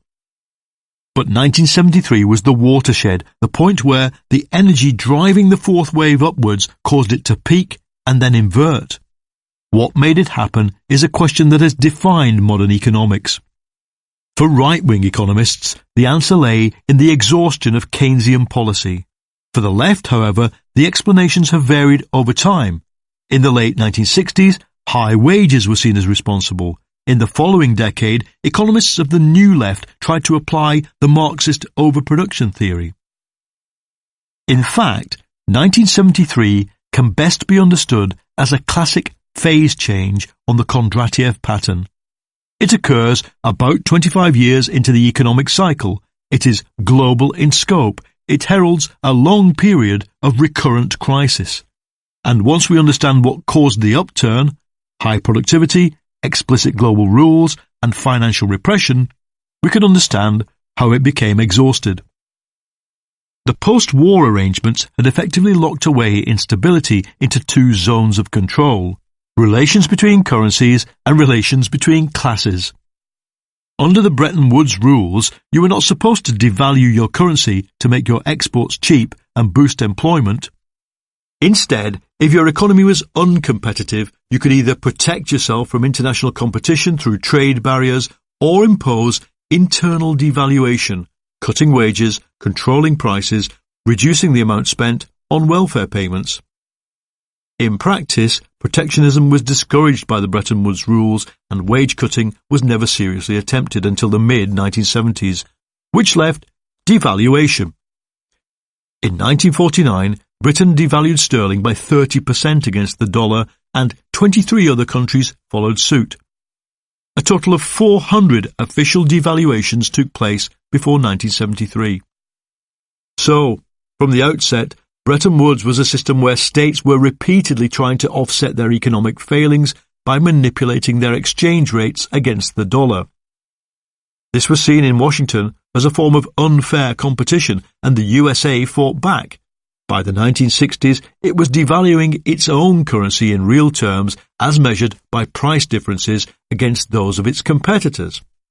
This subcutaneous economic warfare became overt during the inflation crises of the late 1960s. Inside the factories, the long boom had been a productivity story and a wages story.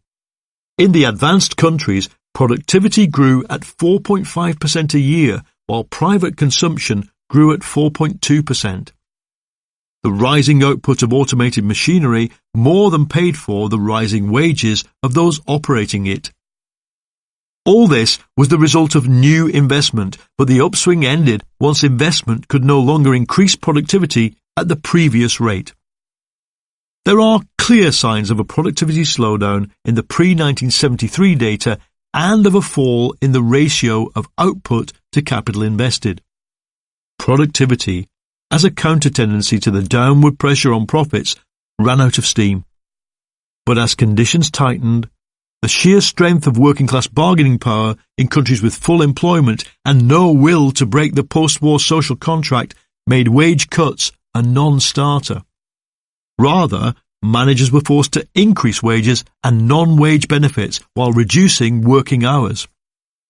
As a result, a profit squeeze kicked in. Comparing profit rates for America, Europe and Japan in 1973 to their respective peak years during the boom, Andrew Glynn found that in each case they had fallen by 1/3. With falling profits, rising wages and alarming levels of shop floor militancy, there were two pressure valves. To let inflation rip, eroding the value of real wages without having to provoke more disputes, and to go along with social wage rises, easing the pressure on individual businesses by, for example, boosting family allowance and other payments from the state to workers. As a result, social spending by the state on benefits, subsidies and other income-boosting measures soared to dysfunctional levels, especially in Europe, from 8% of GDP in the late 1950s to 16% by 1975. Over roughly the same period in the USA, federal spending on welfare, pensions and health doubled to 10% of GDP by the late 1970s.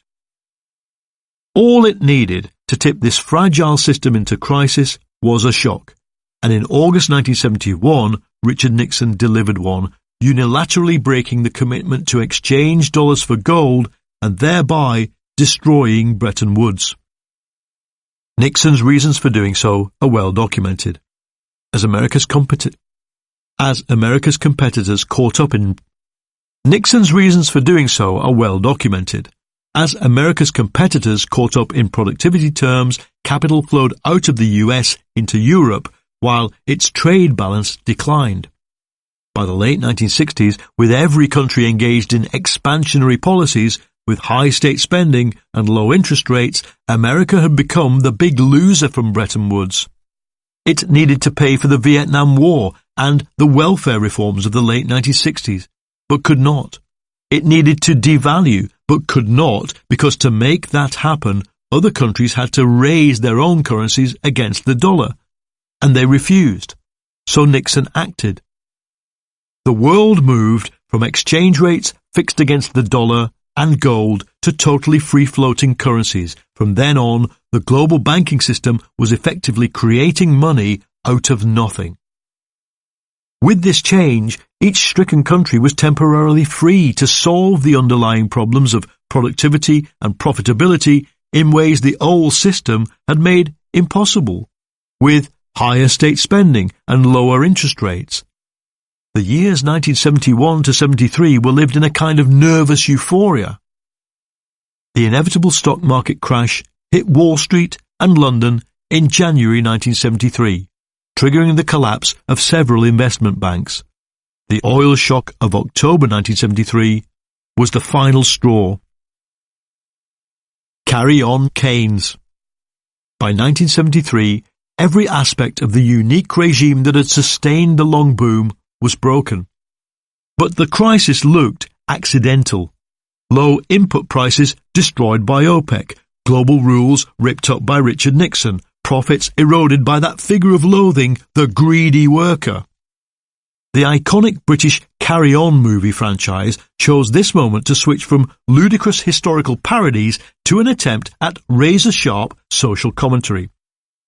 Carry on at your convenience, 1971, set in a toilet factory, satirises a world in which workers control production, where managers are incompetent, and where sexual freedom is transforming life even on the small-town factory floor.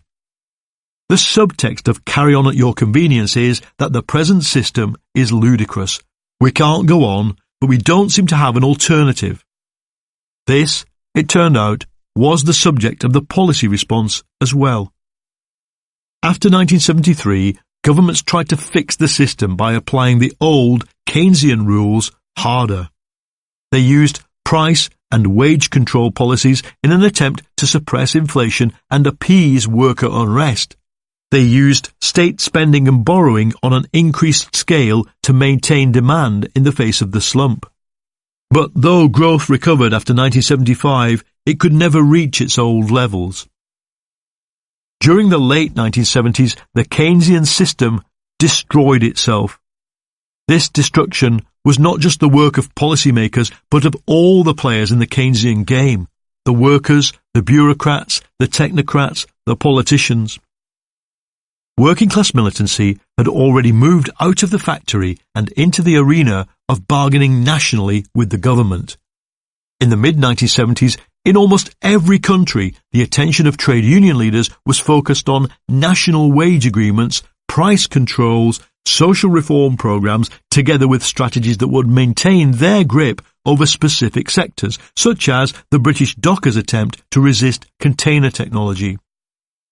The ultimate aim of labour movements in the developed world became to put in power leftist, social democratic governments that would permanently guarantee Keynesian policies.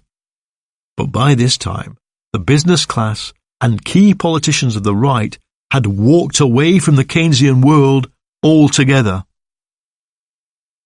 The attack on labour. It has become commonplace to think that the triumph of globalisation and neoliberalism was inevitable, but it was not. Their emergence was just as much the result of government action as corporatism and fascism had been in the 1930s. Neoliberalism was designed and implemented by visionary politicians: Pinochet in Chile, Thatcher and her ultra-conservative circle in Britain, Reagan and the Cold Warriors who brought him to power. They'd faced massive resistance from organised labour, and they'd had enough. In response, these pioneers of neoliberalism drew a conclusion that has shaped our age: that a modern economy cannot coexist with an organised working class. Consequently, they resolved to smash labour's collective bargaining power, traditions and social cohesion completely. Unions had come under attack before, but always from paternalist politicians who had proffered the lesser of two evils. In place of militancy, they'd encouraged a good workforce defined by moderate socialism, unions run by agents of the state. And they helped build stable, socially conservative communities that could be the breeding ground for soldiers and servants. The general programme of conservatism, and even fascism, had been to promote a different kind of solidarity that served to reinforce the interests of capital. But it was still solidarity. The neoliberals sought something different: atomization. Because today's generation sees only the outcome of neoliberalism, it's easy to miss the fact that this goal, the destruction of labour's bargaining power, was the essence of the entire project. It was a means to all the other ends. Neoliberalism's guiding principle is not free markets, nor fiscal discipline, nor sound money, nor privatisation and offshoring, not even globalisation. All these things were byproducts or weapons of its main endeavour: to remove organised labour from the equation. Not all the industrialised countries followed the same path, nor at the same pace. Japan had blazed the trail for flexible working in the 1970s by introducing small team work into production lines through individual wage bargaining and shouted propaganda sessions in the factory. Of all the advanced economies, Japan was the only one to successfully rationalise industrial business models after 1973. There was, of course, resistance, dealt with in a brutal fashion. by taking out the ringleaders and beating them physically every day until resistance stopped. It is as though the company world were immune from the law of the state, wrote the Japanese leftist Muto Ichio, who witnessed some of these beatings. And it is natural that in this company world, workers, petrified with horror, their free thinking frozen, keep their mouths shut. Germany, by contrast, resisted labour reforms until the early 2000s, preferring instead to create a peripheral migrant workforce in low-grade service and construction jobs alongside the paternalistic world of the production line. For this, it was branded the sick man of the euro by The Economist magazine, which as late as 1999 lamented its bloated welfare system and excessive labour costs. These were eradicated in the Hartz II labour reforms in 2003, which have now left Germany a highly unequal society with many of its communities gripped by poverty. Many developed countries took advantage of the recession of the early 1980s to impose mass unemployment. They adopted policies overtly designed to make the recession deeper. They hiked interest rates, sending old industrial businesses to the wall.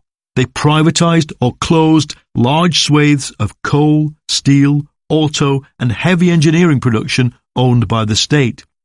They banned the wildcat and solidarity actions that had plagued managers in the boom years, but they did not yet try to dismantle welfare systems.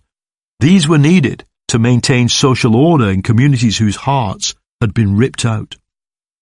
The attack on organised labour was punctuated by signal moments. In 1981, the US air traffic control union leaders were arrested, paraded in chains, and the entire workforce sacked for taking strike action. Thatcher used paramilitary policing to destroy the miners' strike in 1984-5. But the anti-labour offensive's true success was on a moral and cultural level. From 1980 onward, in the developed world, strikes diminished and so did union density. In the USA, union membership fell from an already low 20% of the workforce in 1980 to 12% in 2003. The survivors heavily clustered in the public sector. In Japan, it went from 31% to 20%, and in the UK the fall was even more spectacular, from 50% to 30%. With the unions sidelined, the transformation of work could begin in earnest, creating the atomised and precarious workforce of today. Those of us who lived through the defeat of organised labour in the 1980s experienced it as traumatic, but told ourselves that our grandfathers had lived through just the same. But if we step back and look at it through the kaleidoscope of long-wave theory, it is in fact unique. The 1980s saw the first adaptation phase in the history of long waves where worker resistance collapsed. In the normal pattern, outlined in Chapter 3, resistance forces the capitalists to adapt more radically, creating a new model based on higher productivity and higher real wages. After 1979, the workers' failure to resist allows key capitalist countries to find a solution to the crisis through lower wages and low-value models of production. This is the fundamental fact, the key to understanding everything that happens next. The defeat of organised labour did not enable, as the neoliberals thought, a new kind of capitalism, but rather the extension of the fourth long wave on the basis of stagnant wage growth and atomisation. Instead of being forced to innovate their way out of the crisis using technology, as during the late stage of all three previous cycles, the 1% simply imposed penury and atomisation on the working class. Across the Western world, the wage share of GDP fell markedly. The economist Engelbert Stockhammer, surveying the damage for the International Labour Organization, showed that this fall in the wage share had been driven entirely by the impact of globalization, financialization, and reductions in welfare provision. He wrote, "This constitutes a major historical change as wage shares had been stable or increasing in the post-war era." That, as it turns out, is an understatement. It was to trigger the reshaping of the world. The disrupted wave in pictures. When change is massive and obvious but takes place over decades, two-dimensional charts are sometimes the clearest way to see the big picture. There are graphs that very clearly indicate what does and does not fit the classic pattern predicted by Kondratiev. They can also give us a clue as to why. 1. World GDP growth. The chart shows the overall shape of the fourth long wave at a single glance. There's a clear phase change in the early 1970s. Using the IMF definition of a global recession, when the growth rate dips below 3%, there were no recessions for the first 25 years of the wave and 6 after 1973. The last one, a humdinger. 2.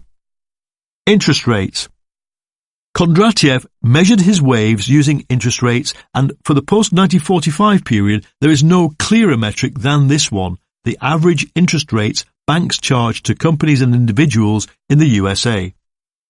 Interest rates rose gradually during the long boom, spiked in the early 1980s when interest rates were used to wipe out swathes of old industries, and have gradually declined, flatlining at the end of the graph because of quantitative easing.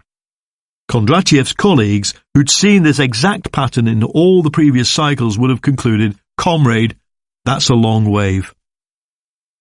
3. Commodity prices, nickel. However, Kondratiev also tracked the prices of basic commodities such as coal and iron. This graph tracks the price of a modern equivalent, nickel, a key component of stainless steel, over 57 years. I think it would have knocked Kondratiev off his chair. It's only one commodity, but with just a few exceptions, it is fairly representative of what has happened to raw material prices since 1945. There is always a spike to the right of the graph caused by the rapid development of industry and mass consumption in the global south, above all in China. A 2007 report by the US Geological Survey shows how, after 1989, all industrial metal prices were driven upwards by China's entry into the global marketplace. China's nickel usage goes from 30 kilotons in 1991 to 60 kilotons in 2001 and to 780 kilotons in 2012. By contrast, over the same period, most other major producers' consumption of nickel and other metals rises fairly slowly, with Germany going from 80 kilotons to 110. Footnote. It's normal for economists to compare prices to inflation. If you do, the price of this and many other metals is fairly constant over the post-1989 period and even declines. However, in long cycle analysis, we want to see inflation and deflation, not factor it out. End of footnote. 4. Government debt to GDP in 20 advanced countries. Kondratiev didn't measure government debt, but in a modern nation, it is a good indicator of the economy's overall health.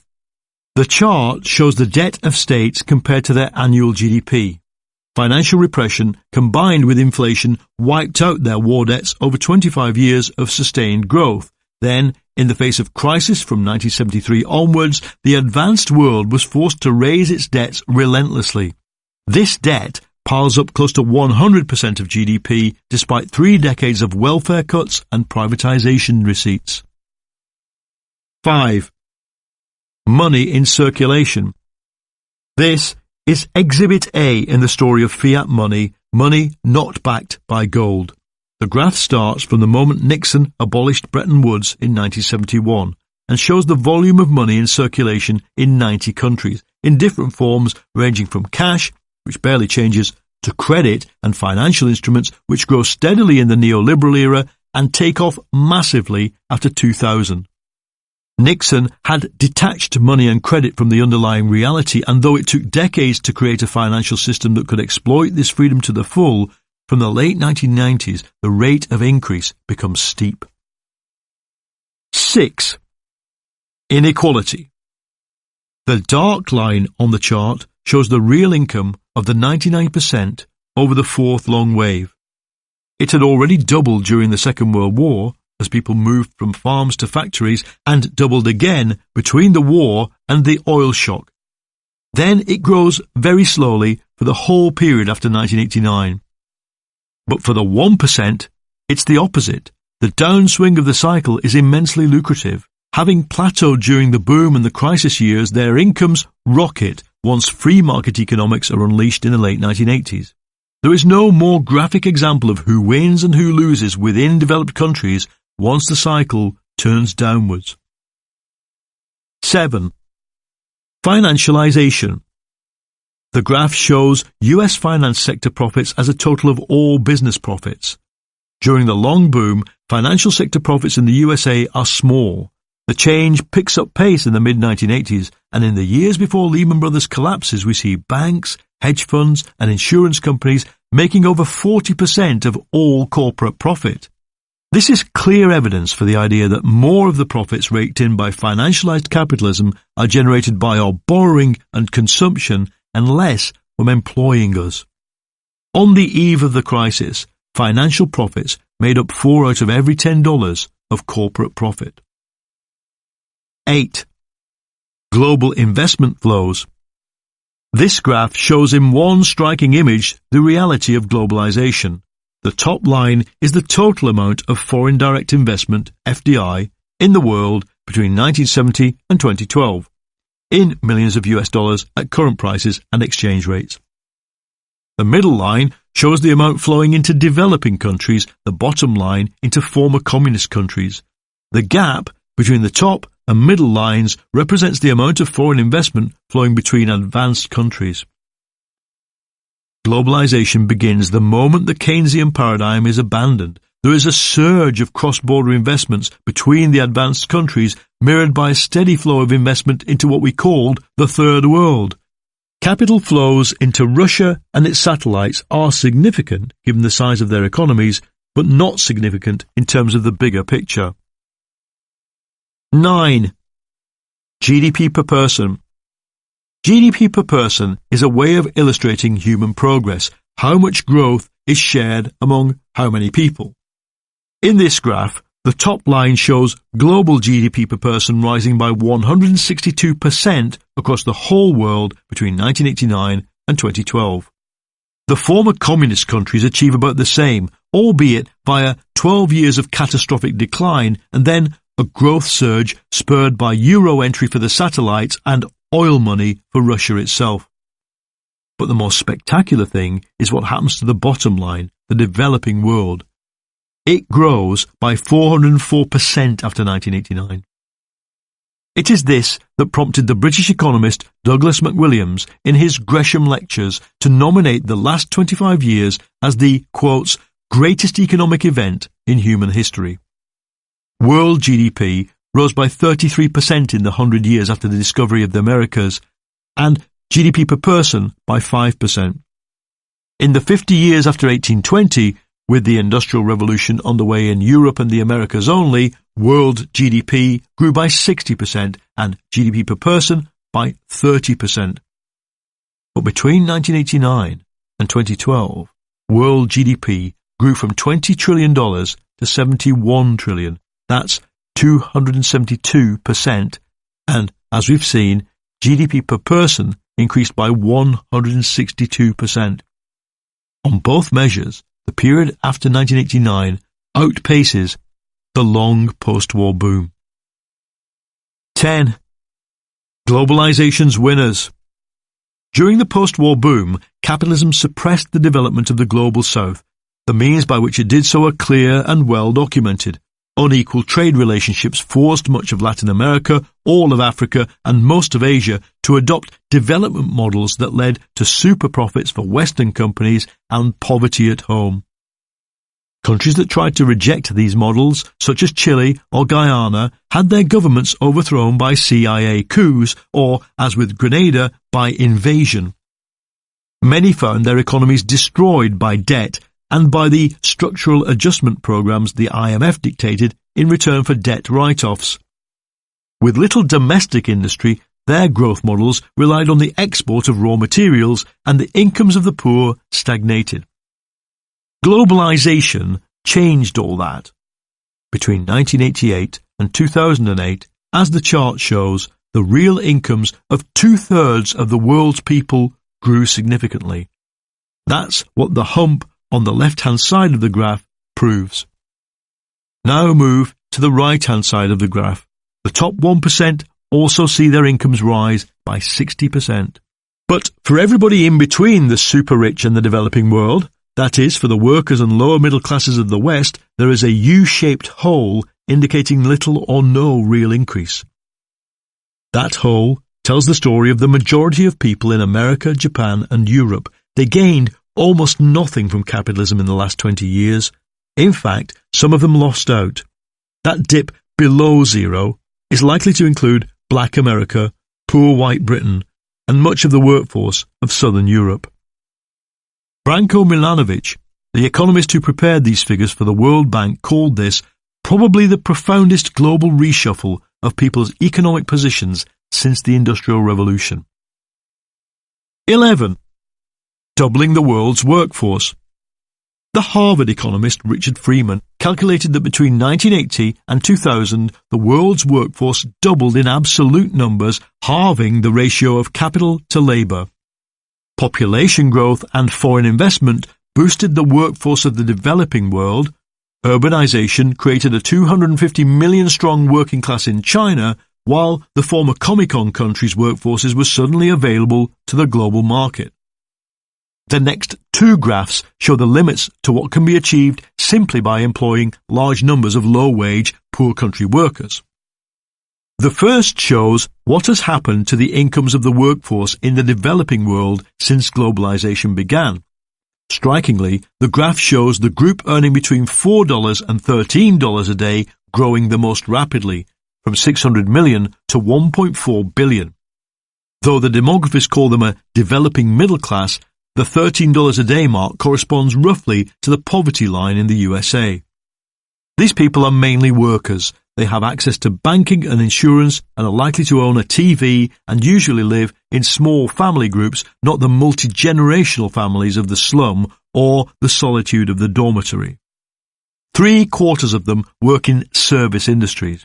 The growth of service sector jobs in the developing world reflects both the natural evolution of the job mix under modern capitalism and a second round of offshoring focused on call centres, IT departments and back office functions. In short, the graph shows the limits of what offshoring can achieve. That growing wedge of $13 a day workers is nudging into the income bracket of the poorest American workers. This means that the days of easy wins for firms offshoring their production are drawing to a close. For the last 25 years, large parts of industry in the global south have used extensive rather than intensive methods to boost production, meaning if you want to make double the number of trainers, you build an extra factory rather than work on more efficient production methods. But that option is closed down once you have to start paying your most skilled workers the same as a poor person in America. In fact, the impact of rising wages in the developing world is apparent once we look at the second graph. This stark calculation shows that the initial boost to productivity from the offshoring of hundreds of millions of jobs is over. There are 3 lines. The dashed line for the developed world declines to zero. Its workers are making almost no contribution to productivity in the world. The solid line for the developing world shows a massive contribution in the first years of globalization, petering out to almost nothing in the last few years. It's evident from this that much of the productivity boost from globalizing the workforce is over and that the slowdown in growth in the emerging markets, from China to Brazil, is about to turn into a strategic problem. It is clear from these graphs that the normal wave pattern has been utterly disrupted. How is the pattern broken? When the upswing runs out of steam in the 1960s, it does so for a reason that would not have surprised Kondratiev: the exhaustion of the regime that promoted high productivity alongside wage growth. This led to the famous stop-go crises of the 1960s when the global system forced governments to rein in growth, and then a breakdown of the global economic order, high inflation and a war in Vietnam so hubristic that the American psyche has still not recovered from the shock of losing it. Here is the critical difference. In all 3 previous cycles, workers had resisted the cheap and nasty solution to the crisis: wage cuts, de-skilling and a reduction in the social wage. In the fourth wave, for reasons we'll explore in Chapter 7, their resistance failed. It was this failure that enabled the entire global economy to be rebalanced in favour of capital. For about 20 years, this rebalancing worked, and worked so well that it convinced many rational people that a new age had dawned. What the Kondratiev theory had indicated should lead to downturn and depression led instead to two exhilarating decades in which an upswing in profits coexisted with social breakdown, military conflict, the return of abject poverty and criminality to communities in the West, and spectacular riches for the 1%. But this is not a social order. It is what you get when you combine the move from production to finance, which Kondratiev would have expected, with a defeated and atomized workforce and a super-rich elite living off financial profits. We have listed the factors that allowed neoliberalism to happen: fiat money, financialization, the doubling of the workforce, the global imbalances, including the deflationary effect of cheap labor, plus the cheapening of everything else as a result of information technology. Each seemed like a get-out-of-jail-free card, allowing the ordinary karma of economics to be suspended. But as we have seen, and as most of us have experienced in some way, there has been a huge price to pay. What emerges from this shattered dream? The new technical and economic system will have to be built from the materials to hand. We know it will involve networks, knowledge work, the application of science, and a large amount of green technology investment. The question is, can it be capitalism? Part 2.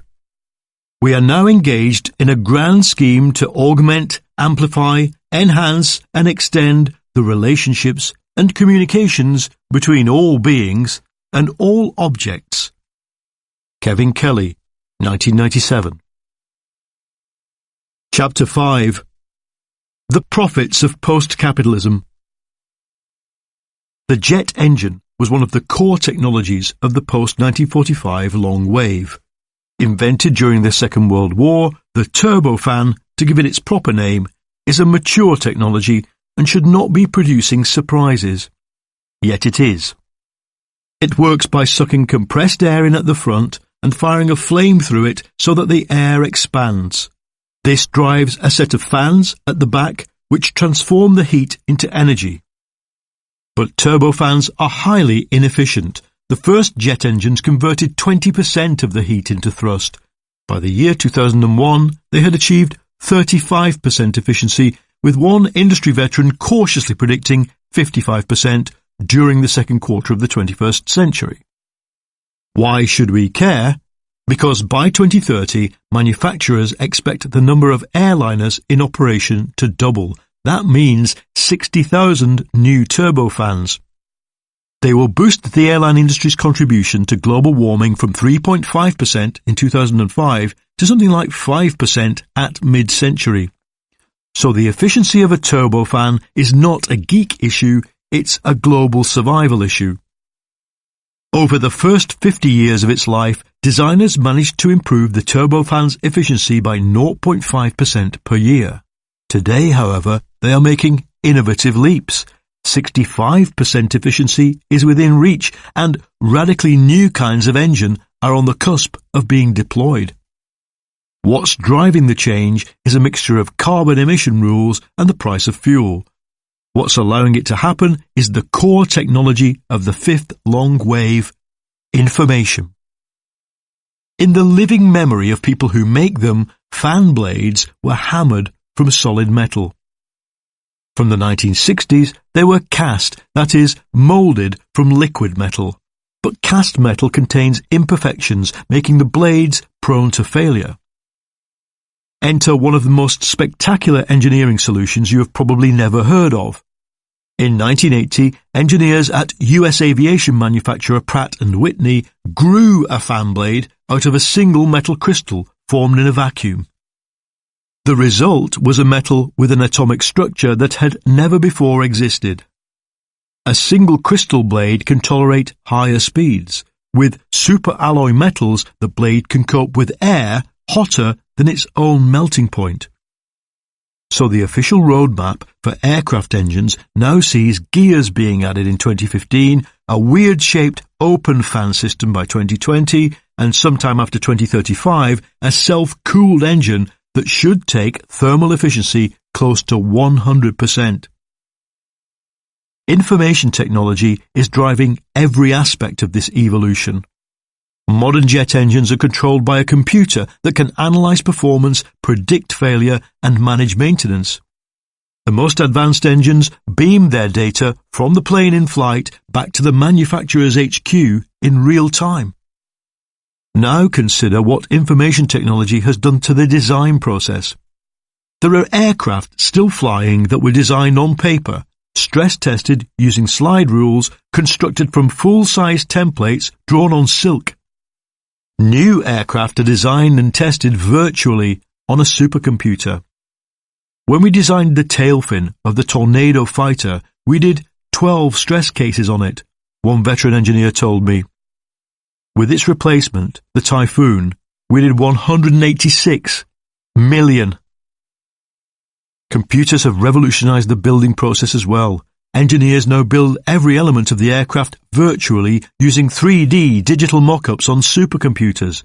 In these models, every brass screw has the physical qualities of a brass screw. Every sheet of carbon fiber bends and flexes as if real. Every stage of the manufacturing process is modeled before a single physical object is made. The global market for turbofans is worth $21 billion a year, so what follows is a $21 billion question.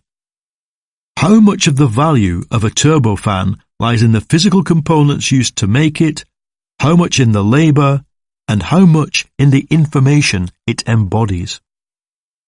You won't find an answer in the accounts. In modern accounting standards, intellectual property is valued by guesswork.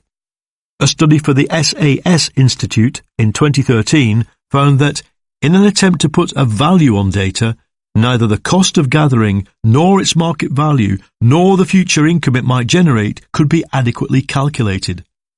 Only through a form of accounting that included non-economic benefits and risks could companies actually explain to their shareholders what their data was really worth.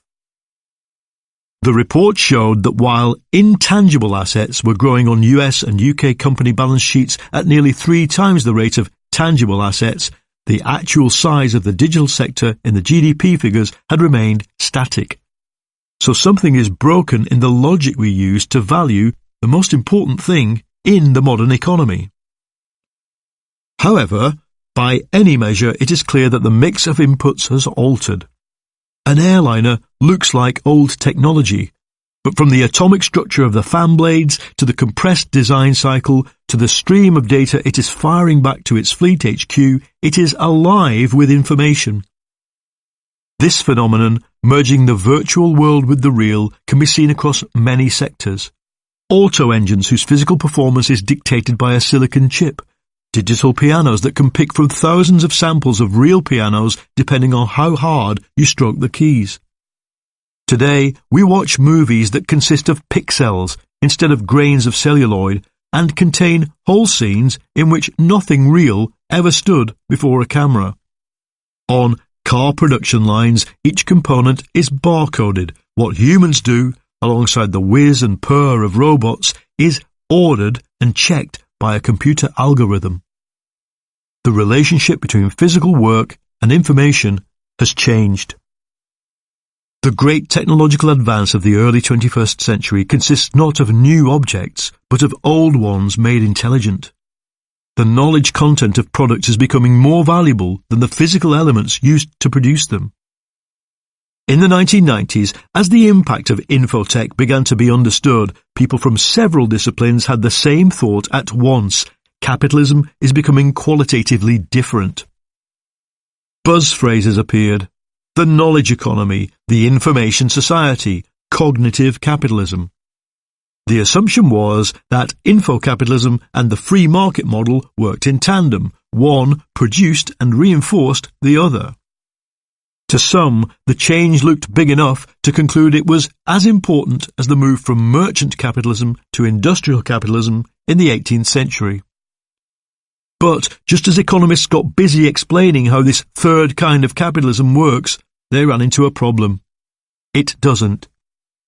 There is a growing body of evidence that information technology, far from creating a new and stable form of capitalism, is dissolving it, corroding market mechanisms, eroding property rights, and destroying the old relationship between wages, work, and profit. The first people to say this were an awkward squad of philosophers, management gurus, and lawyers. In this chapter, I'm going to survey and critique their main ideas. Then, I'm going to propose something even more radical, that information technology is leading us towards a post-capitalist economy. Drucker, asking the right questions. In 1993, the management guru Peter Drucker wrote, that knowledge has become the resource, rather than a resource, is what makes our society post-capitalist. It changes and fundamentally the structure of society.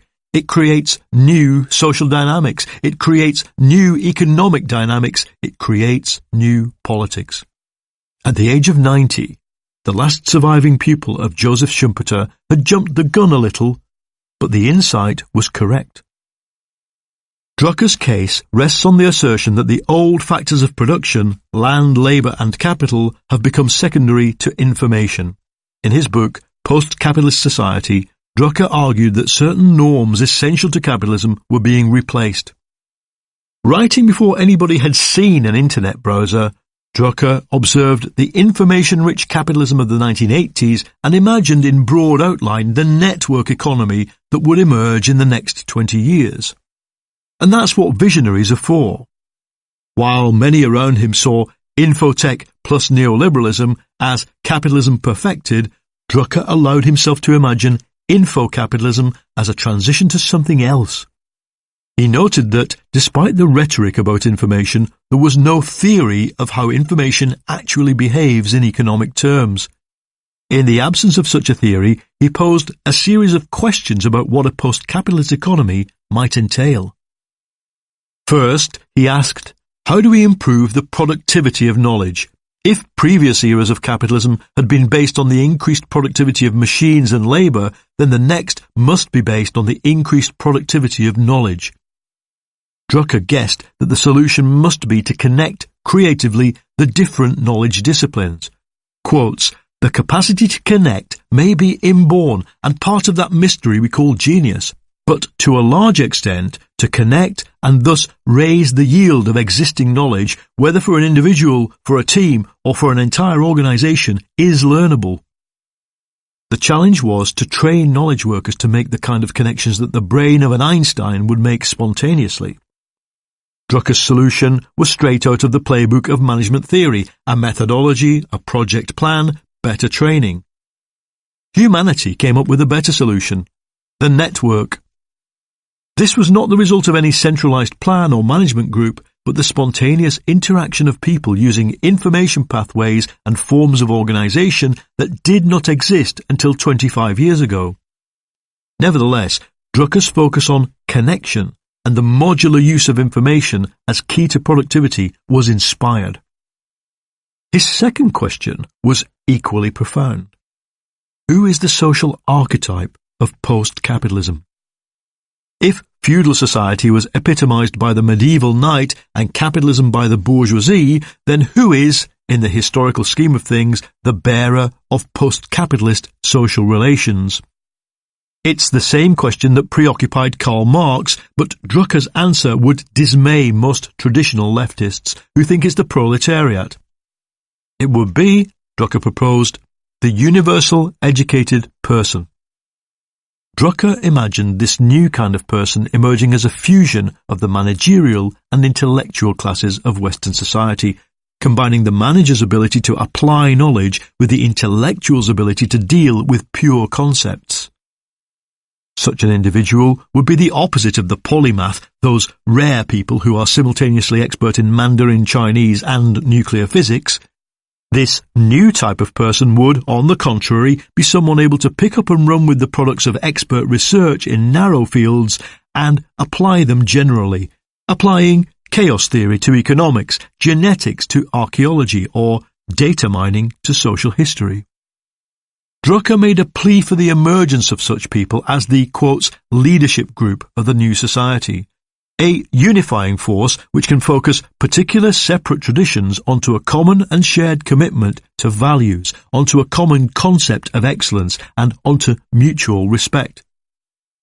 Since he wrote that, such a group has emerged, the T-shirted techno-bourgeoisie of the early 21st century. Their information stored in the cloud, and their ultra-liberal attitudes to sexuality, ecology, and philanthropy seen as the new normal. If all we are talking about in the next 50 years is a fifth long wave of capitalism based on information, then we already have the new men and new women that the theory of long waves would lead us to expect. The problem is, they show no interest at all in overthrowing the old capitalism and scant interest in politics at all. However, if we are talking about post-capitalism, then this universal educated person would have to exist in large numbers and have some interest opposed to that of the big hierarchical firms that dominated the 20th century. They would have to fight, as the bourgeoisie did, for the new economic model and to embody its values in their behaviour. They would have to be, as in the materialist approach to history, the bearer of the new social relations inside the old. Now, look around you. On the London Underground, I'm in a carriage where everybody under the age of 35 has white wires connecting their ears to a device on which they're listening to something they've downloaded via a network. Even those obviously going to business or management jobs have a studiedly informal air and mode of dress. Some, even here where there is no Wi-Fi, are working through emails on their smartphones. Or maybe they're playing games, for the physical actions and intense levels of concentration required are the same. They are glued to digital information, and the first thing they'll do on emerging at street level is plug back into the global network via 3G. Everybody else in the carriage fits into a demographic from the 20th century. The elderly middle-class couple in their hats and tweeds, the stubbly manual worker reading his newspaper, the guy in the suit typing on his laptop, too busy for headphones but who's taking the time to polish his shoes, i.e. me. The first group consists of what sociologists call networked individuals, adept at drawing down knowledge from a relatively open and global system. They behave in a networked way, from work to consumption to relationships and culture. 30 years on from Stuart Brand's famous claim that information wants to be free, they instinctively believe that under normal circumstances it should be free. They will pay for their drugs at a dance club, but still find it an imposition to pay for downloaded music. This group is already so large and well defined in some cities, London, Tokyo, Sydney. It is the 20th century types that are the minority, still consulting analogue maps instead of GPS, still confused by the coffee options available at Starbucks, appalled and fascinated by the mercurial lifestyles that the other group sees as normal. The networked individuals of the early 21st century, the white wire people, conform exactly to the kind of person Drucker expected to emerge, the universal educated person. They're no longer confined to a niche techno-demographic.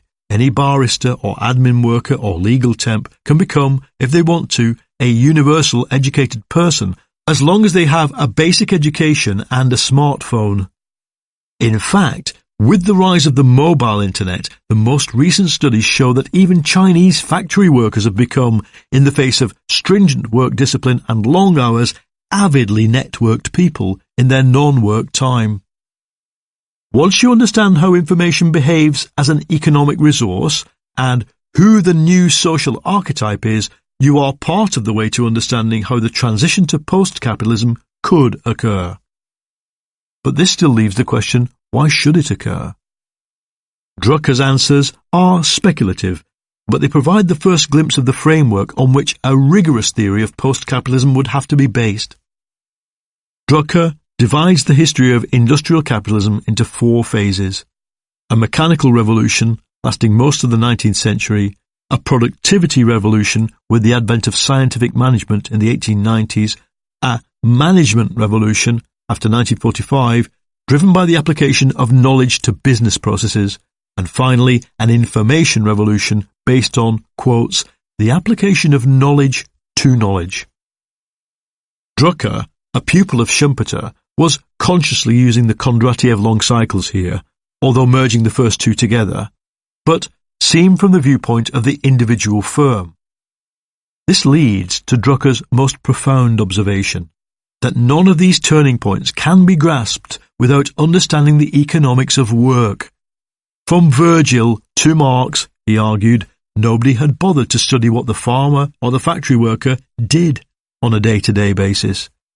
Only in the late 19th century did capitalists notice what their workers were actually doing and try to change it. There is still no history of work, Drucker complained, and 25 years later the history of work remains underexplored. Labour market economics continues focused on unemployment and pay rates and occupies a lowly status in academia. But once we understand what information is doing to work, to the boundaries between work and free time, and to wages, the scale of the change we're living through will be apparent. In the end, Drucker left us with a series of questions. They were the right questions, but 25 years on we still have no synthetic theory of info-capitalism, let alone post-capitalism. However, mainstream economics has, accidentally, come close to discovering one. Info goods change everything. In 1990, the American economist Paul Romer blew apart one of the key assumptions of modern economics and in the process thrust the question of info-capitalism into the mainstream. In their search for a model that could predict a country's rate of growth, economists had listed various factors: savings, productivity, population growth. They knew that technological change influenced all these factors, but they assumed, for the purposes of the model, that it was, quotes, exogenous, external to their model and therefore irrelevant to the equation they were trying to write. Then, in a paper titled Endogenous Technological Change, Romer reset the whole argument. He demonstrated that, since innovation is driven by market forces, it cannot be treated as accidental or external to economic growth, but must be an intrinsic, or, quotes, endogenous part of it. Innovation itself has to be situated within growth theory. Its impact is predictable, not random. But as well as completing a neat piece of algebra about capitalism in general, Romer had come up with a proposition specific to info-capitalism with revolutionary implications. He defined technological change in a deliberately facile way as an improvement in the instructions for mixing together raw materials. That is, he separated out things and ideas, for that is what instructions are. Information for Romer is like a blueprint or a recipe for making something either in the physical world or in the digital world. This led to what he called a new fundamental premise, quote, that instructions for working with raw materials are inherently different from other economic goods. An information product is different from every physical commodity so far produced, and an economy primarily based on information products will behave differently from one based on making things and providing services. Romer spelled out why. Once the cost of creating a new set of instructions has been incurred, the instructions can be used over and over again at no additional cost. Developing new and better instructions is equivalent to incurring a fixed cost. In one paragraph, Romer had summed up the revolutionary potential of the tiny gesture I just made to extract that quote out of a PDF and put it into this book. Copy and paste. Once you can copy and paste a paragraph, you can do it with a music track, a movie, the design of a turbofan engine, and the digital mock-up of the factory that will make it. Once you can copy and paste something, it can be reproduced for free. It has, in economics speak, a zero marginal cost. Info-capitalists have a solution to this. make it legally impossible to copy certain kinds of information. For example, while I'm allowed to quote Roma for free in this book, downloading the PDF of his famous 1990 paper cost me $16.80 on the JSTOR academic website. If I tried to copy and paste the design of a turbofan engine, I could end up in jail. But intellectual property rights are notoriously messy. I can legally copy a CD that I own into my iTunes folder, but it's illegal to rip a DVD. The laws of what you can and can't copy are unclear. They are enforced socially as much as by law, and like the patents of the pre-digital era, they decay over time. If you are trying to own a piece of information, whether you're a rock band or a turbofan manufacturer, your problem lies in the fact that it does not degrade with use, and that one person consuming it does not prevent another person consuming it. Economists call this non-rivalry. A simpler word for it would be shareable. With purely physical goods, consumption by one person generally blocks their use by another. It's my cigarette, not yours, my hire car, my cappuccino, my half hour of psychotherapy, not yours. But with an MP3 track, the information is the commodity. It can technically exist in many physical forms and at a scale so small that it allows me to carry around every piece of music I have ever bought in my life on a 2-inch flash drive, aka an iPod. Once a commodity is non-rival, the only way you can defend your ownership of it is by what economists call exclusion. So you can either put a bug into the software that makes it impossible to copy, as with a DVD, or you can make copying illegal. But the fact remains, whatever you do to protect the information, bug it, encrypt it, arrest the pirate DVD seller in the car park, the information itself remains copyable and shareable and at negligible cost. This has major implications for the way the market operates. Mainstream economists assume that markets promote perfect competition and that imperfections such as monopolies, patents, trade unions, price-fixing cartels are always temporary. They also assume that people in the marketplace have perfect information. Roma showed that once the economy is composed of shareable information goods, imperfect competition becomes the norm. The equilibrium state of an infotech economy is one where monopolies dominate and people have unequal access to the information they need to make rational buying decisions. Infotech, in short, destroys the normal price mechanism whereby competition drives prices down towards the cost of production. A track on iTunes costs next to zero to store on Apple's server and next to zero to transmit to my computer. Whatever it costs the record company to produce in terms of artist fees and marketing costs, it costs me 99p simply because it's unlawful to copy it for free. The interplay between supply and demand does not come into the price of an iTunes track. The supply of the Beatles' Love Me Do on iTunes is infinite, and unlike with that of physical records, the price doesn't change as demand fluctuates either. Apple's absolute legal right to charge 99p is what sets the price. To run a multi-billion-dollar business based on information, Apple does not only rely on copyright law. It has built an entire walled garden of expensive technologies that work together: the Mac, iTunes, the iPod, the iCloud, the iPhone, and the iPad, to make it easier for us to obey the law than break it. As a result, iTunes dominates global digital music sales with around 75% of the market. With infocapitalism, a monopoly is not just some clever tactic to maximize profit. It is the only way an industry can run. The small number of companies that dominate each sector is striking. In traditional sectors, you usually have 4 to 6 big players in every market. The big 4 accountancy firms, 4 or 5 big supermarket groups, 4 big turbofan makers. But the signature brands of infotech need total dominance. Google needs to be the only search company. Facebook has to be the only place you construct your online identity. Twitter, where you post your thoughts. iTunes, the go-to online music store. In 2 key markets, online search and mobile operating systems, there is a two-firm death match, with Google currently winning both of them.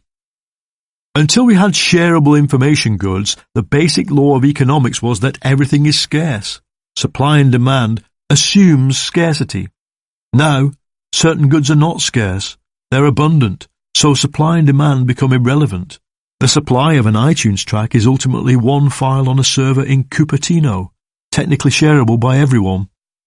Only intellectual property law and a small piece of code in the iTunes track prevent everybody on Earth from owning every piece of music ever made.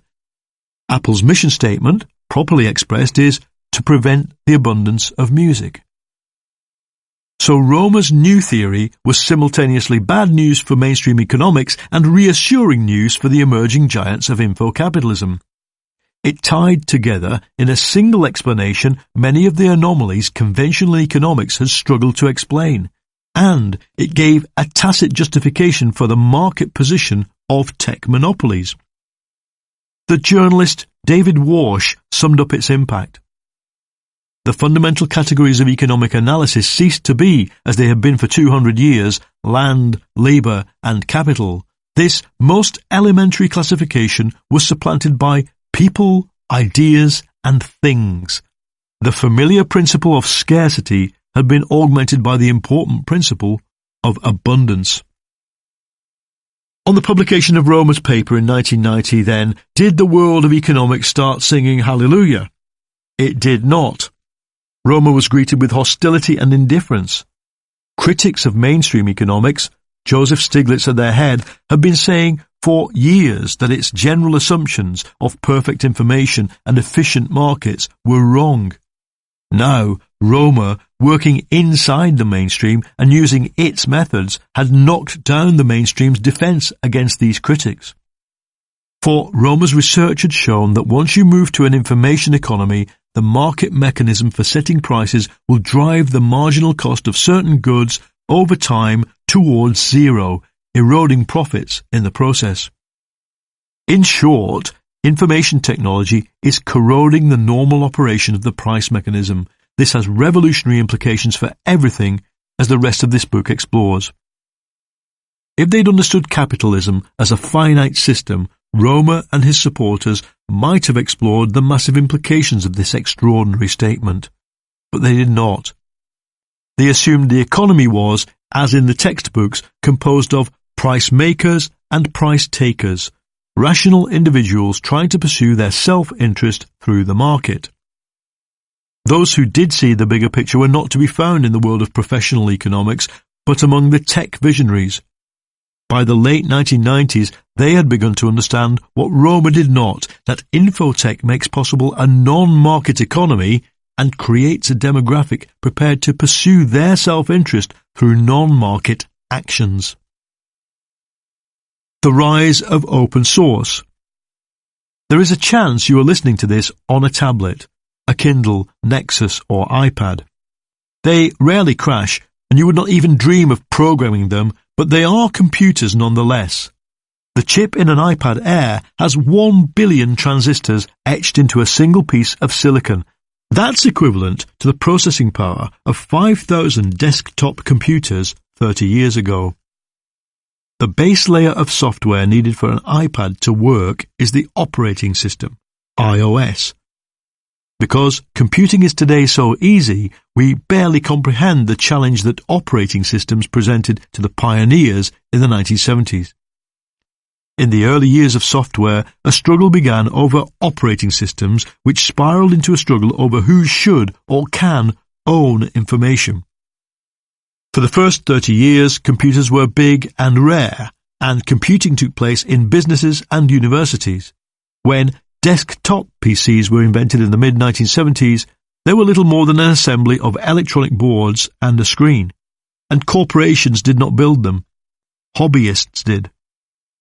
The Altair 8800 was a breakthrough machine sold via magazine ads to a subculture of geeky people who wanted to learn programming.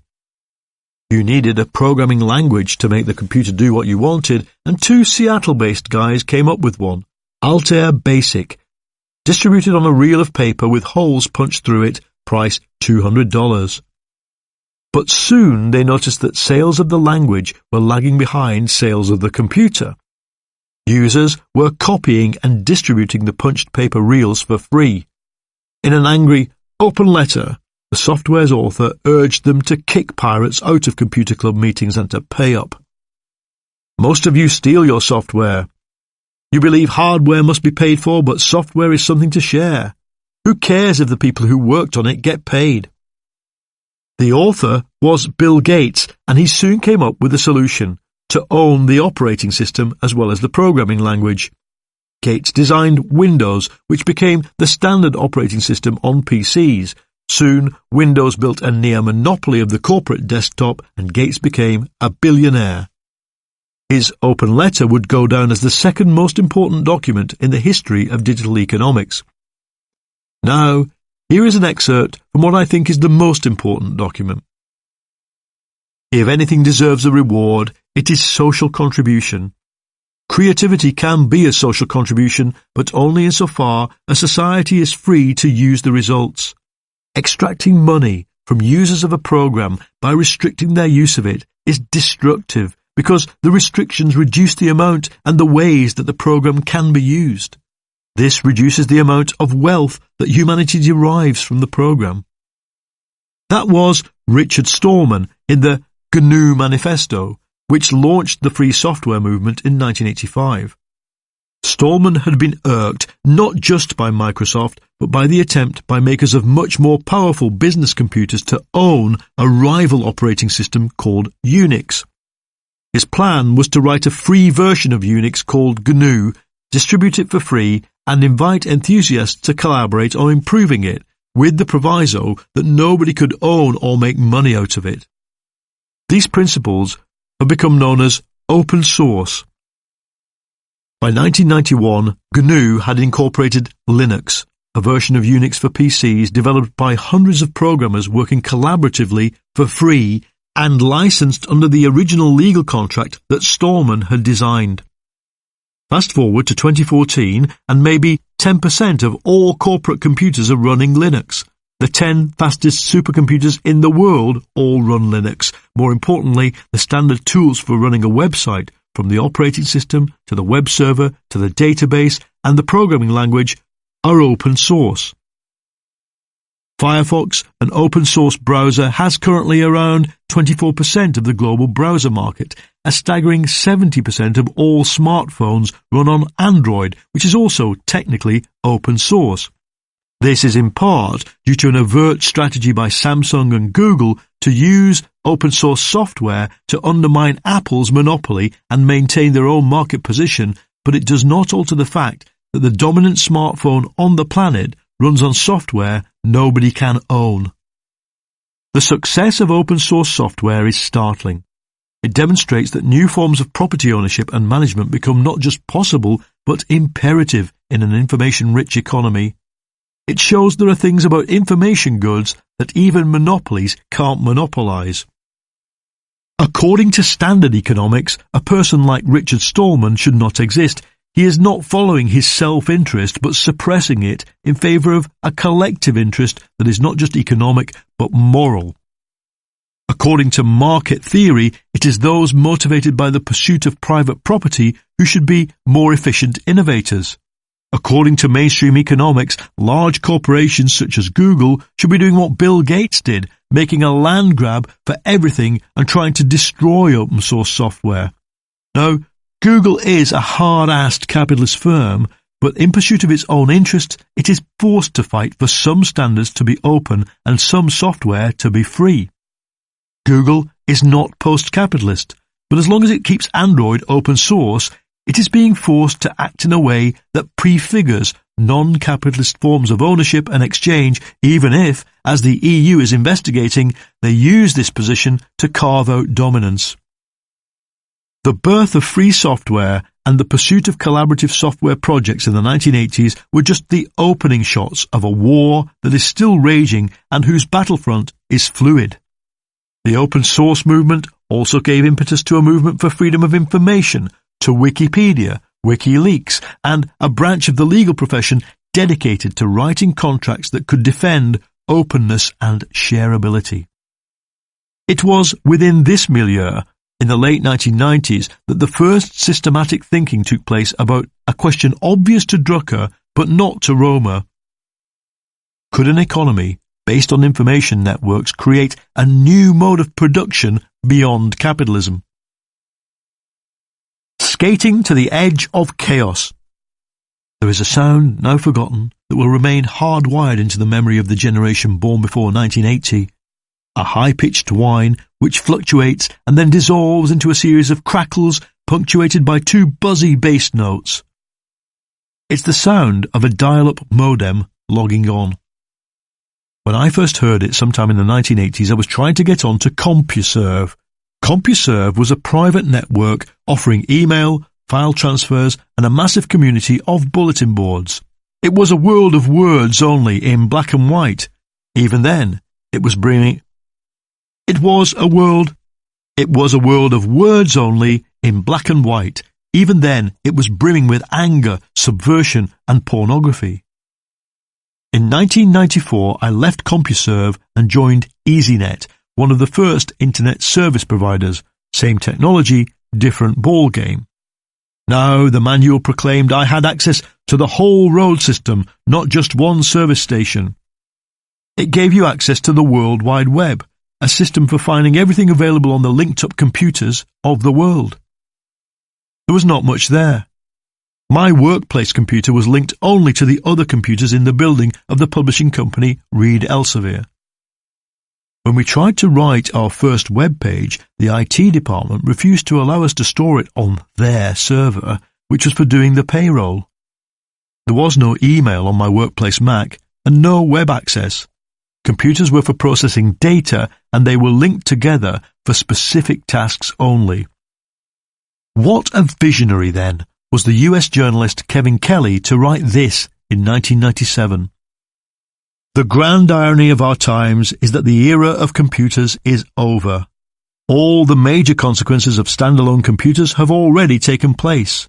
Computers have speeded up our lives a bit, and that's it.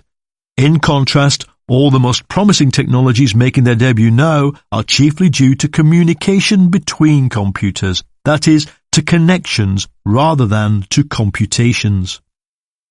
Kelly's article in Wired triggered a moment of recognition for my generation. Everything up to now, the 5-inch floppy disks for the university mainframe, the green screens of the early Amstrads, the crackle and buzz of the modem, had been the prologue. Suddenly, a network economy was taking shape. Kelly wrote, I prefer the term network economy because information isn't enough to explain the discontinuities we see. We have been awash in a steadily increasing tide of information for the past century, but only recently has a total reconfiguration of information itself shifted the whole economy.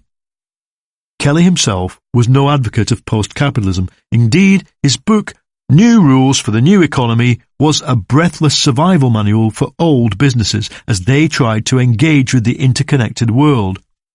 But his contribution was important. It was the moment we began to understand that the intelligent machine was not the computer, but the network, and that the network would speed up the rate of change and make it unpredictable. In a statement that defines our era, Kelly said, we are now engaged in a grand scheme to augment, amplify, enhance and extend the relationships and communications between all things and all objects.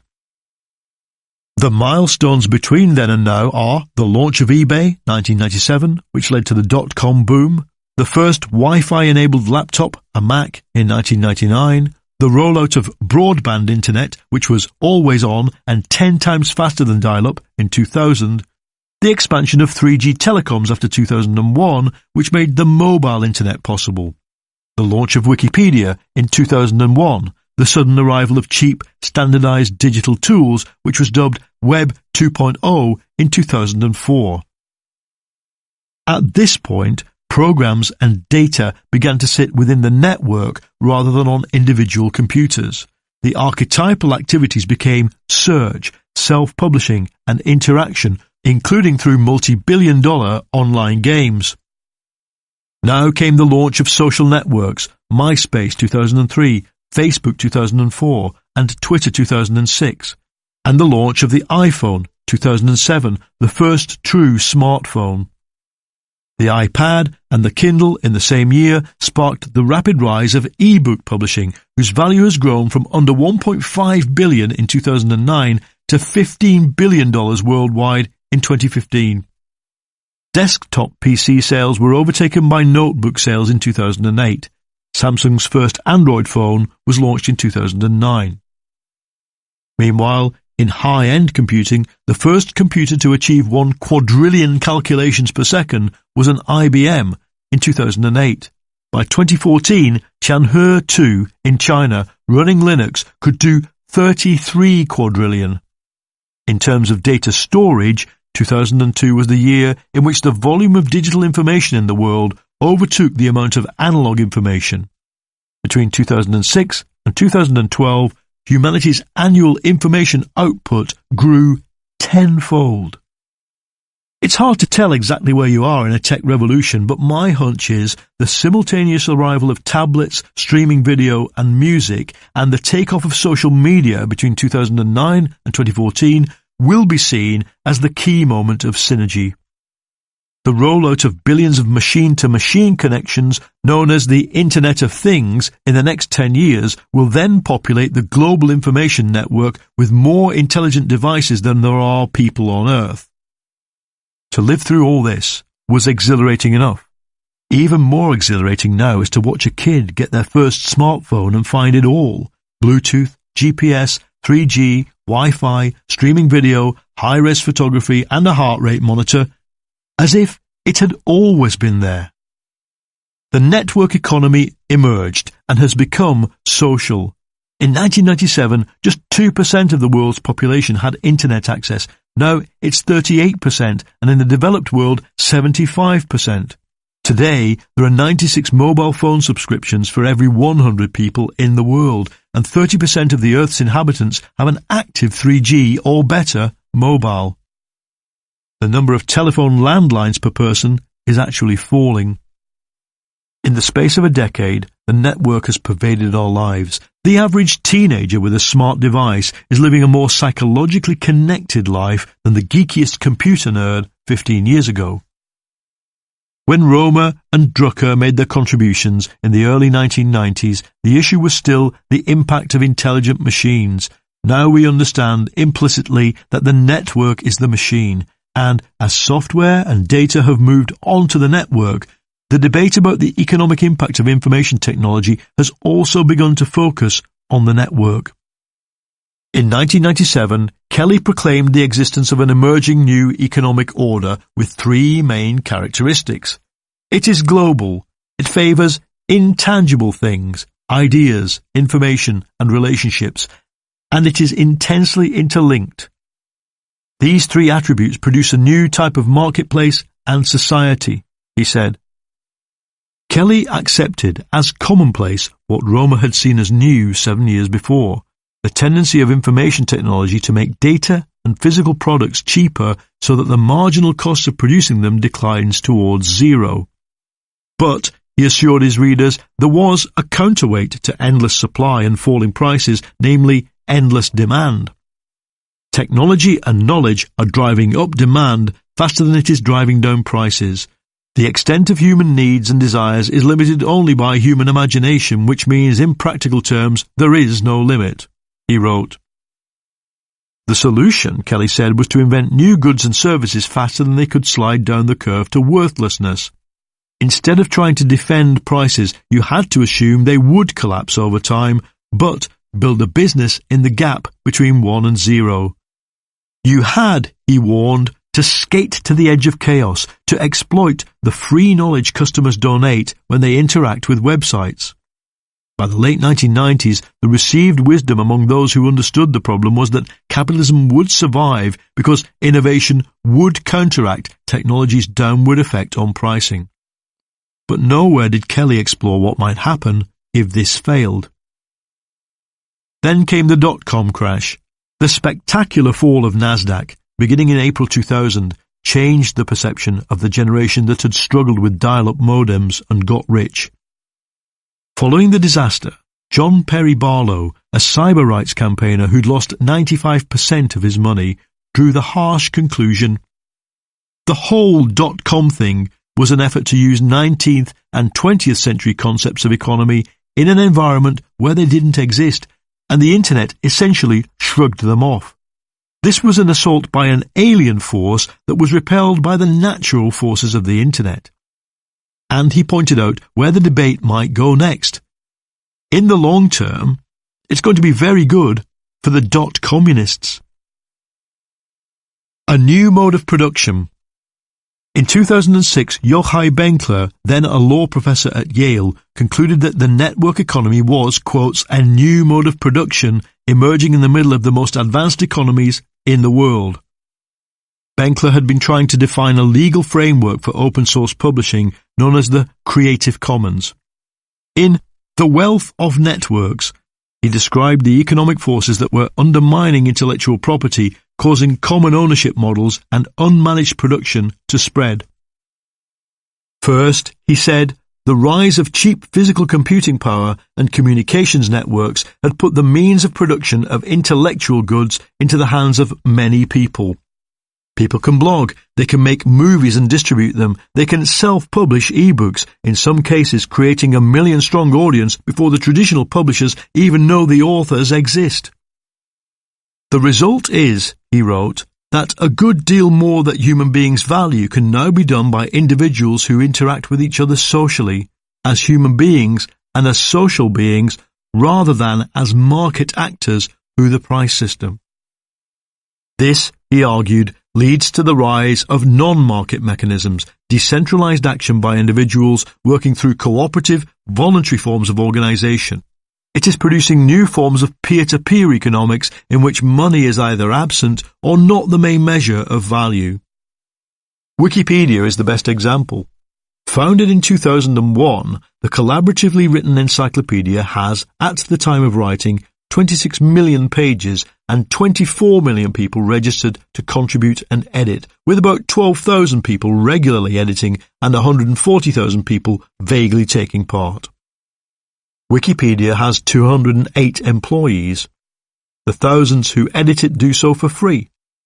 A user survey found 71% of them do it because they like the idea of working for nothing, and 63% because they believe information should be free. With 8.5 billion page views per month, the Wikipedia site is the 6th most popular in the world, just above Amazon, the most successful e-commerce company on Earth. By one estimate, if it were run as a commercial site, Wikipedia's revenue could be $2.8 billion a year.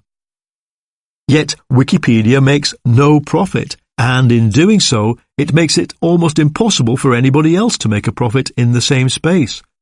Furthermore, it is one of the most valuable learning resources ever invented and has, so far, defied all attempts to censor, subvert, troll, or sabotage it, because the power of tens of millions of human eyeballs is greater than any government, stalker, interest group, or saboteur can match. The principle Wikipedia works on is the same as the early open-source programmers used on GNU and Linux, but applied to a mass consumer product. When we visit Amazon and buy a camera or a book, our recorded choices help other users choose. In economics, this is called a positive externality, an unintended economic benefit. With Amazon, it is the corporation that reaps most of the benefit in the form of increased buying and selling power. With Wikipedia, there is only a human benefit. No kid ever again has to sit in a small town library, as I did, lost in a maze of mediocre and random knowledge, itself trapped forever on sheets of paper that can never be updated or corrected without printing a completely new book.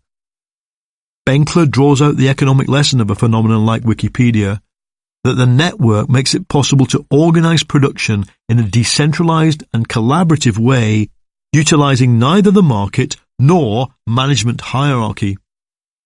Economists like to demonstrate the archaic nature of command planning with mind games like, imagine the Soviet Union tried to create Starbucks.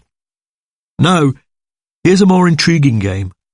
Imagine if Amazon, Toyota, or Boeing tried to create Wikipedia. Without collaborative production and open source, there will be only two ways to do so. by using either the market or the command structures of a corporation. Since there are maybe 12,000 active writers and editors of Wikipedia, you could hire that number and maybe get away with some of them being outworkers in the sweatshop economies of the world, controlled by a better paid managerial layer in the American Sun Belt. Then you could incentivize them to write the best possible encyclopedia on the web. You would give them targets, bonuses, promote teamwork through quality circles, etc. But you could not produce anything as dynamic as Wikipedia. Getting a 12,000-strong corporation to produce 26 million pages of Wikipedia would be as pointless as the Soviet Union trying to create its own version of Starbucks. A 208-strong foundation would always do it better. And even if you could produce something just as good as Wikipedia, you would face a massive problem. Wikipedia itself, your major competitor, doing it all for free. So maybe, instead of using a corporation to command Wikipedia into existence, you could try using market forces to trade it into existence. After all, doesn't business school teach us that the market is the most efficient system? People would maybe pay small amounts of money for small chunks of knowledge, while being comfortable with the idea that the information rests in the public domain as free. Maybe the academics, amateurs and enthusiasts who write the pages would be glad to receive a small amount of money for each contribution. This, in fact, is more like what actually happens, but it's not money the participants are exchanging. They are, in effect, exchanging gifts, and as anthropologists have long realized, the gift is only the physical symbol of something more intangible. Call it goodwill or happiness. Wikipedia, like Linux, is radical in two ways. First, in the communal nature of what is produced. It is free to use, but impossible to grab, own and exploit. Second, in the collaborative nature of the production process. Nobody in a central office decides what the pages should be about. Wikipedia's employees simply regulate the standards of creation and editing and defend the whole platform against erosion by property and management hierarchies. Benkler defines this as commons-based peer production, and the concept challenges the certainties of mainstream economics some more. Nothing has changed about humanity. It's just that our human desire to make friends, build relationships based on mutual trust and obligation, fulfilling emotional and psychological needs, has spilled over into economic life. At the precise moment in history when it became possible to produce stuff without the market or the firm, significant numbers of people started doing so. In the first place, the cheapening of computer power and network access puts the ability to produce information goods into the hands of many people, not the few.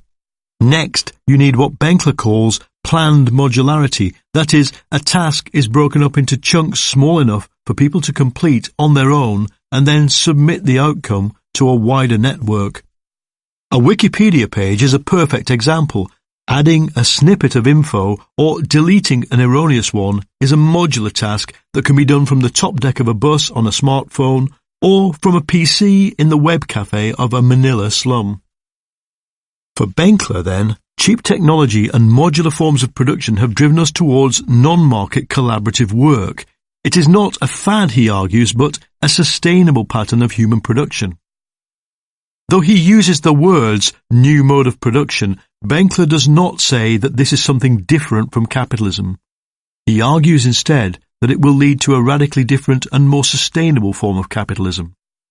He predicts a redistribution of wealth and power from dominant firms and elites to a wider mixture of individuals, peer networks and businesses that can adapt to the new situation.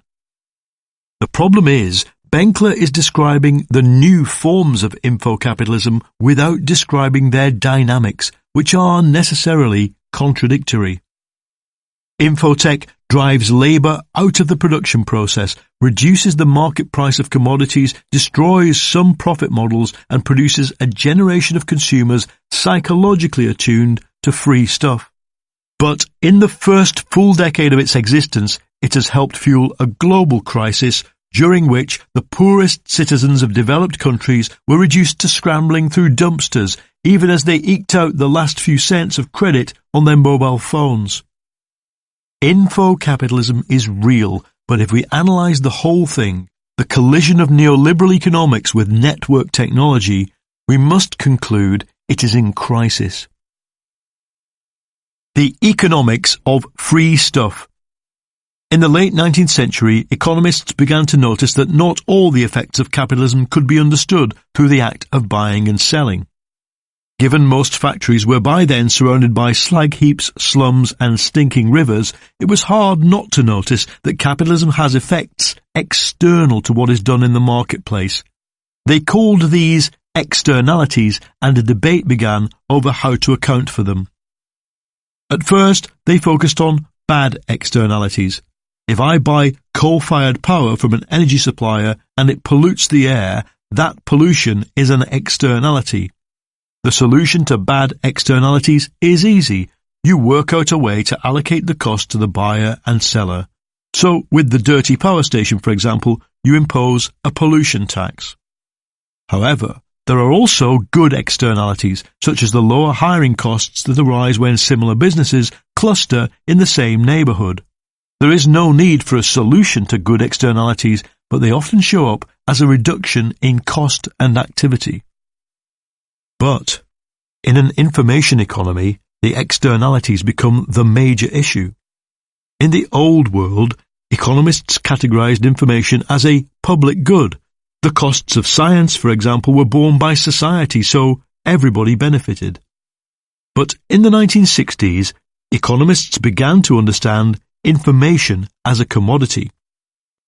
In 1962, Kenneth Arrow, the guru of mainstream economics, said that in a free market economy, the purpose of inventing things is to create intellectual property rights. Quotes, precisely to the extent that it is successful, there is an underutilization of information. If you think about it this way, the purpose of patenting the advanced HIV drug darunavir can only be to keep its price at $1,095 a year, which is, as Médecins Sans Frontières put it, prohibitively expensive. The information exists to place millions of people on this advanced HIV treatment, but thanks to the patent, it is underutilized. Conversely, because India famously prevented pharmaceutical companies slapping 20-year patents on other advanced HIV treatments, their cost has slumped since the year 2000, and the information on how to make them has been utilized. In an economy where information is everywhere, so are externalities. If we survey the giants of infocapitalism, almost the whole of their business model is about capturing good external side effects. Amazon works, for example, by offering to sell you things based on your previous choices, information you provided for free and could not choose to withhold. The whole business model is based on the one-sided capture of externalities by Amazon. It works for supermarkets too. By aggregating their customer data and preventing its utilization by everybody else, big supermarkets such as Walmart or Tesco gain a huge commercial advantage. Now, imagine Walmart or Tesco were prepared to publish their customer data suitably anonymized for free. Society would benefit. Everybody, from farmers to epidemiologists, could mine the data and make more accurate decisions. Individual customers could see, at a glance, whether they'd been making rational or irrational shopping decisions. But the supermarkets would lose market advantage. Their ability to manipulate consumer behavior using price points, sell-by dates, and 2-for-1 deals would be reduced. The whole point of their vast e-commerce systems is that customer data is, as Arrow would put it, underutilized. If we restate Arrow's observation in a different way, its revolutionary implications are obvious. If a free market economy with intellectual property leads to the underutilization of information, then an economy based on the full utilization of information cannot have a free market or absolute intellectual property rights. And this is just another way of saying what Benkler and Drucker understood. that infotech undermines something fundamental about the way capitalism works. But what does it create in its place? For the term post-capitalism to be meaningful, you would have to describe exactly how network technology triggers a transition to something else, and what the dynamics of a post-capitalist world would look like. None of the writers I've surveyed above achieves that, and for a reason. None of them is working with a fully rounded theory of capitalism itself. But what if somebody did anticipate the information-driven fall of capitalism? What if someone had clearly predicted that the ability to create prices would dissolve if information became collectively distributed and embodied in machines? We would probably be hailing that person's work as visionary. Actually, there is such a person. His name is Karl Marx. The general intellect. The scene is Kentish Town, London, February 1858, sometime around 4 a.m. Marx is still a wanted man in Germany and has spent 10 years becoming increasingly depressed about the prospects for revolution. But now, Wall Street has crashed. There are bank failures across Europe, and he is scrambling to finish a long-promised book on economics. "I'm working like a madman right through the night," he confides, "so that I'll at least have the outlines clear before the deluge." Marx's resources are limited. He has a pass to the British Library giving him access to the latest data. By day, he writes articles in English for the New York Tribune. By night, he is filling 8 notebooks with near-illegible scrawl in German, free-flowing observations, thought experiments, and notes to self. The notebooks, known collectively as the Grundrisse, which translates as the outline, will be saved, but not read, by Engels. They will be stored in the HQ of the German Social Democratic Party until the Soviet Union buys them in the 1920s. They will not be read in Western Europe until the late 1960s, and in English not until 1973. When they finally get to see what Marx is writing on this cold night in 1858, scholars will admit that it challenges every serious interpretation of Marx yet conceived. It is called the Fragment on Machines. The Fragment on Machines starts with the observation that as large-scale industry develops, it changes the relationship between worker and machine. In early industry, there was a man, a tool worked by hand, and a product. Now, instead of a tool, the worker, quotes, inserts the process of nature, transformed into an industrial process, as a means between himself and inorganic nature, mastering it. He steps to the side of the production process instead of being its chief actor. Marx had imagined an economy in which the main role of machines was to produce and the main role of people was to supervise them. He was clear that in such an economy the main productive force would be information. The productive power of machines like the self-acting cotton spinning machine, the telegraph, and the steam locomotive was, he said, out of all proportion to the direct labour time spent on their production, but depends rather on the general state of science and on the progress of technology or the application of this science to production. Organisation and knowledge, in other words, made a bigger contribution to productive power than the labour of making and running the machines. Given what Marxism was to become, a theory of exploitation based on the theft of labour time, this is a revolutionary statement. It suggests that, once knowledge becomes a productive force in its own right, vastly outweighing the actual labour spent creating a machine, the big question becomes not wages versus profits, but who controls the power of knowledge? Now, Marx drops a bombshell. In an economy where machines do most of the work, where human labour is really about supervising, mending and designing the machines, the nature of the knowledge locked inside the machines must, he writes, be social. Let's use a modern example.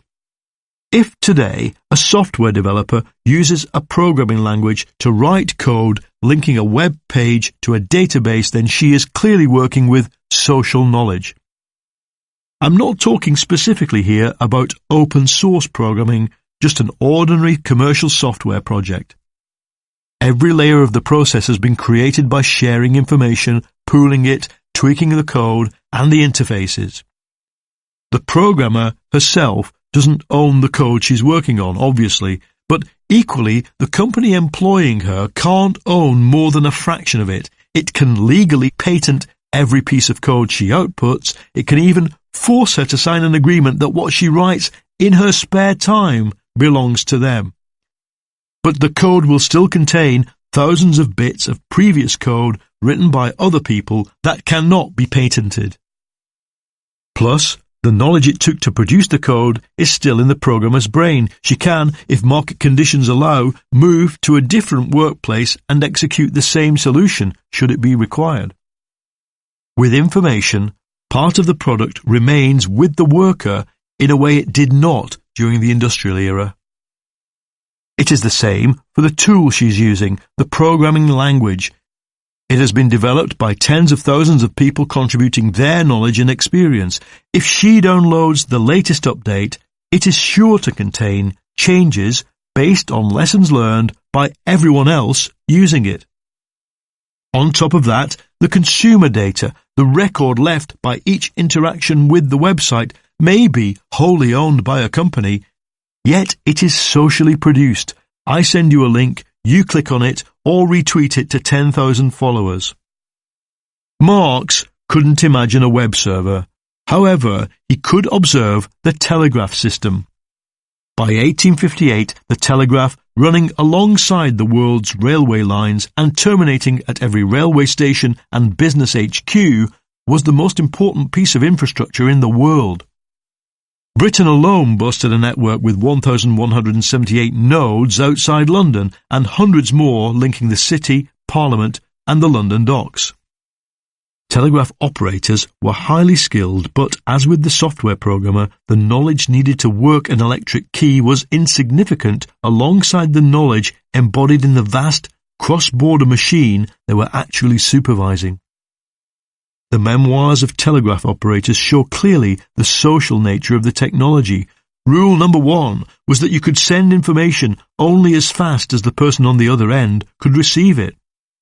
But in the complex telegraph systems, where rooms full of senders and receivers negotiated use of the crowded line capacity with far distant operators, quotes, handling egos was as much a part of an operator's work as handling a telegraph key. Considerate, helpful operators made work easier. Domineering, cavalier, or self-righteous ones made work more difficult. Their work was social. The knowledge embodied in the machine was social. In the fragment on machines, these two ideas, that the driving force of production is knowledge and that knowledge stored in machines is social, led Marx to the following conclusions. First, in a heavily mechanized capitalism, boosting productivity through better knowledge is a much more attractive source of profit than extending the working day or speeding up labor. Longer days consume more energy. Speed-ups hit the limits of human dexterity and stamina, but a knowledge solution is cheap and limitless. Second, Marx argued, knowledge-driven capitalism cannot support a price mechanism whereby the value of something is dictated by the value of the inputs needed to produce it. It is impossible to properly value inputs when they come in the form of social knowledge. Knowledge-driven production tends towards the unlimited creation of wealth, independent of the labour expended. But the normal capitalist system is based on prices determined by input costs and assumes all inputs come in limited supply.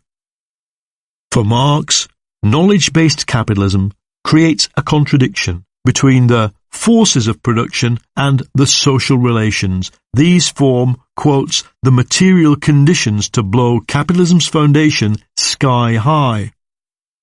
Furthermore, capitalism of this type is forced to develop the intellectual power of the worker. It will tend to reduce working hours or halt their extension, leaving time for workers to develop artistic and scientific talents outside work, which become essential to the economic model itself. Finally, Marx throws in a new concept which appears nowhere else before or after in his entire writings: the general intellect. When we measure the development of technology, he writes, we are measuring the extent to which general social knowledge has become a force of production under the control of the general intellect. The ideas outlined in the fragment were recognized in the 1960s as a complete departure from classic Marxism. In the 20th century, the left had seen state planning as the route out of capitalism. They had assumed that capitalism's inner contradictions lay in the chaotic nature of the market, its inability to fulfill human need, and its propensity to catastrophic breakdown. In the 1858 fragment, however, we are confronted with a different model of transition, a knowledge-based route out of capitalism in which the main contradiction is between technology and the market mechanism. In this model, scribbled on paper in 1858 but unknown to the left for more than 100 years, capitalism collapses because it cannot exist alongside shared knowledge. The class struggle becomes the struggle to be human and educated during one's free time. It was the Italian leftist Antonio Negri who described the fragment on machines as Marx beyond Marx. Paolo Virno, one of his co-thinkers, pointed out that its ideas are not present in any of his other writings and in fact seem alternative to the habitual formula. The question remains, why didn't Marx pursue this idea more widely? Why does the general intellect disappear as a concept except on this one unpublished page? Why does this model of the market mechanism being dissolved by social knowledge get lost in the writing of Capital? The obvious answer, beyond all the textual discussions, is that capitalism itself at the time did not bear out the proposition. Once the 1858 panic was over, stability returned. The socialization of knowledge inherent in the telegraph and the steam locomotive were not sufficient to blow the foundations of capitalism sky high.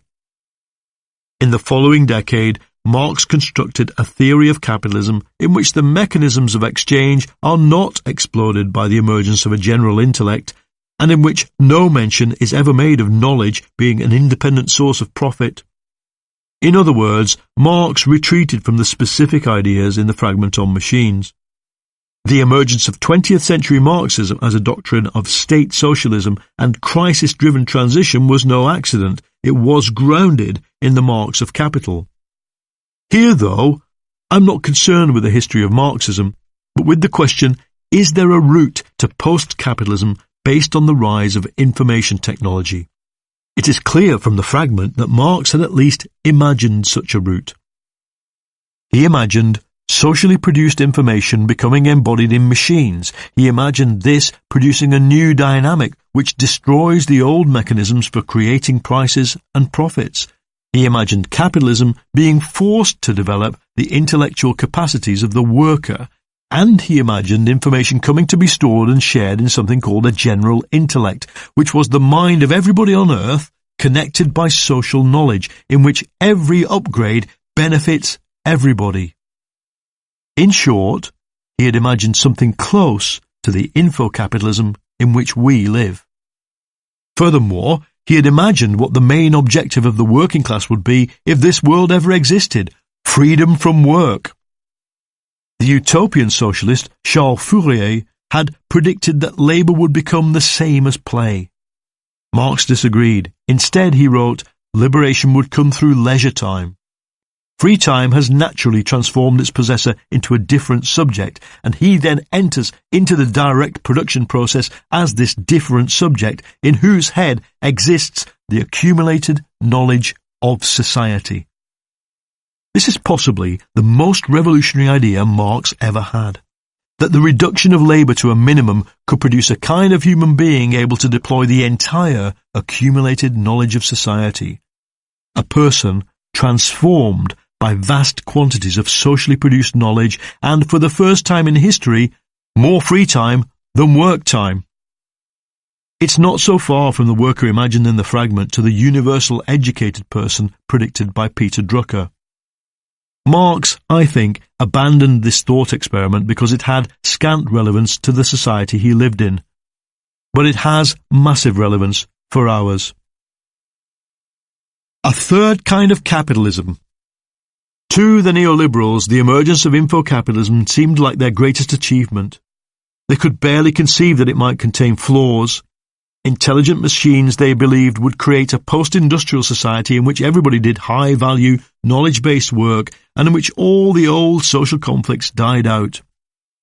Information would enable the idealized capitalism of the textbooks, with transparency, perfect competition and equilibrium, to become reality.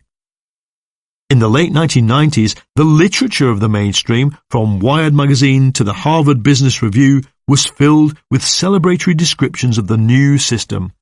But there was an ominous silence about how it worked. Ironically, it fell to the people who had rediscovered the fragment on machines, the far-left disciples of Antonio Negri, to make the first attempt at a theory of infocapitalism, which they dubbed cognitive capitalism. Cognitive capitalism, say its proponents, is a coherent new form of capitalism, a third capitalism following the merchant capitalism of the 17th and 18th century and the industrial capitalism of the last 200 years. It is based on global markets, financialized consumption, immaterial labor, and immaterial capital. Jan Moulier-Boutang, a French economist, believes that the key for cognitive capitalism is the capture of the externalities. As people use digital devices, they become co-producers with the companies they're dealing with. Their choices, their apps, their friend lists on Facebook can all be given monetary value by the company that provides the service and harvests the information. Capturing positive externalities, writes Moulier-Boutang, becomes the number one problem of value. In cognitive capitalism, the nature of work is transformed. Manual labor and industry don't stop, but their place in the landscape changes. Because profit increasingly comes from capturing the free value generated by consumer behavior, and because a society focused on mass consumption has to be constantly fed coffee, smiled at, serviced by call centers, the factory, in cognitive capitalism, is the whole of society.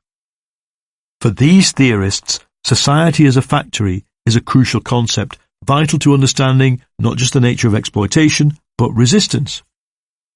For a pair of Nike trainers to be worth $179.99 requires 465,000 workers in 107 factories across Vietnam, China, and Indonesia to produce to the exact same standard.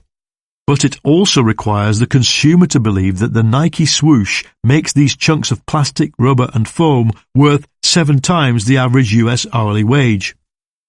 Nike spends $2.7 billion a year on getting us to believe just that, compared to $13 billion actually making the shoes and clothing. And that marketing budget buys way more than advertisements at the Super Bowl. In fact, since Nike got its head around the rules of cognitive capitalism in the early 2000s, its spend on TV and press adverts has fallen by 40%. Instead, the focus is on digital products. Nike Plus, for example, which uses an iPod to log runners' performances, has recorded and fed back to Nike 150 million individual jogging sessions since its launch in 2006. Like all businesses, Nike is in the process of becoming effectively information plus things. This is what the cognitive capital theorists mean by the socialized factory. We are no longer in a world of clearly delineated production and consumption, but one in which ideas, behaviors, and customer interactions with the brand are critical to generating profit. Production and consumption are blurred. This partly explains why struggles against the new capitalism are often focused on consumer issues or brand values, e.g. corporate social responsibility, and why protesters behave more like the tribes in marketing demographics than a unified proletariat. For cognitive capital theorists, as for Drucker, the primary activity of the new workforce is, quotes, the production of knowledge by means of knowledge. However, the cognitive capitalism theory contains a major flaw. It would be one thing to say a new kind of info-capitalism has been born within late industrial capitalism, but the key cognitive capitalism theorists say the opposite. Many of them believe cognitive capitalism to be a fully functioning system already. Factories in Shenzhen, slums in Manila, metal-bashing shops in Wolverhampton may look just as they did 10 years ago, but to these theorists, their economic functions are already transformed. This is a technique common in European speculative thought, to invent a category and apply it to everything, thus reclassifying all existing things as subcategories of your new idea. It saves you the trouble of analysing complex and contradictory realities. It leads cognitive capitalism theorists to underestimate the importance of the rise of old-style industrial production in the BRIC countries, Brazil, Russia, India and China, and for some to downplay the significance of the post-2008 financial crisis, or to see it merely as the teething troubles of the newborn system. In fact, the system we live in now is not a new, coherent and functioning form of capitalism. It is incoherent. Its tense, febrile and unstable character comes from the fact that we're living in an age of the network alongside the hierarchy, the slum alongside the web cafe, and to understand the situation, we have to see it as an incomplete transition, not a finished model. Post-capitalism, a hypothesis. The debate on post-capitalism has come a long way since Peter Drucker, yet in another sense it has gone nowhere.